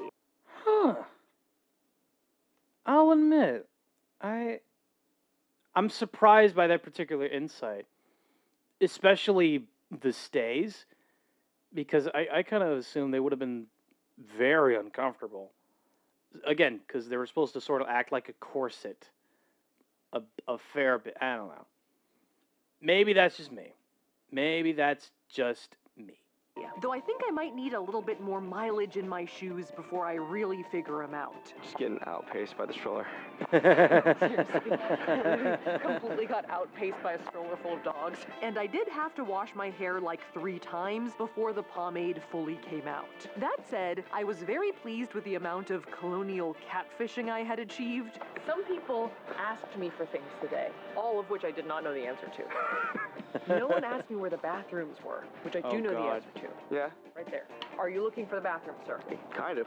They're there. They're right here. It seems I successfully cosplayed as a CW employee. You could be like the sign guys that spin those signs, just for bathroom. Just for 18th century spin signer, but it's for the bathroom. Yeah, bathrooms are right over there. Century sign spinner? Yeah. And after everyone had decided to go home, we did also take our cosplay to Wawa. I am entering the Subaru. Cosplay went to Wawa. Yeah, way.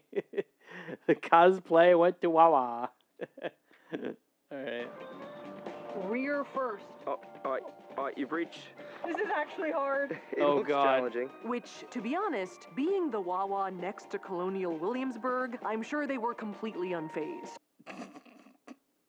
I mean, I'd be completely unfazed too, I guess. The Sabubu. God damn it. That works too well. What do you want? Coffee. Coffee? Hot? Yes. So a big thank you to Colonial Williamsburg for inviting me, and a big thank you to Abby and Nicole for being our guides. And in Yay! case anyone was worried, I did get to hammer something at the blacksmith the next day. Nice. I'm not doing a good job, but it's fun. Forged in the fires at Colonial Williamsburg. Here is my hook. I am very happy with it, thank you. A hook? My hook? My hook? For a hook. Thank you guys so much for watching. If you liked that video, make sure to shamash that like button. And if you want to see more videos like this, make sure to shamash that subscribe button. Here are my short form / social media handles. Here is our live streaming channel. And here's our merch website, in case you want to get yourself a 21st century makeover. Nice. And with that, I will see you guys next time.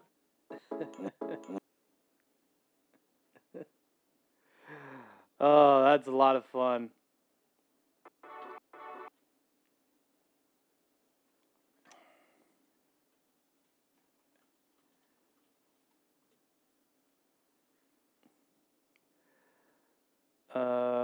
Let me check. I think I already watched all the videos from last week. Yep. Yeah, I watched the 18th century makeover, 1950s, K-pop's makeover. Let's go to...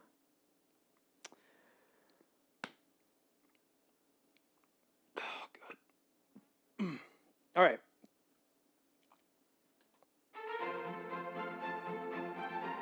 Okay, this is Emmy made... Hello there, Drake. Welcome to stream. Hope you're doing well. Thank you for that redeem. We're finally watching a food video.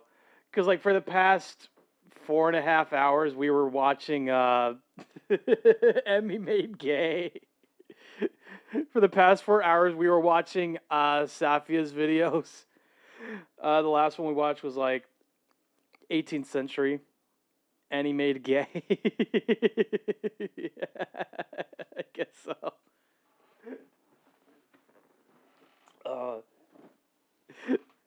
Oh, man. There was a lot of laughs to be had for sure. Feel free to watch a couple of the clips that we managed to get so far. Hopefully after the stream, Keeble will be able to find at least 3 more. I don't know. I don't know how many clips we're going to be able to get out of this stream, but yeah. Yeah, all right. Is Meghan Markle, the Duchess of Sussex, pasta good? Okay, but I think I said that right, hopefully.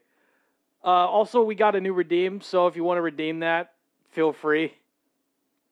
It's there. 1 skillet pasta. Good greetings, my beautiful lovelies. It's Emmy. How are you? It's great to see you, and welcome back. You know what, Emmy? I'm doing okay. I'm doing okay. New? Yes, we have a new redeem. We have a new redeem. Today, I'm going to be testing the Meghan Markle, or Meghan, Duchess of Sussex's one-pot pasta. She makes this in her first episode of her new Netflix series called With Love, Meghan. Ooh. And it's got people talking. Some people say it's terrible, some people say it's delicious, but it's got a lot of buzz, understandably, because it has to do with her. Of course, she is married to Prince Harry, and they now live in California after fleeing and leaving the UK. And basically... Oh, right, I forgot. Of course you did. It's okay. C# 3D is requesting you to speak a Woonies for 1 minute, Mr. Kibo. Oh, no. Oh, no, as soon as you remember that we have the new redeem, you immediately redeem it. Because it's already been, it's 4-something hours now. Oh, no. I'm very sorry, Drake. I'm very sorry you're having to hear this. I'm trying my best. Whoa. It's not very good at it. Promptly Bonksy. Thanks for reminding me. This was my idea, okay? This was my idea. No one told me to make this. This was my idea. Whoa. There you go. There's your 1 minute of ooh and knees. And it's got a cooldown timer of 30 minutes, so we're good. We're good now. Oh, God. Basically leaving their royal position. So I did watch the first episode last night to get a little... Why did you make yourself suffer? Because I wanted people to... 6,100 tokens to go.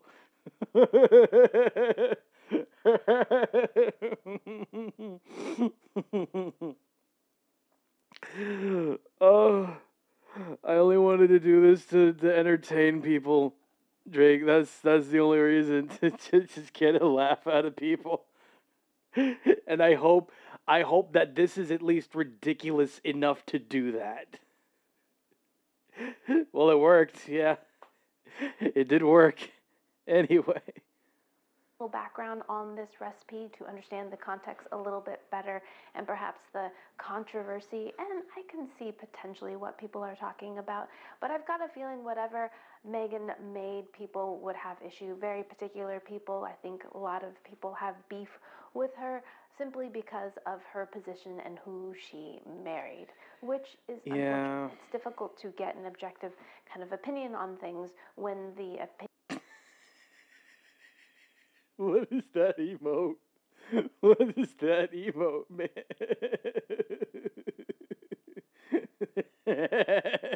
Opinions are already going to be biased, but similar to some shows you can find on the Food Network these days, there is some sort of theme. Someone's coming over, for example, in this first episode, and Megan is making them things to make them feel welcome and cooking this pasta to have as a lunch. But anyways, let's go ahead and make this pasta and see if it's any good. Here are all the ingredients, very colorful. This is also a vegetarian recipe. It does contain dairy, so it is not vegan. So that's fair. That is, hey, look, that is totally fair. She has big eyes, kind of looks like the cameraman has a gun. Chill out, see? I can understand that. I could kind of see it a little bit, but I'm pretty sure she's doing this on her own free will. So coincidentally, Megan uses...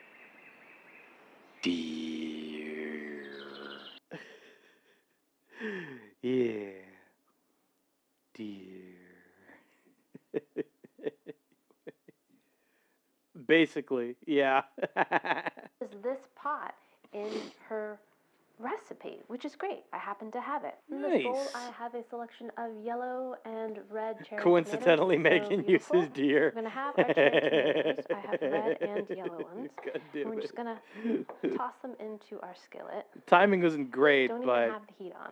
So I was able to unearth a potential source of controversy. Some people say that this recipe was stolen, which is hard for me to understand because recipes are not copywritten. People adapt them all the time. Martha did publish a pasta recipe using tomatoes and basil and this technique way back in 2013, and she republished it again in 2019. So I have a layer of... Oh, okay. So, recipes aren't really copyrighted. Honestly, I just have a feeling that, like...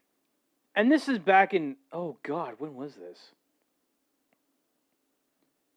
This came out yesterday? Uh-huh. This came out yesterday? The fuck? Considering she's from the UK, it might as well have been. Or British. I may say so as I'm European. Yeah. Probably, but like... It's just weird that, like, even though recipes aren't meant to be copywritten, it just feels like the British media has it out for Meghan.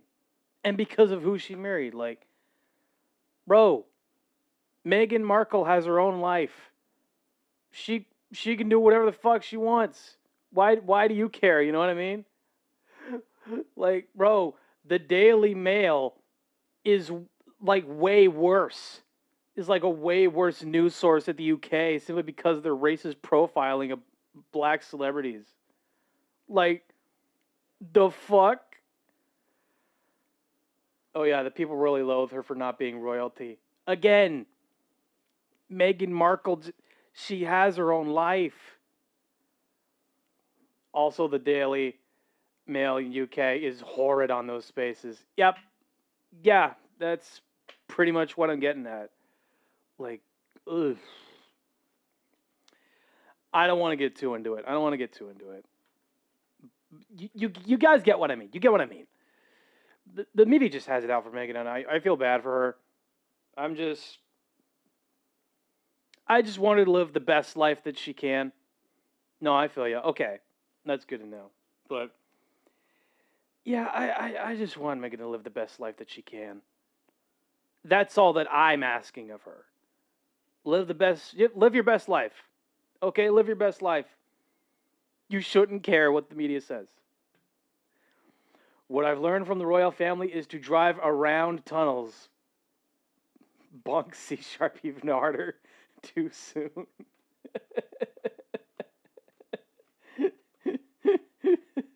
God damn it. Chad, it's almost been 30 years. It's almost been 30 years since Princess Diana died. You good? Oh my god. Anyway. Tomatoes covering the bottom of my pot. There were not exact instructions or amounts given in the recipe, but this is what I'm going to do based on what I saw. Now we're going to generously salt this. I'm going to add more salt as I cook this because we want this to be tasty. And olive oil. This looks good. This looks promising. Yep. A few cloves of garlic that's been minced.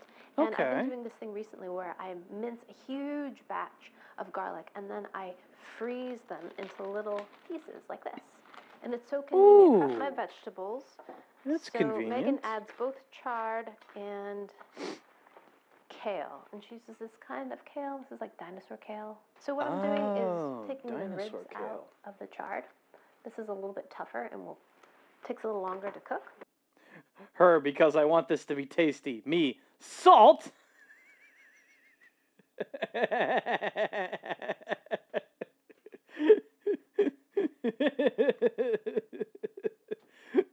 Look, it's a basic spice. It's a very basic spice. The same thing with pepper, man. Look, chat, as long as you're seasoning your meats with salt and pepper, you're doing just fine. Okay?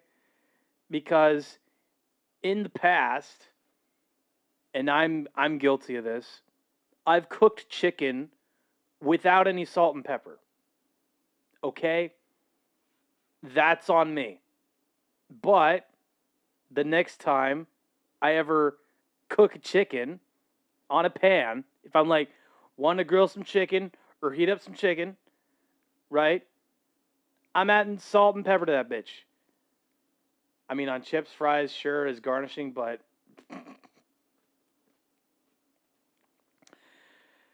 Drake, the moment you see someone eating an unseasoned chicken, you'll understand. You'll understand, okay? It doesn't matter if the chicken is cooked. It needs to be fucking seasoned. Chicken is an S tier meat up there with salmon. Yeah. Yeah, chicken's definitely up there for sure. I've seen horrid pictures, please. See? Now you get it. Now you get it. Cooked chicken needs to be seasoned. It's just a food crime to cook your chicken without salt and pepper. At least season the chicken after cooking. Cause then at least it'll like stick. I don't know. So slice that out. And same thing with the kale. You can rip out the rib so it's not as tough. That I'm not going to put in the pasta. Right. Just the leaves. We're going to put the leaves in later. So we're going to chop up the rainbow chard, the stalks. Ooh. Look at that. That looks good. Salt, pepper, garlic, onion, paprika, turmeric, parsley, basil, thyme, oregano, celery salt, dry mustard, and MSG.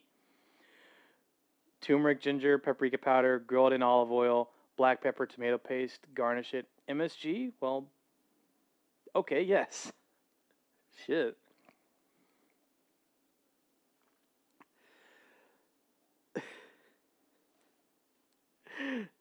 Kibo, when it comes to me cooking my chicken, I don't really go that far with the garlic.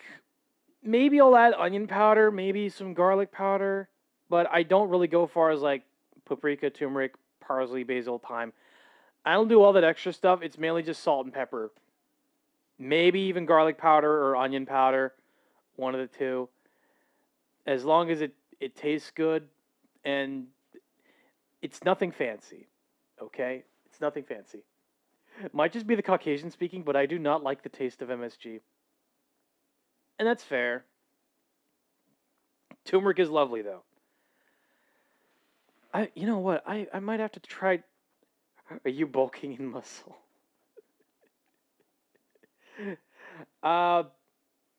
Me personally, not really. Not really. Considering the fact I don't even have like a gym. I don't even have a gym subscription. I don't even have a gym membership, so working with what you have is working with what you have just to work out. There's not a lot. There's not a lot of resources at my disposal. I don't even have a full weight set. All right. I'll just admit that. Then add the flavor. Yeah. Exactly. I got to give turmeric a try. I'll admit. If I'm cooking a chicken next time, I'm getting turmeric. I am getting turmeric. And add this to the... Those weights need you. I know they do, but I'm a broke bitch. Okay. Chat, the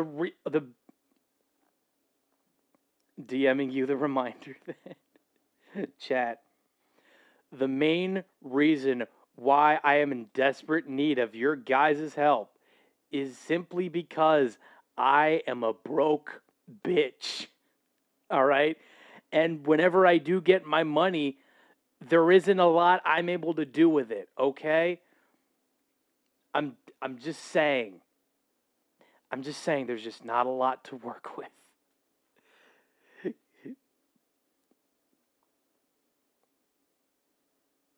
And look, I'm not gonna try to pressure you guys into helping me or anything like that by like buying me a weight set or paying for like a gym membership for me for like a month or so. I'm not doing that. I'm just like, I don't have a lot of resources to work with. I could certainly work out from home. There are some exercises that I can do from home just fine. It's just that, like, if I really want to get ripped abs, if I really want to get strong arms, if I really want to get some meaty calves, the current amount of resources that I have at my disposal, they don't really do that. You know what I mean? Like, at this point, I need, like, a full-on workout schedule that's, like, optimal for, like, workout equipment at home and shit like that. I'm sorry. I went on a tangent. I really just went on a tangent there, man. For the next time you cook chicken, you need to try turmeric. Thank you. Thank you for letting me know. My brain almost filled out the meaty part. My bad. Drake, I don't blame you, dude. I really don't blame you. Yeah, we get you, man. We support you. Again, chat, thank you so much. Okay? Even if you aren't able to help me financially, just the fact that you're here in the stream chat and just interacting with each other, that is more than enough for me.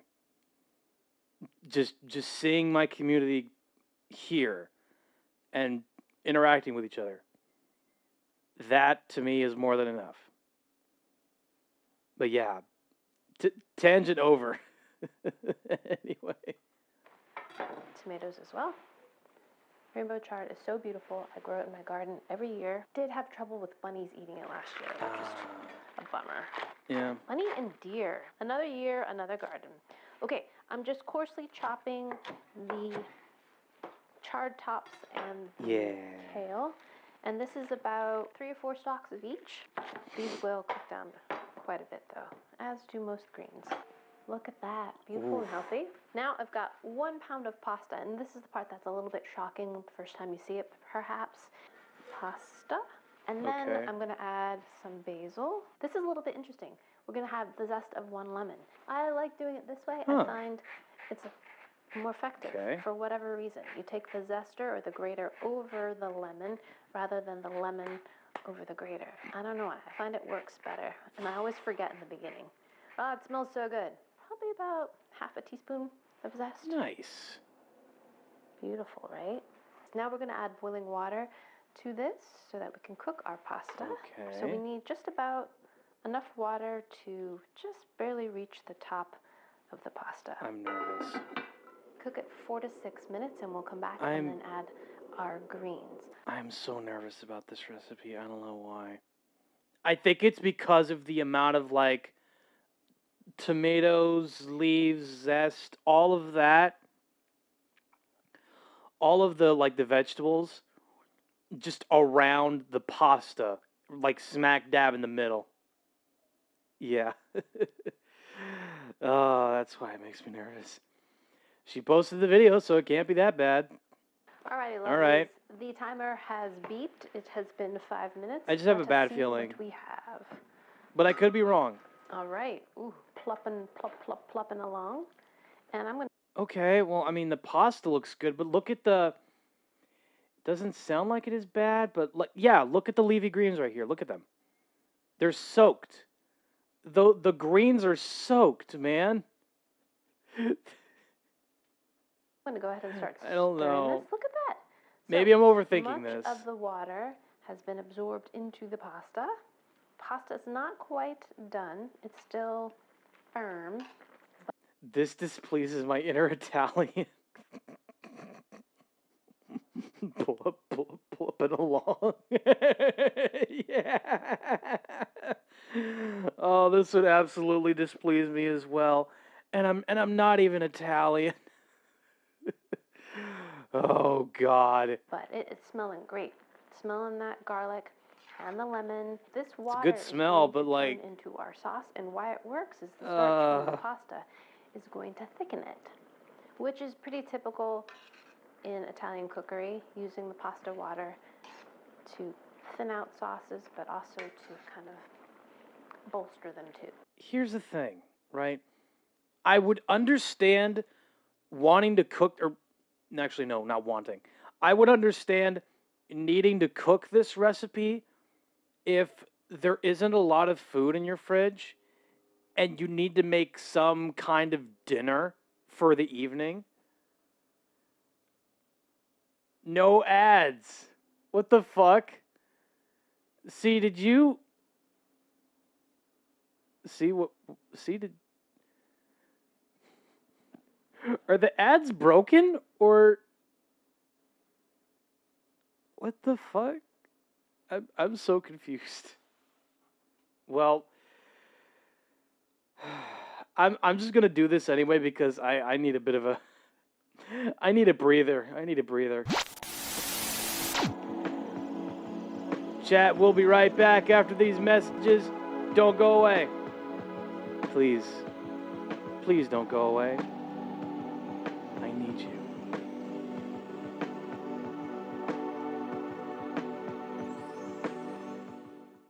コルゲンの新しい風邪薬は効き目の成分が液状になりました。で、これが体の中に入ると、ほら早いでしょ。効きます。コルゲン IB 透明カプセル。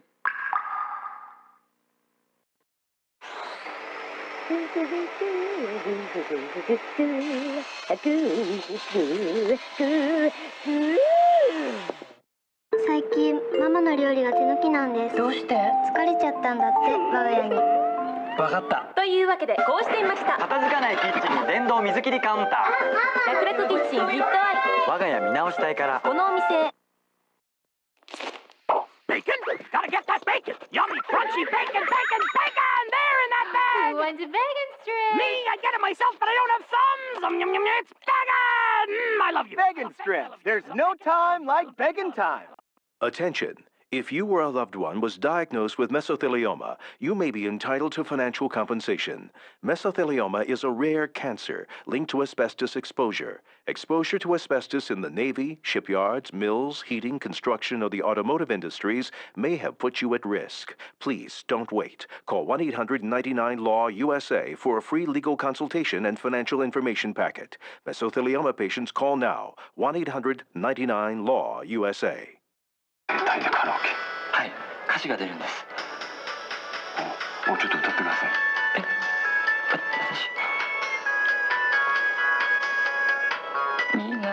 カラオケできる携帯 au by KDDI。 It's okay, Aunt Alex. I'm a man now. Oh, thank you. That reservation still standing? Barely. And how you doing, little partner? Walker told me I have AIDS.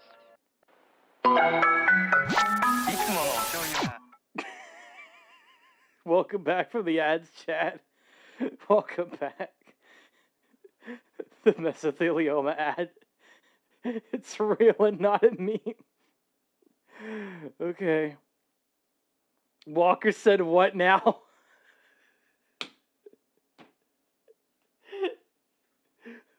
Walker told me Drake, I've never watched a full episode of Walker, Texas Ranger, but that is probably the funniest fucking clip I've ever seen from that show. Is literally like a oh god, was it pre Sixth Sense or was it pre Phantom Menace? I don't remember. But just the kid saying, Walker told me I have AIDS.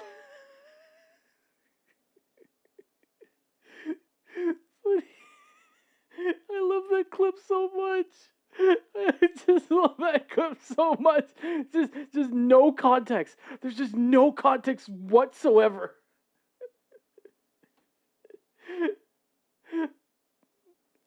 It did seem like loads of water in that dish, though. Yeah, a lot of water in that pot. Okay, let's see what ads Kibo got. Under Armour, Caliente, Cantina, Chicken Menu, Marathon Gas Station, CarMax, Quest Protein Snacks, The First, Berserker, Kazan, Crunch Bars, and Adamfall. All right. But yeah, there's a lot. There's a lot of water in there. Kibo got barraged with ads. I only got one. Yeah, pretty much. Also, okay, Drake, you missed this, but earlier in the stream, like after 10 or so minutes, I did a taste test of the Girl Scout Samoa cookies and the generic store brand cookies. And the thing that I've come to realize is that the chocolate in the Girl Scout Samoa cookies is a lot richer than the store brand. and you're able to notice the caramel a bit more in the flavor profile, but the coconut is just way back. Whereas the store brand Samoa cookies, you notice the coconut a lot more. The coconut flavor, that's a lot more forward in that cookie.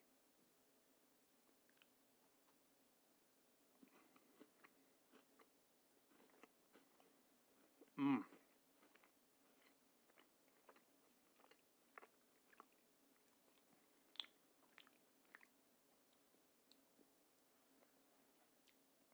There were hints of coconut. I mean,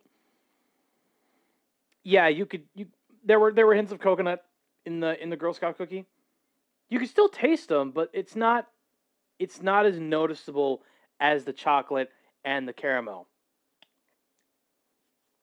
You notice the taste of the coconut a lot more in the store brand, the generic store brand Samoa cookie. And I think it was the parent of the Girl Scout that was selling these. She let me know that, like, this is the last run of Samoa cookies they're doing as Girl Scouts of America. And I was just like, that's disappointing. That's disappointing. So I had to buy a box. And if it turns out that this is not their last run of cookies, this is not their. If it turns out this is not their last run of Girl Scout cookies,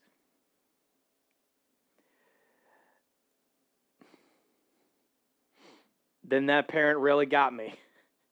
You fell for the practice, did you? Yeah. I fucking fell for it. And honestly, Drake, considering what's happening to my country, considering what the fuck's going on, how could I not? I wouldn't even be surprised if the Girl Scouts were suddenly shut down or defunded. I wouldn't be surprised somehow. But god damn it. There. But the cookies are so good. The chocolate is so rich. The caramel, oh, it's so much sweeter than... It was $5, okay? It was $5. It was $5. There are 2 flavors being discontinued. Okay. Yeah. Yeah, that's fair. Toastiers and s'mores. Wait, so they're still going to be making the Samoas? Yeah. You know what? That's a victory in my book. Honestly, the fact that the Girl Scouts are going to keep making Samoas is a victory in my book. I don't care. Such a foreign thing to me. Girl Scouts aren't really a thing in Canada, nor Boy Scouts, at least not in Manitoba. That's fair. Samoa's Caramel Delights will stay as they are popular. You're not wrong. Yeah, same here in Holland. True.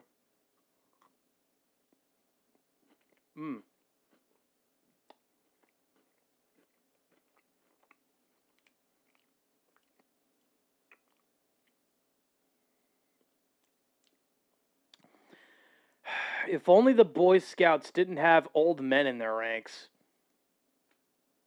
You know. If only the Boy Scouts didn't... If only the Boy Scouts weren't so handsy. Oh well.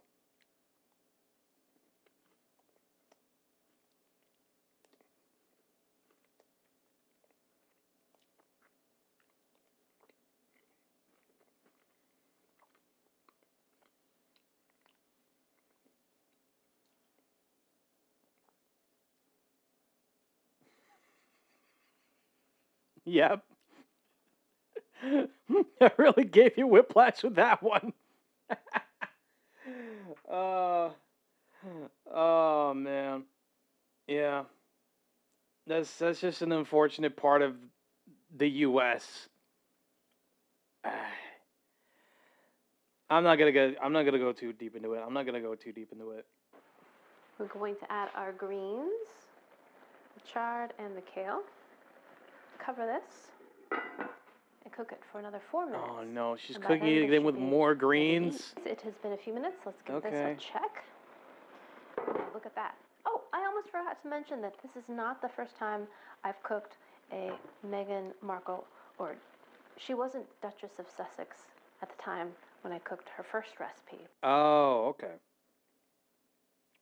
So Meghan Markle wasn't the Duchess of Sussex when Emmy cooked her first recipe. Got it. Now you get back to food. Fair enough. More leaves than a goddamn forest. Yeah, I noticed that. But it was for another dish called filthy sexy pasta.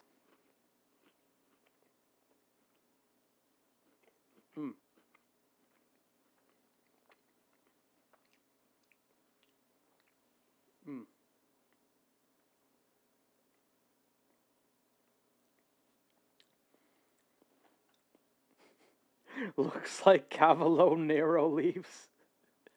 I guess. I guess so. Duchess of Sex. God damn it. I mean, with a name like that, I mean, come on, how could you not make it? I'll put a link down below to that video in case you missed it. So funny. And look at how the water has kind of thickened up. See that? So the last bit of seasoning, we're going to add a little bit of red pepper flakes. Okay. Just for a little bit of spice, not too much. Yeah, but it's so watery. As SC said in chat, that is so watery. There's too much water. You gotta drain that out, Emmy. You gotta drain it out somehow. Cheese.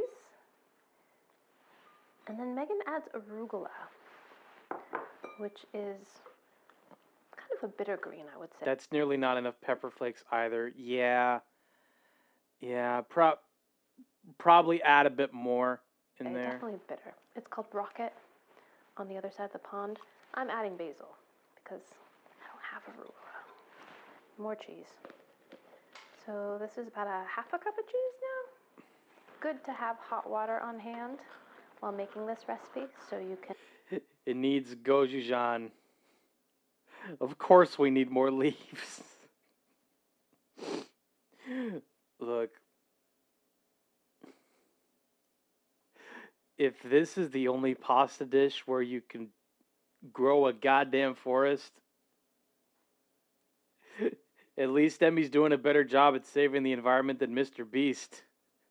I guess. Gochujang or Korean pepper paste. Oh, that's what it is. Okay. That's good to know. That's good to know. And adjust the sauciness as you go along. See how the sauce... There's too much fucking water in there. Right, what are you doing? Good. Twist it. Some of our chard and kale. Do a what twist. Do you think? Alrighty, my lovelies, let's give the one skillet pasta a taste. Hold on. Looks pretty good to me. I mean, food on the Titanic was less watery. I don't know.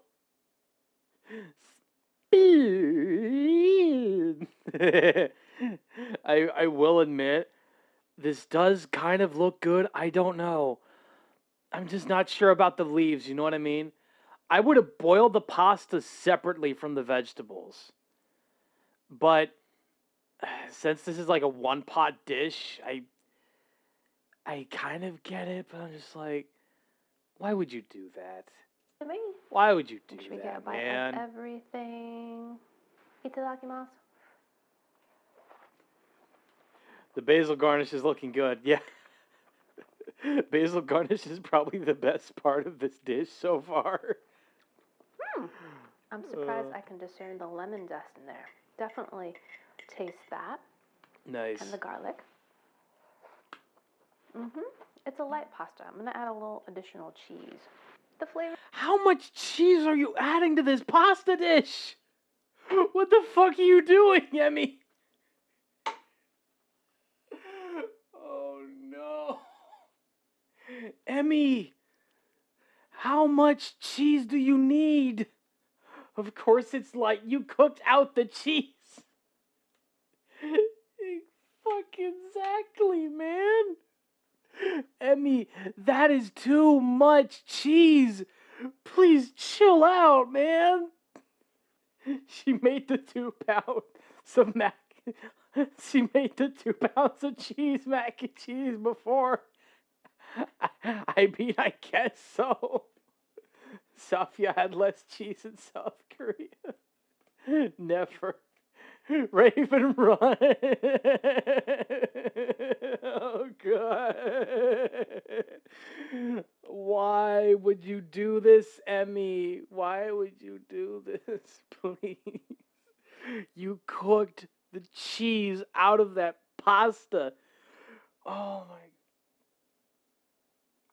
No. No, Emmy. You're so precious, Emmy. You're practically a treasure. You're a treasure on this stream, okay? But I'm disappointed. I bet it's still bland. Yeah, it probably is, honestly. Girl, she cannot cook. Look, I'm going to give Emmy a little bit of grace and say that her... Peggy, I'm going to return the tank. Okay, see, thank you so much for the lurk. We'll be here when you get back. Look, chat, let me give Emmy a little bit of grace. Her MRE videos actually aren't that bad. They're pretty entertaining. If you're wanting to learn more about individual MREs from different countries and you know what they look like and how they taste and whatnot, but she's just following the recipe as she can. Yeah, probably. I'm certain she is. That's what worries me. I mean, again, so Salt and Pepper has left the chat. Indeed it has. Oh, God. Emmy, you poor sweet girl. Please, don't do this again. I understand you're probably just following the recipe, but, like, come on. No. Don't do this. Please. So if there is anyone to blame the Duchess. That was in this dish, just the cheese used. Plain noodles. Eating like Abed Nadir.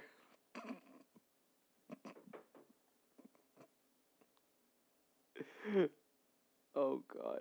Anyway. Flavors are simple. Definitely taste the garlic and the lemon zest. I think the amount of garlic was good. 3 cloves. I think maybe I needed more tomatoes. Covered the entire bottom of my tomatoes. Maybe I should have used all of them, just so it has a little bit more of a tomatoey. The tomato is not the problem. The tomato is not the problem. I would have cooked the noodles separately. The noodles I would have boiled separately. The tomatoes and the leaves. The fuck? Yeah. Honestly. Why? Why, Emmy? Why? You were on such a hot streak. Like, she was cooking a British dish based on the former Duchess of Sussex. You know what? That reaction is warranted. That is warranted. Flavor, but it's not a bad pasta. The cheese adds a nice little kind of funky saltiness to it. Not too salty. In fact, I think I should add a little bit more salt to this. I have to say. British dish. Now I know why it's bland. Yep. Pretty much. The noodles are perfectly cooked. They've got an al dente bite to them, meaning they're firm, but they're not hard. Right. It's not squishy at all, not at all overcooked. What do I think of the vegetables? Let me try the vegetables. The vegetables are nice. I quite like chard. If you've never had chard before, it's similar in flavor to spinach, a very benign flavor. not too bitter. If you wanted charred, more salt, ma'am? No, this doesn't need more salt. This needs a. Just throw the whole bag of cheese in it. Why don't you? Charred? The fuck you mean? You boiled it.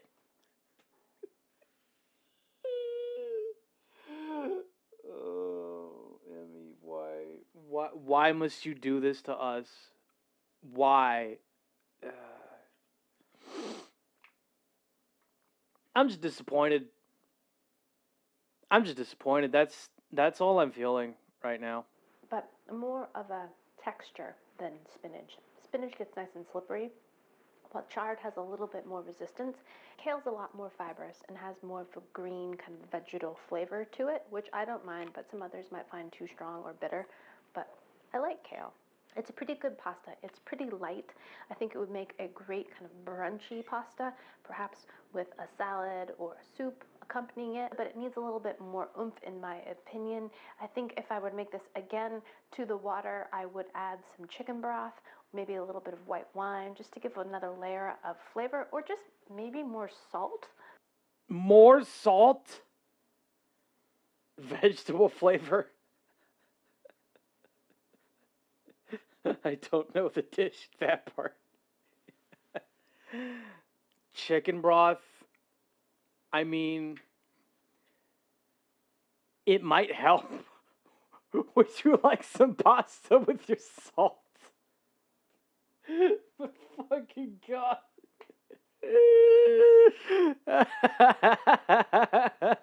Oh, God. Oh, my God. Ma'am, you described a French version of your dish, which has more flavor.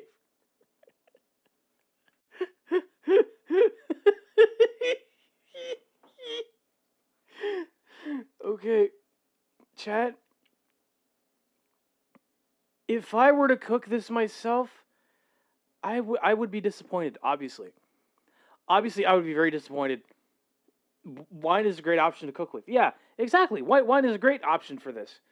But, chat, boil the pasta separate from your vegetables. Okay? Like, if you want to char your kale or your other greens, you don't put them in the same pot. You put them in a pan. You grill it that way. That's how you get the char. You don't boil everything together. That's not.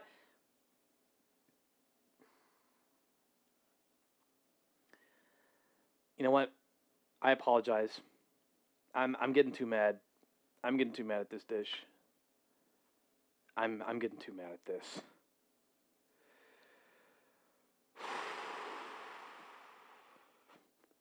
No Didi is saving this dish, yeah. I don't think so. To the cooking water. But that makes sense, because usually when I make pasta, I salt the pasta water pretty aggressively. And not even Kay can see us now. Honestly, see, the funny thing is, Kay would find a way to make the dish even worse than it is now. I already know it. Kay isn't even going to boil the damn pasta. She's just going to grill it. Somehow that's going to end up worse than this. Look, Mortal, it's okay. We all love food here. Not even my great-grandma can save us now. I know. I love food too, man. Kay knows how to get a char. Yeah, my point exactly. My fucking point exactly. Kay would char the fuck out of those noodles and not even boil them. Oh, God. I think not even Salt Bae can help this one. You know what's funny? You know what's funny, Drake? There's a channel out there. What's it called? Oh, Gouda? I don't remember what the name of it is, but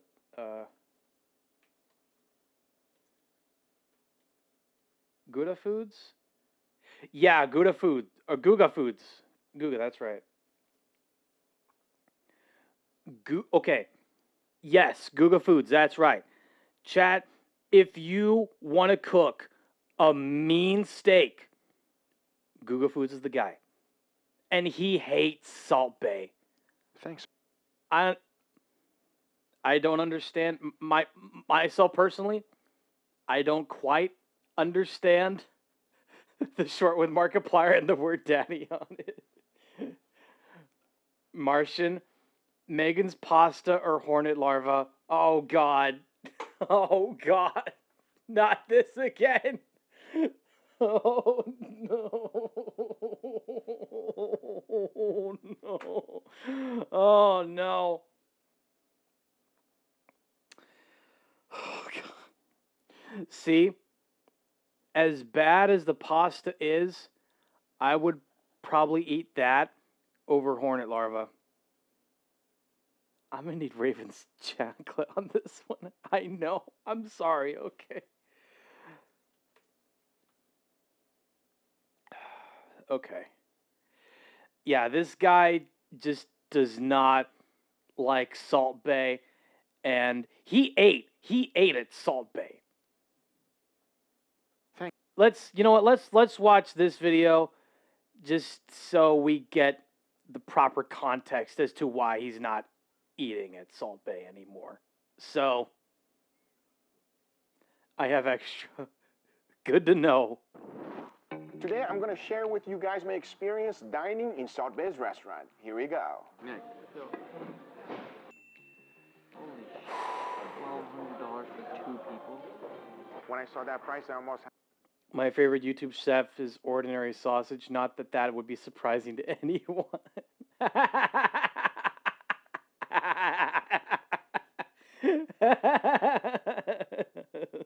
Ordinary Sausage.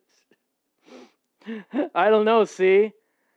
I think you're more of a fan of Extraordinary Sausage. Maybe that's... I'm sorry. I couldn't resist. I couldn't resist that joke. Hello, Dean, and welcome to stream. I hope you're doing well. Bro, you missed out on so much. I can't even go over it all in detail. True. Yep. You know what, Amy? The tactical one, too. This one goes to Mortal. Oh, God damn it. Had a heart attack. There are 4 of us sitting right here. If we get the gold-covered rib cap for 4, it is $1,750. Gold-covered steak? If we get the gold-covered rib cap for 4, it is $1,700? No. Fuck no. Oh, no. Chat. Well, damn. I'm done for. Get over here. Ah, fuck. Yeah, it seems I got the tactical chancla for that one. Look, chat, the Joker's right there. I couldn't resist, all right? That's on me. You brought this on yourself. I know. Gold foil in food is for stupid people. I'm not even sorry. Literally fish brain wanting to eat the shiny. So pasta or this frankly gross looking steak. You know what, Kibo? Oh, God. Oh, what's going on with my voice? Okay. Kibo, I would probably eat the pasta over this steak because it doesn't even look cooked. It really doesn't even look cooked. Like $1,000 for this? Hi, you. Thank you so much for the resubscription. You've been subbed for 2 months. Hi, you. You have no idea how much your support means to me. Like, thank you so much. From the bottom of my heart, thank you. Thank you so much. It means a lot, okay? Your support, no matter how little, no matter how small, it means so much. We love you too, Hayu. We love you too. Okay, I need to catch up with chat here. Also, holy shit, $1,000 for that? Yeah. Honestly, I would get Luster Dust, but for D&D reasons. Fair enough. Look somehow raw and dry. Yeah, that's exactly what I was thinking. Like, why does this look so fucking dry? C Sharp, thank you so much for the subscription. Tier 1, we got a hype train going. 25% of the way to completing my goal. Whoa. And we're at level 1. Hype train, let's fucking go, man. No sound. I don't know what's going on with that. Hang on. Yeah, there's some stuff I need to fix here, clearly. I have not. Oh, right, Twitch Mobile is broken. No, it's me. Honestly, it's completely me, man. Video assets. Okay. Well, it's not even the right one I wanted, but, you know, I'm not mad at it. Subscribed. Okay, here we go. Here we go. This is what I was looking for. And there we go. Save. Play it for you guys now. Shut up and take my money. Oh, wait, hang on. I need to... Hang on. User. Shut up and take my money. There you go. And then we do it again.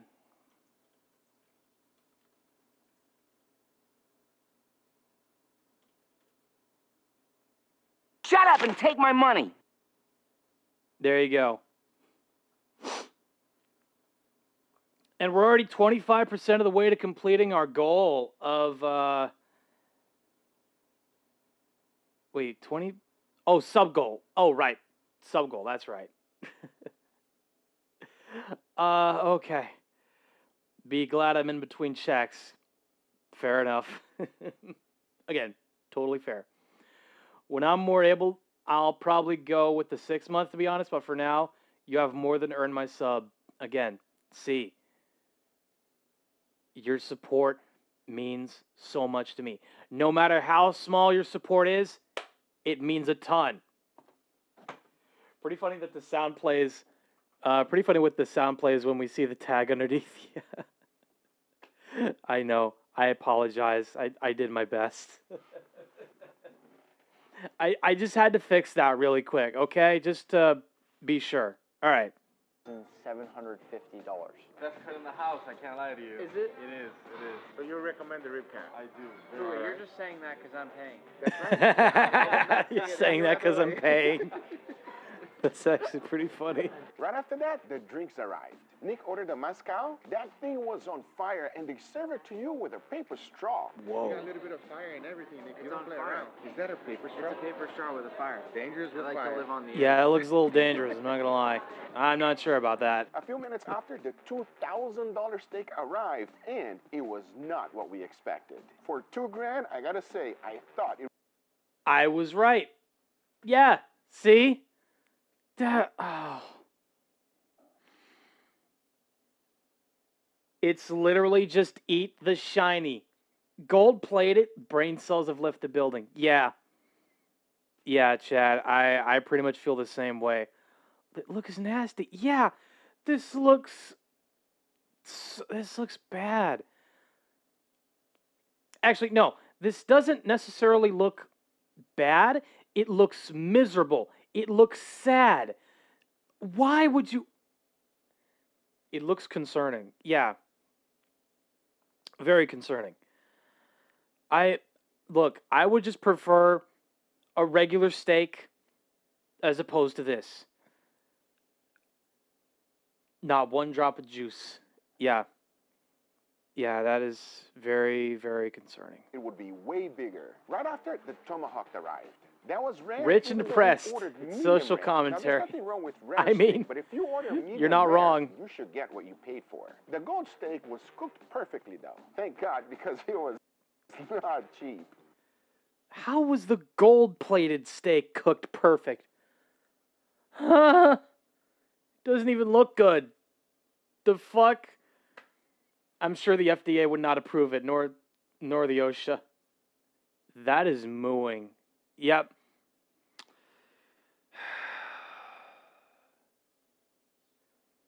He might have ordered it rare. Probably, yeah. To be fair.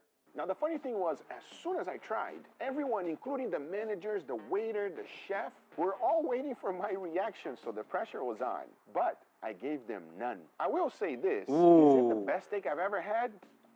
Now, overall, here's what I thought about Salt Bay's restaurant. Is the restaurant beautiful? Yes, it is. Was the service good? No, it's actually amazing. One of the nicest and friendliest servers I've ever met.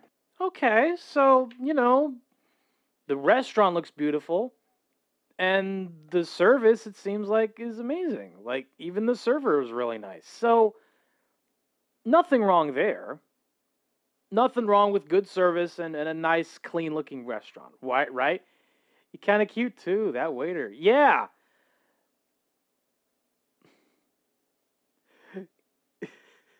Down, Drake.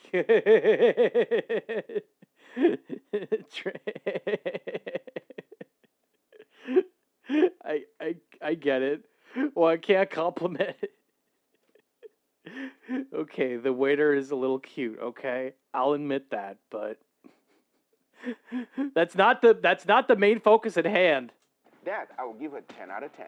Now, the biggest question is, was this worth it? Well, instead of talking about it, let me show you. It's my turn. And these are the steaks I'm going to be using for today's cook.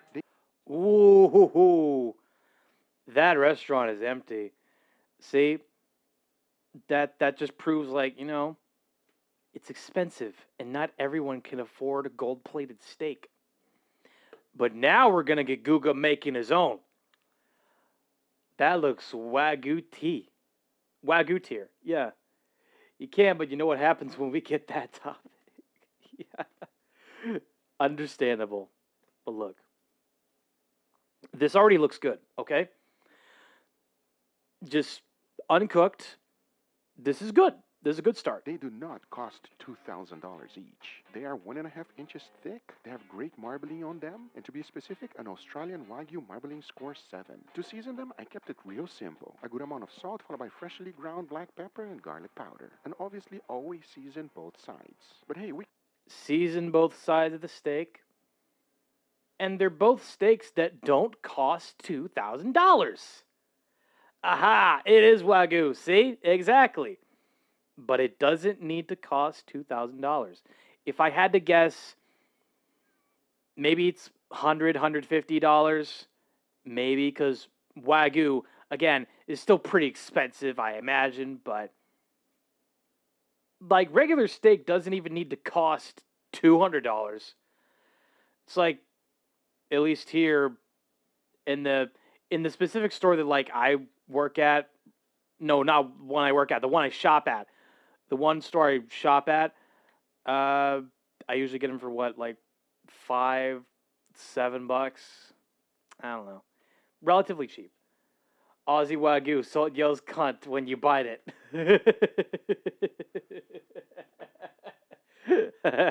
God damn it. I cannot just eat steaks by itself. We gotta have a side dish. And I'm making one that looks extremely expensive. Take a look.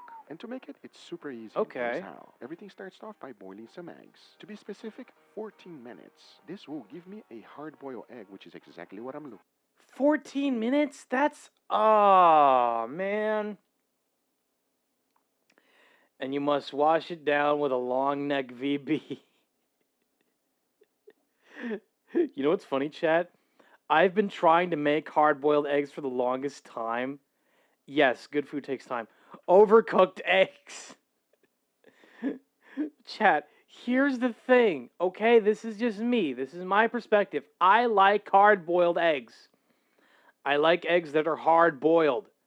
All right? Because they prove to be as tough as a cop in an 80s movie. And have this very deep and gravelly voice, like, I'm too old for this shit. I like my yolks gray. How do you manage to overcook it? I do prefer solid yolks as well, though. You like them hard?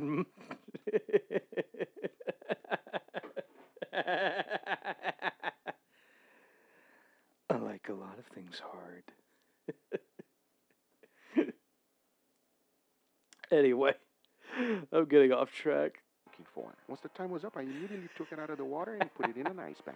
However, Yes. first we gotta separate the egg whites from the yolk. Okay. There's a hard way to That's do fair. it and an easy one. If you use a spoon, it's just a nightmare. The best way is to Oh. squeeze it and pull it out just like this. As you can Oh, you gotta squeeze the egg to get the yolk out. That's fair. That's fair.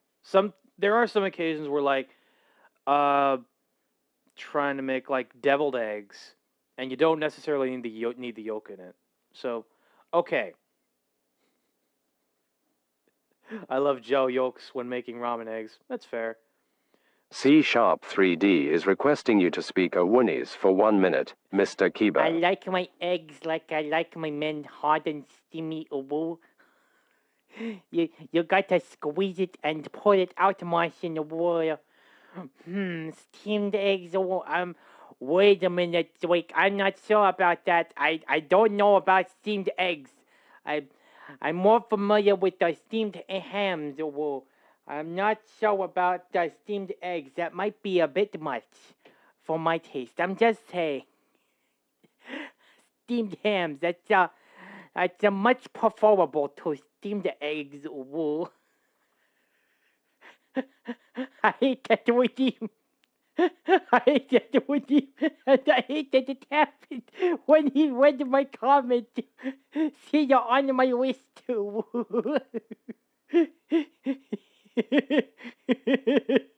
He was about to say the really rude ones. He was about to say the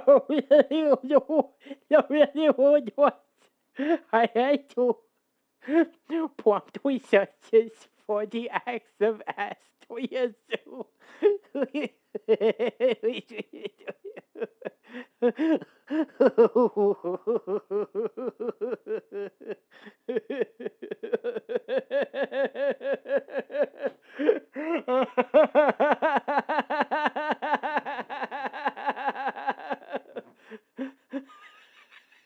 Oh my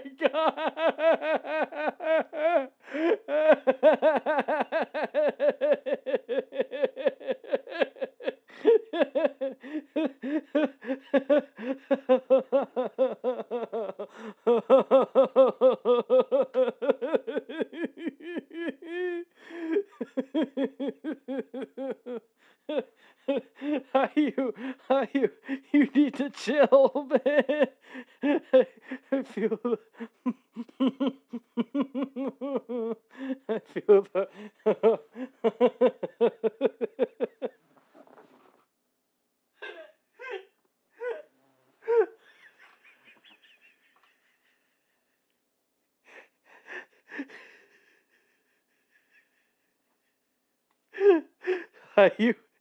if I say what you posted in chat in that uwu voice, you need to clip it. If I read the message that you said in chat in that voice, you need to clip it. Do we have a deal? Do we have a deal?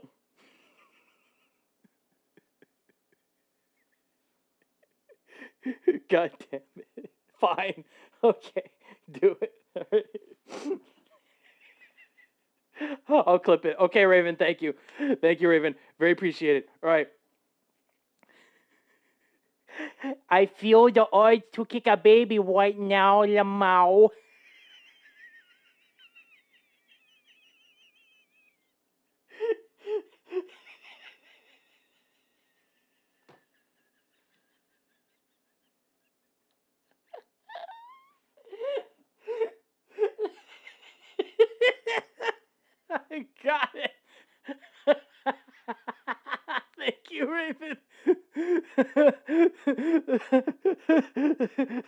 Thank you, Raven. Not the llama.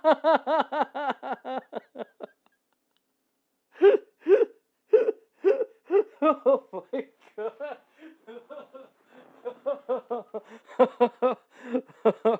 Okay, I need to catch up with chat.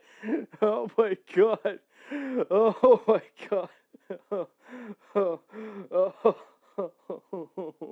my god. Oh. Oh. Oh. You're all very welcome. Why are my friends adorable dorks? I'm gonna make you sing BF after this, see? Yeah, say that in that voice, I dare you. Oh. Oh. Walks back with said axe, huh? Oh, God. Oh, my cheeks hurt. Oh, my cheeks hurt. Oh, shit. You know what? I need water. I need water. My throat hurts. My throat hurts from that.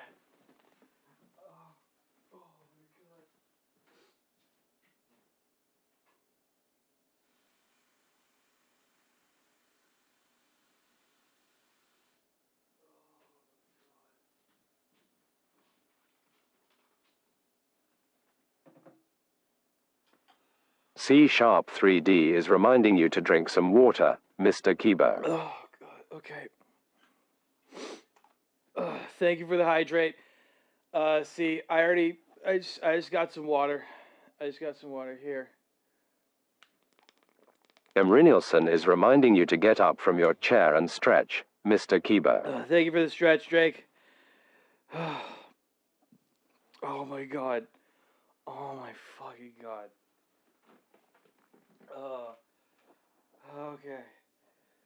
Up. Just like that. And then down low.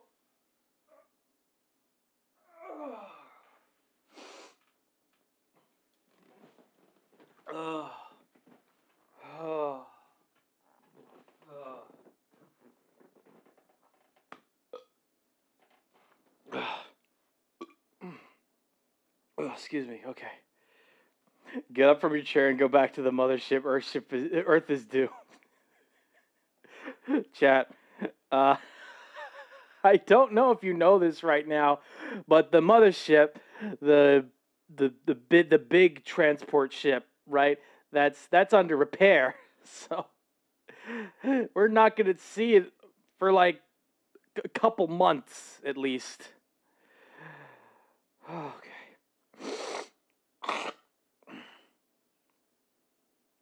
Oh my god. Oh, that was amazing. All right. Let's continue. You can see in the end, it is super easy to separate. Now to make the filling. Into a food processor, I threw in all of the egg yolks. Oh, okay. So that's what the egg yolks are for. Got it. Followed by mayo, sour cream, Dijon mustard, a little bit of sriracha. Okay. The hard-boiled egg yolks, the mayo, Dijon mustard, sriracha. I already got like 2 different kinds of sriracha in my fridge, so I'm good there. I just need the mayo and more eggs. I need to get more eggs somehow. Sriracha. Apparently, yeah. And finished it off with salt, followed by freshly ground black pepper. Salt and pepper as well. Okay. That's Cover fair. everything up and blend everything together. For presentation purposes, I'm putting it in a piping bag. Now the next step is to get the egg whites fully breaded. Wait, which? Purposes, I'm putting it in a piping bag. A piping bag? Oh yeah, like with the, like when you. Oh god, like when you're squeezing out oh god, not cake filling, but like frosting, cake frosting. Yeah, squeezing out cake frosting out of the bag. Got it. But I might know a few people that need a piping. Yeah, I know a few people that might need piping.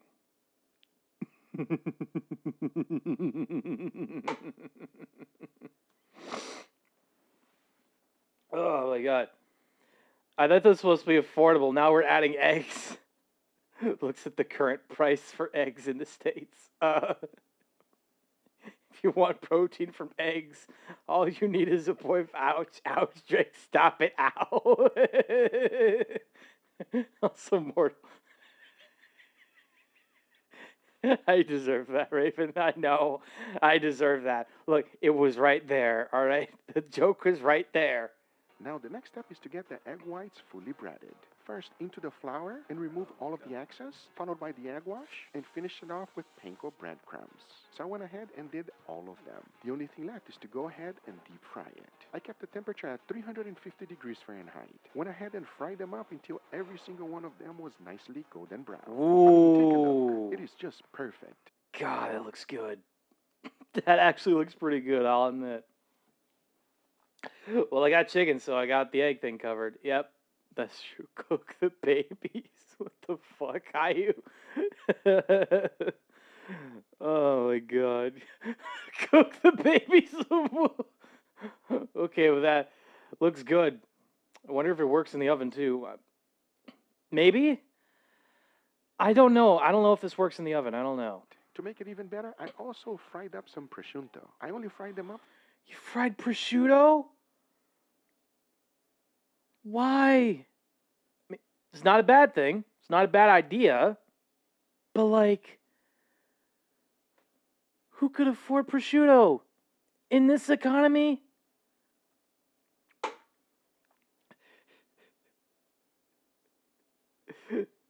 That looks good. Let the man cook. It needed to be crunchy. Don't drag me into this. For about 30 seconds. The only thing left now is to put it all together. So first, I added the filling into the eggs, followed by...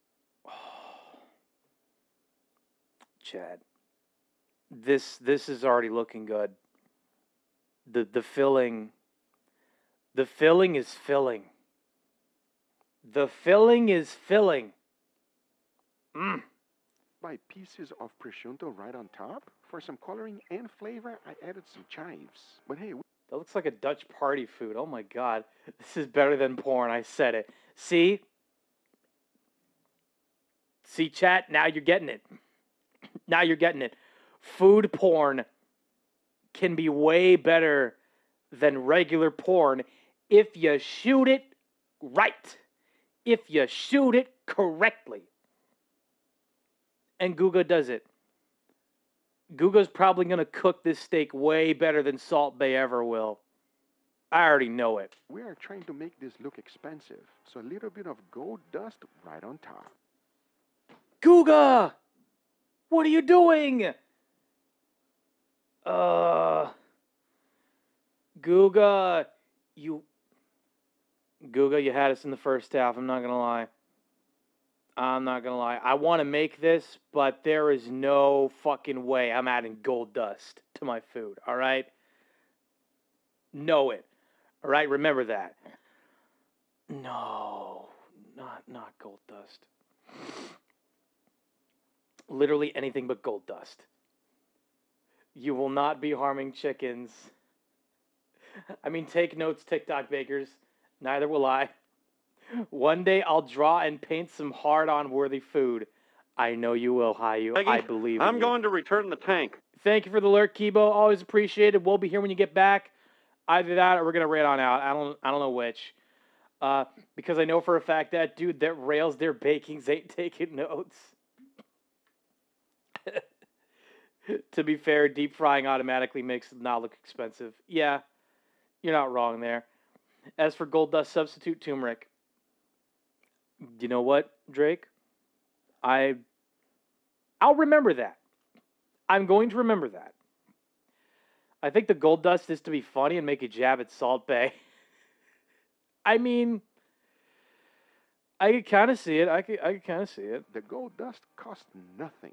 Adding this much is less than a penny. But hey, in the end, I was left with this. The most beautiful and elegant side dish I've made so far. The big question is, does it... But goddamn.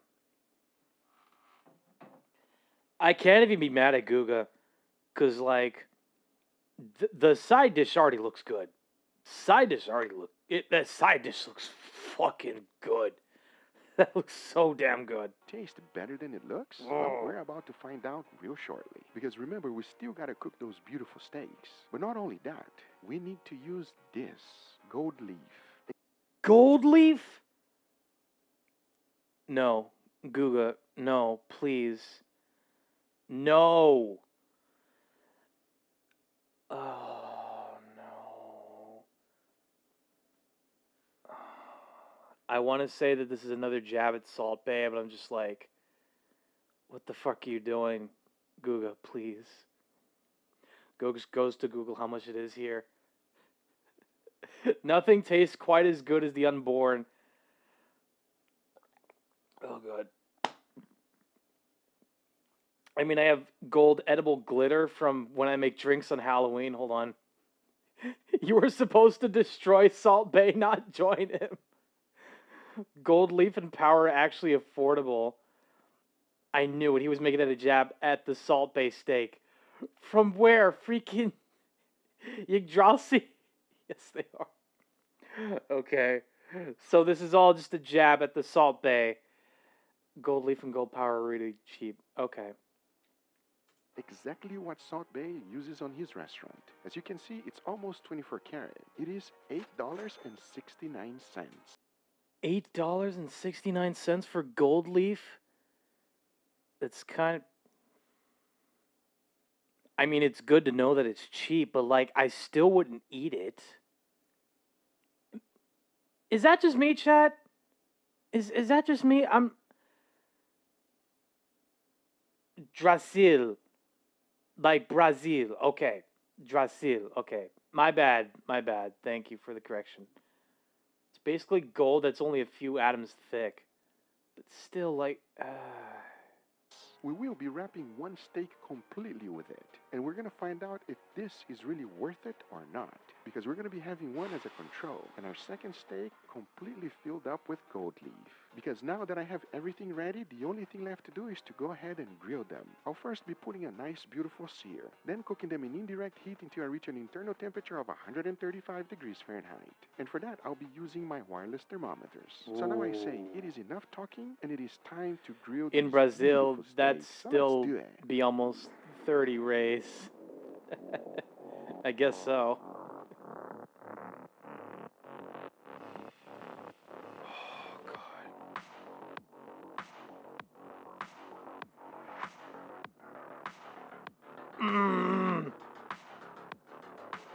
Chat, that's a lot. Chat, question. Imagine paying $30 for gold leaf. Yeah, I don't think I would want to. I'm so sad stream's gonna be over soon. I know it's gonna be over soon. See, I'm sorry. They better pay my bills. Oh gosh. I'll tell you what, chat. We'll raid on out after we finish this video. Okay, how about that? I think that's fair. Oh shit, hang on. Kibo's not here to do the ad break. Chat, we'll be right back after these messages. Don't go away. Please. Please don't go away. I'm losing my voice. Ah.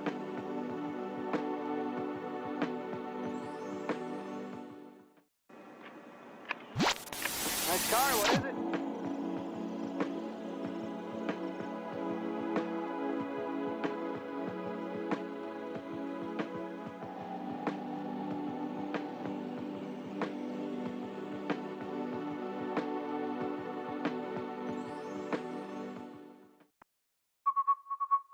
When you're looking for local quality tradesmen, it's important to find the right one.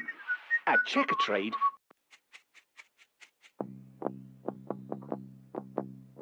at Homebase, you could breathe new life into your kitchen with a third off selected wall and floor tiles.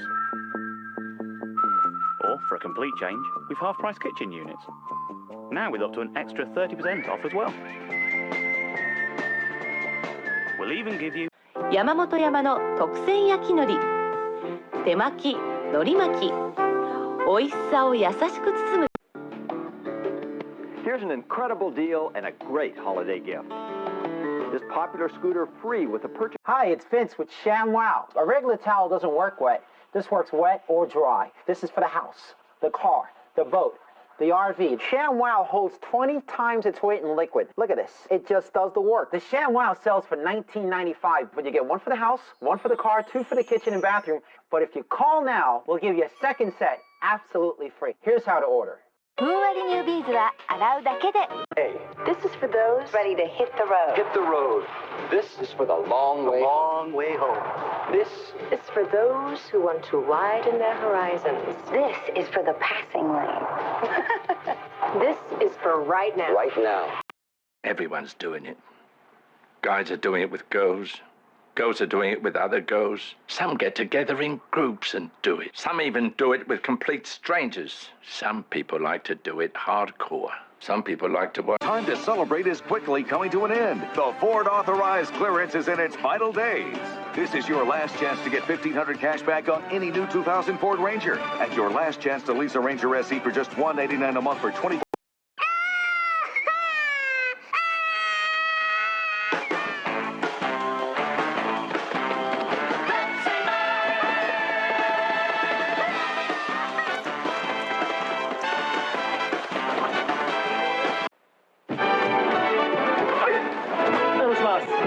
Kuroneko Yamatoの引っ越しはあなたの暮らしをそのまんまそのまんまそのまんまそのまんま運びます。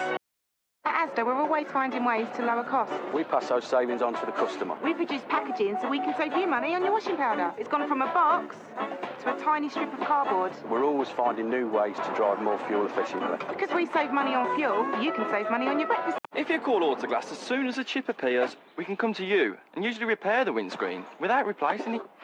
We inject our special resin, and in just 30 minutes, the result is almost invisible, and the windscreen's strong again. And not only that, if you fully comp,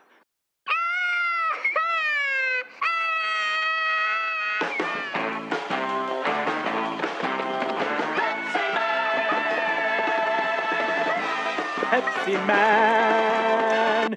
Thank you very much. Whoops, there we go. Thank you very much. Welcome back from the ads chat.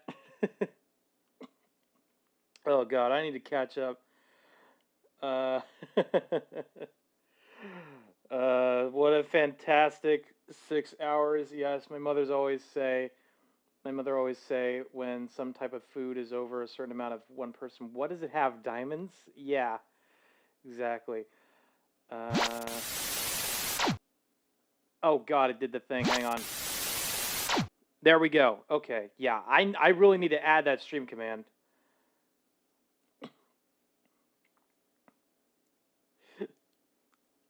Right? Wait, ads are skipping each other. Also, ShamWow. For the people who weren't here earlier, now you can understand some prices biased on the ingredients that will actually have a reason for the cost. Yep. Best example is the white Alba truffle. Truffle is so expensive. Yeah, it really fucking is, man. Like, damn. Okay, we'll finish off the video. And then you know what? We're gonna raid the Cab 47 attacks. We're gonna raid the Cab because he's streaming at the moment.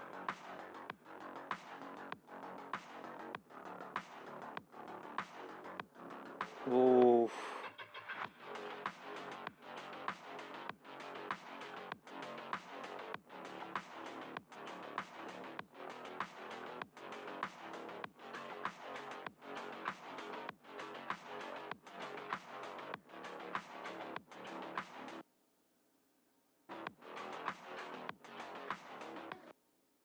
Ooh. Good thing I ate, but this is Food Wars with the anime all over again. You know what, Drake? You're not wrong. You're not totally wrong. But, okay. Chat. The gold leaf aside, would you prefer Guga's steak or salt-based steak? Now I'm curious. Me personally, just like seeing how the steak is being cooked over a grill, and the fact that it's covered in gold leaf afterwards. Hell, like even without the gold leaf, I would probably eat Guga's steak. I'd probably eat Guga's steak over salt base. Gugas, but I think I'll try well done first. Yeah, no, that's fair. That's totally fair.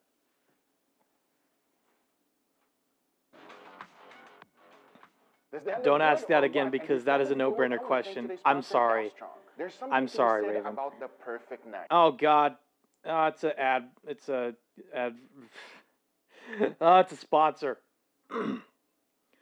Gugas looks juicier, though I prefer mine medium rather than rare. I also just don't really like red meat. Again, see, totally fair. I never had steak the American way before. You never had steak the American way before, Drake? You never had steak with a gun?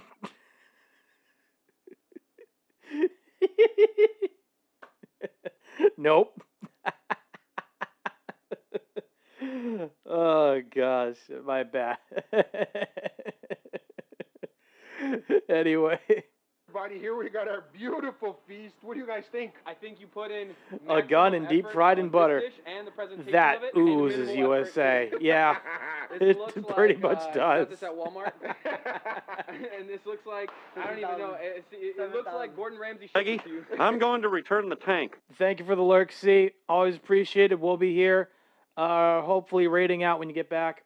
And I will go with Gugas, and I like mine on the medium rare to rare. Again, totally fair. Totally fair.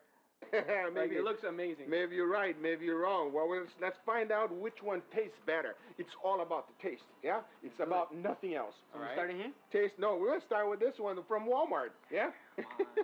All right, and then, did you guys see the salad dish? It looks so good. God, the side dish looks good. I want to frame it and put it in my house. Big shout out to Sonny. That dude can cook. This is quite incredible. And I'm waiting for you here, Sonny, so we can make a video together. So amazing, all right, enough talking. Are you guys ready? I'm very ready. All right, let's go right here. Please, dig in, Leo. Walmart steaks it is. Oh, Walmart, yes. Now, we got a very simple presentation here. Doesn't look like Walmart when you look at it close. You know, it doesn't look like Walmart. I was going to say, this Walmart steak pretty damn tender.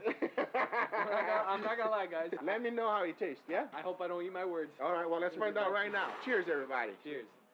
Don't get naked, please. Oh. Don't worry, Drake. This is not that kind of channel, all right? No need to worry about that. Control Wagyu. Steak is real good, everybody. That's not Walmart. That is not Walmart at all. What do you guys think? 10 out of 10 would recommend. I completely regret calling. I know the food look bussin', but don't burst off your clothes in pure joy. I want Guka's meat in my... God damn it.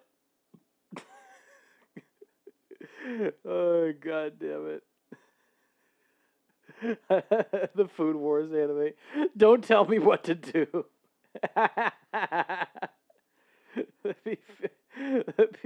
Calling this steak a Walmart steak, you better. I mean, there's going to be real pissed at you. Oh, no. Oh, no. It is fair to say that never judge a book by its cover. You guys agree? Couldn't agree more. This one is my bad. So that was really fantastic. Now we're going to go to this steak right here. All right. Let's do this. Oh, you want to do the side dish? Yeah, do the side dish. Oh, in the middle. Yeah, side dish. The jewel. Grab the jewel. Can you guys tell what this is? It looks like a baked potato almost. It's not. Trust me. Grab it. I zoned out for a sec. A little bit of gold on top. Yeah, it does. It's okay. You got to put the gold, everybody. Today is a fancy day. That's all I can say about that. That's exactly what I was going to say. Today is a fancy day. The wonderful thing about that gold is only cost me $5. Welcome back to so 8th. That's good. Some cheap gold. Yes, that's right. Yeah. Welcome back to 8th.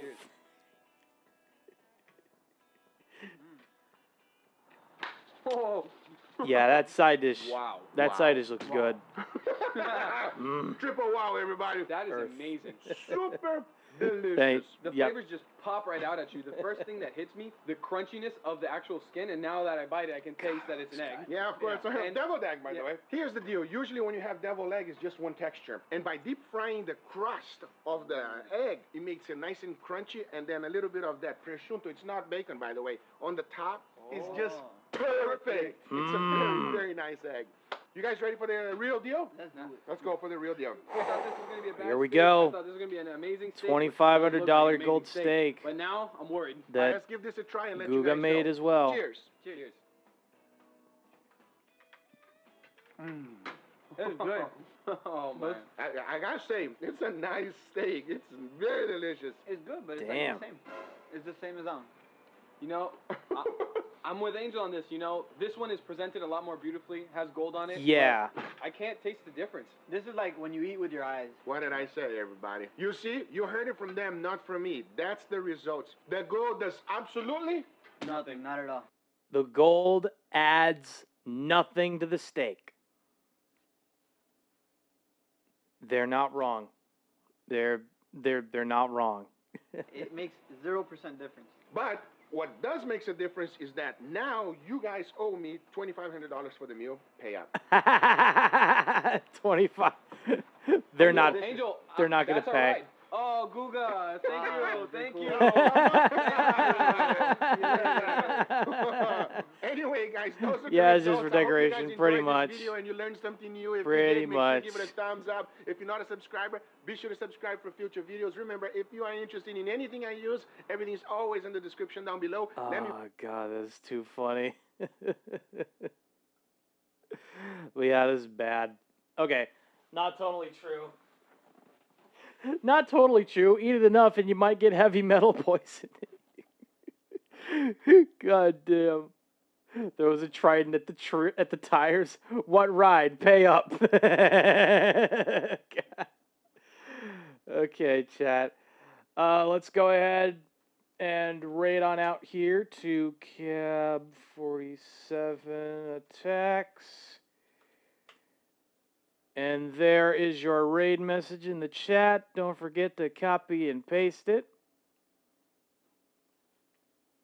A badass way to go, to be fair.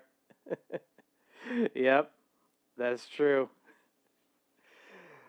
Oh, gosh, this was such a fun stream. And honestly, I've never laughed so much during this entire stream. I never laughed at so many videos before. All of this, you know. Oh, man. Chat, feel free to just watch the clips done by C Sharp in chat.